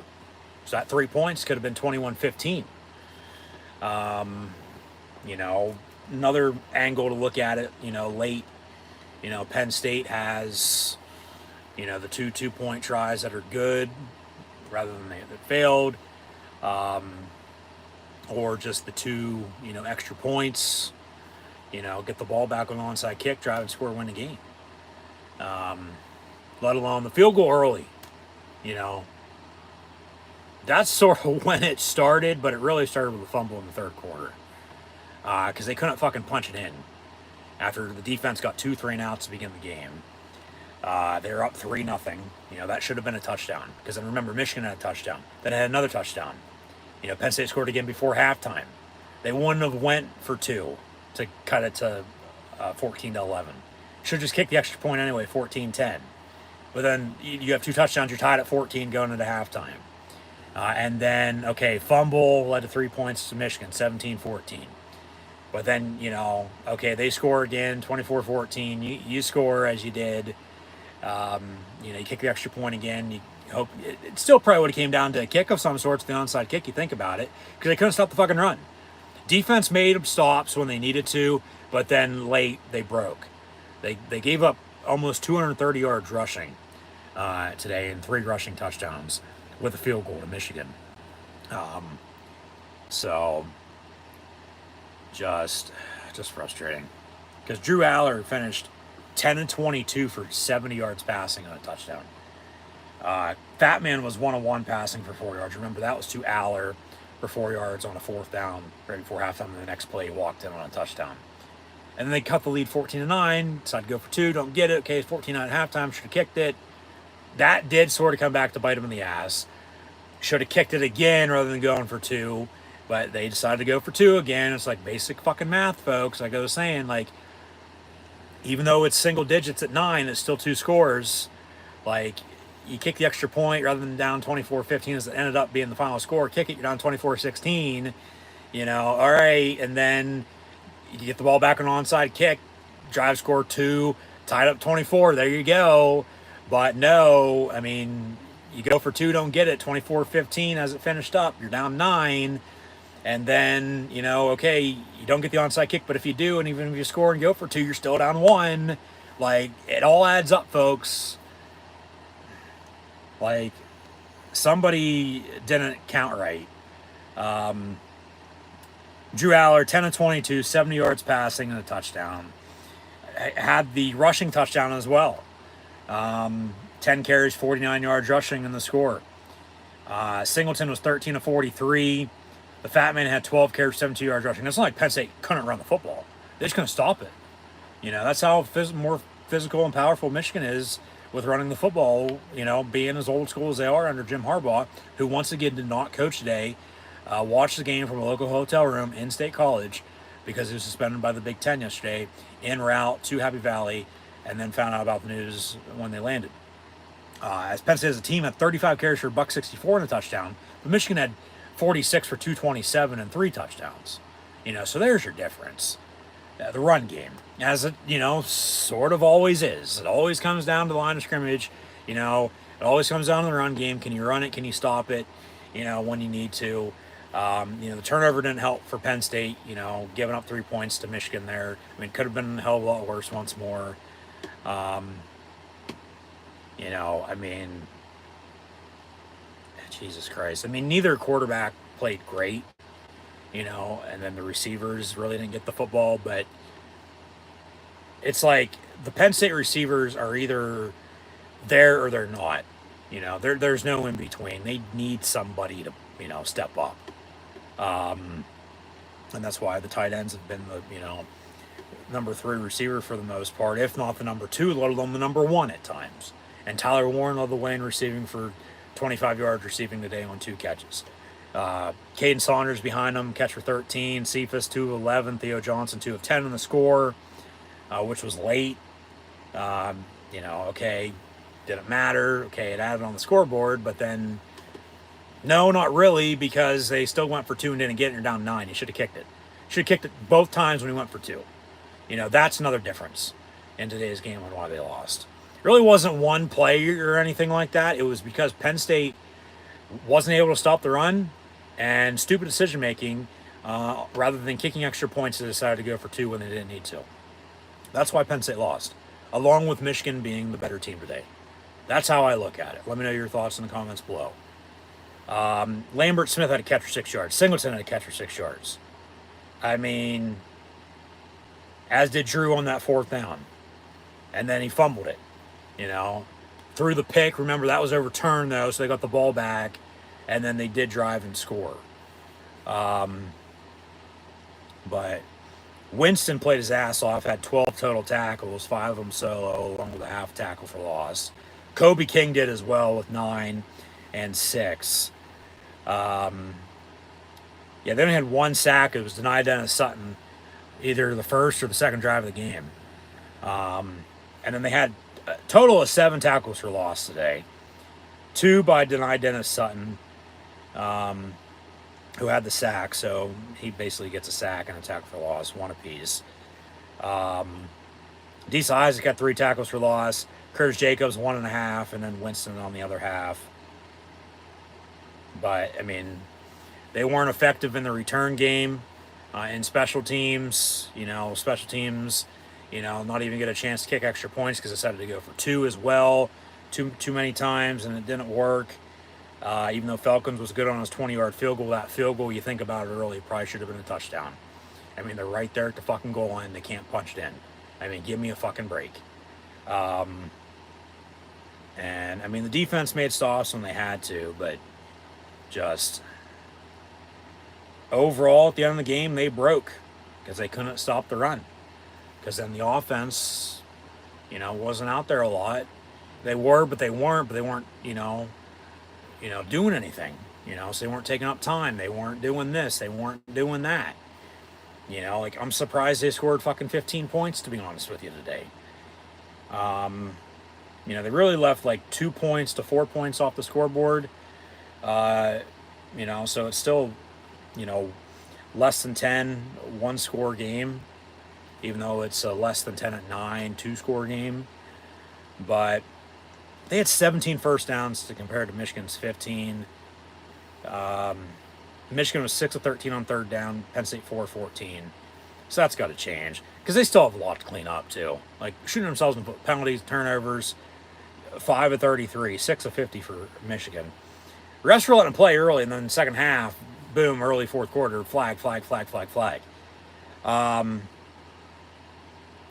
They both were able to convert on 4th down. Michigan 1 of 1, Penn State 2 of 3.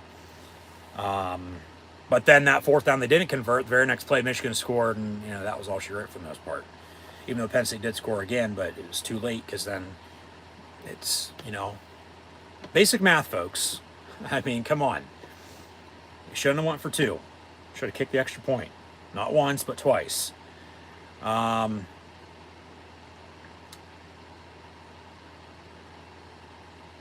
are we at? Yeah, the difference in my eyes is the run game. They couldn't stop it on defense. It's not like they couldn't run it offensively. They just couldn't stop it on defense when they needed to. I mean, they did at times, but overall, no. Yeah, they broke on defense. And then the stupid-ass decision-making to go for 2 twice when they should just kick the extra points. That's why Penn State lost today, along with Michigan being the better team. Because, they are. And once again, it's not like Penn State's losing to fucking, the Helen Keller, School of the Deaf and Blind, or fucking, some prison team. Like, they lost to Ohio State by 8, and they lost to Michigan by 9. Okay? Couple things here or there. Clean it up. Momentum. Don't let it slip. I mean, we're not talking the way we are right now, I don't think. We still might be, but and it'd probably be even a little bit more sour, a little even more frustrating, but they still just got to get over that hump. Like they once again are able to beat this team, that team, and when they play Michigan, Ohio State, it's like they're just stuck, literally, in neutral, just sitting there like a lame fucking duck.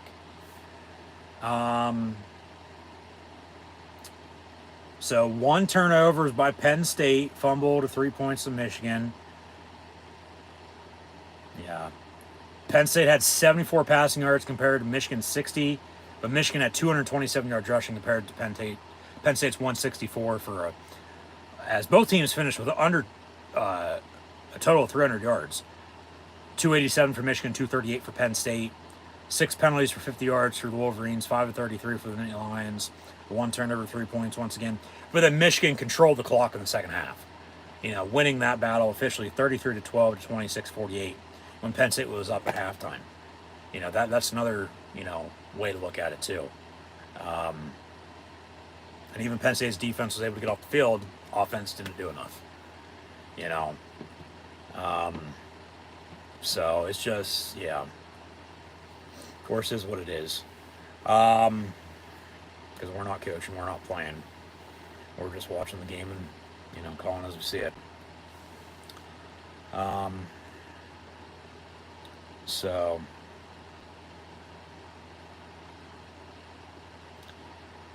yeah, just frustrating. Jim Harbaugh is going to be back at some point in time.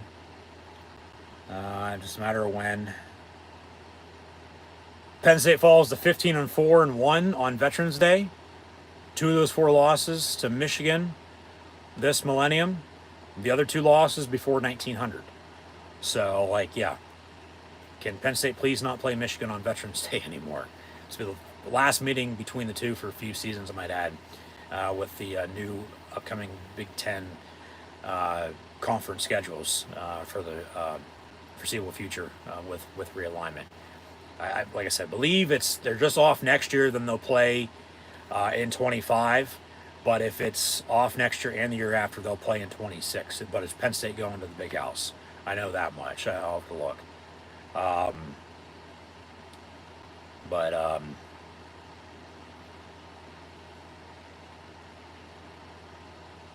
Yeah, I mean, close, down to the wire.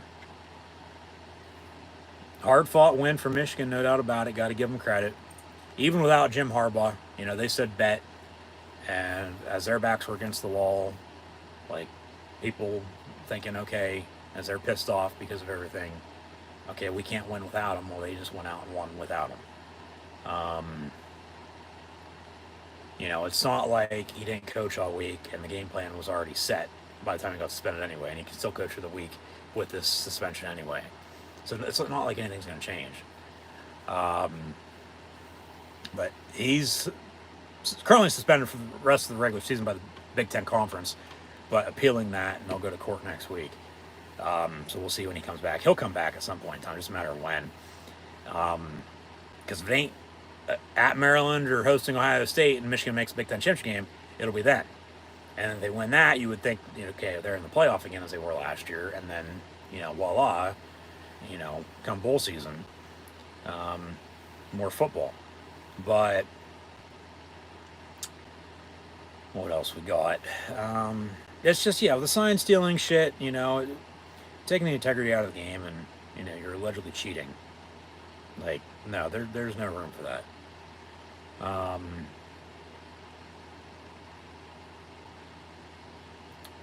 So Penn State's just got to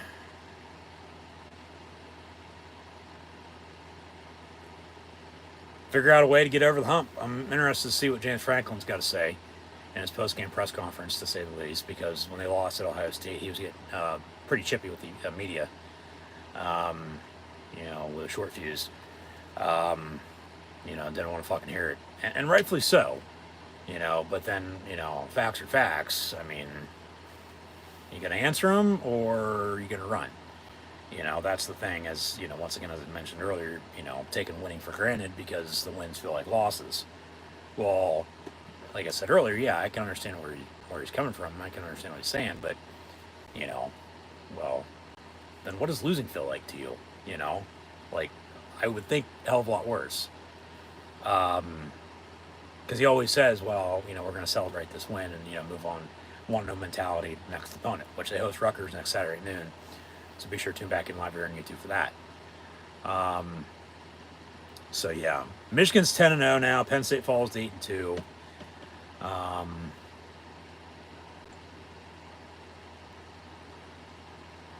Yeah, these stats are going to change entering next week, as they do every week anyway.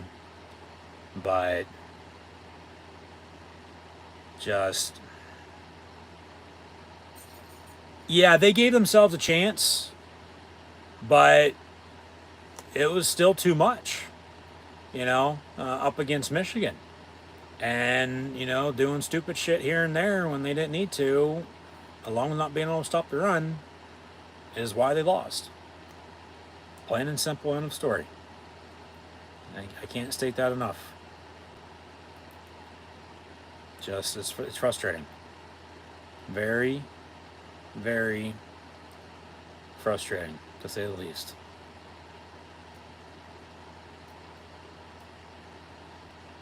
So, yeah. As mentioned earlier, where's the season gone? Got 2 weeks left in the regular season, and then a bowl game, and then, that's 2023 in a nutshell, with everything that's already happened thus far. So, next week, once again, Michigan will be at Maryland. Penn State hosts Rutgers for Senior Day, so I guess I'll leave it at that. There's not really much else to be said, so yeah. College football continues this Saturday, and once again, shout out to the troops. Thank you for your service. Happy Veterans Day. Army, Navy, Air Force, Marines, Coast Guard, thank you for your service. As the United States of America, greatest country on earth, as the land of the free because of the brave. Thank you. But fortunately, Penn State does not get to 9 wins today. They will have to wait another week when they host Rutgers next Saturday at noon once more, so we tune back in for that. As the Blue and White Lions lose at home to the third-ranked Michigan Wolverines, 24-15 this afternoon in the stripeout, as they lost to Ohio State when the Buckeyes were the third-ranked team in the country, and they lost to the Wolverines today as well when they're the third-ranked team in the country. So, yeah, Penn State don't match them up against the third-ranked team in the country, for what it's worth, the rest of the season. Which, that won't happen because, of course, the top 4 is going to be in the playoff. As, once again, Penn State fans, they're going to be acting like, fucking sky's falling, but it ain't, folks. It's not. From one Penn State fan to another, just relax, okay? It's going to be all right. It'll work itself out. They still have a chance to finish strong, even though I understand it's the same old, but, you still got to give it up for them, because, once again, it could be a hell of a lot worse. Of course, wasn't, once again, the outcome, would have liked today, let alone a few weeks ago, as they fall to 8-2 now. But, with Rutgers and Michigan State and then a bowl game, you're still in a good spot to finish, in the top 10, 12, 15 in the country at season's end. And then next year with the college football playoff expanding to 12 teams, once again, Penn State's been right there, right around that threshold of 12 to make the playoff or not. And, they would have been in, most times if the playoff would have already been at 12, so it really wouldn't, fucking matter. That's what, 2 losses in college football is the dagger. You can lose up to 8 in the NFL and still make the fucking playoffs, but you lose 2 in college football, people will say the season's over. I can understand that too, but then you still get, you know, extra reps, and you can build towards the future, and you get that bowl practice, and you get a bowl game, and you know it's a learning experience. It is what it is. You know it's you know overall in the long term, you would think hope going to work itself out. You know, and as long as you get better, rather than digress, it'll be okay. You know, because that's what we all want. You know, in life is just one step at a time, and take it as it comes. But just get better. You don't want to be going backwards and be going forward. So yeah, frustrating, no doubt about it. Losing sucks, but it is what it is. Coulda, woulda, shoulda. So I'll leave it at that. But yeah, we'll see where they go from here. Tell you first off, they got Rutgers next week, and then at Michigan State, be in Detroit at Ford Field Black Friday night. So 2 weeks from now, the regular season is going to be over with already. Hard to believe, I know. And then yeah, away to bowl bid a week later, and then like I said earlier, we'll see where they go. Which I don't think they're going to fall off far, because they didn't when they lost to Ohio State, and they're a good team, and they just lost to Michigan, and they're a good team. So, like, yeah, we go by the college football playoff rankings now, but I would think they're still going to be in the top 15, if not top 20, let alone 18. Cut it, split it down the middle. In the country, for God's sakes. And then who knows with how crazy college football is. You work yourself way, back up into it. If there's a loss here, loss there, and you not saying they're going to get to the promised land by any means, but then in a good spot for either this game or that game against this opponent or that opponent, as it always comes down to. Just depending on what happens. Just as long as you take care of business, the rest will sort itself out.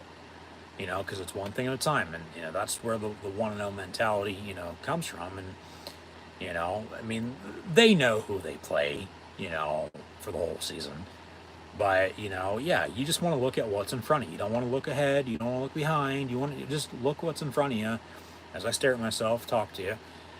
Thanks once again for tuning in and watching. But yeah, it's just losing sucks, but it just overall is what it is at the end of the day. Because we're not coaching, we're not playing. They're the ones doing that, but just, would have liked, once again, a better outcome.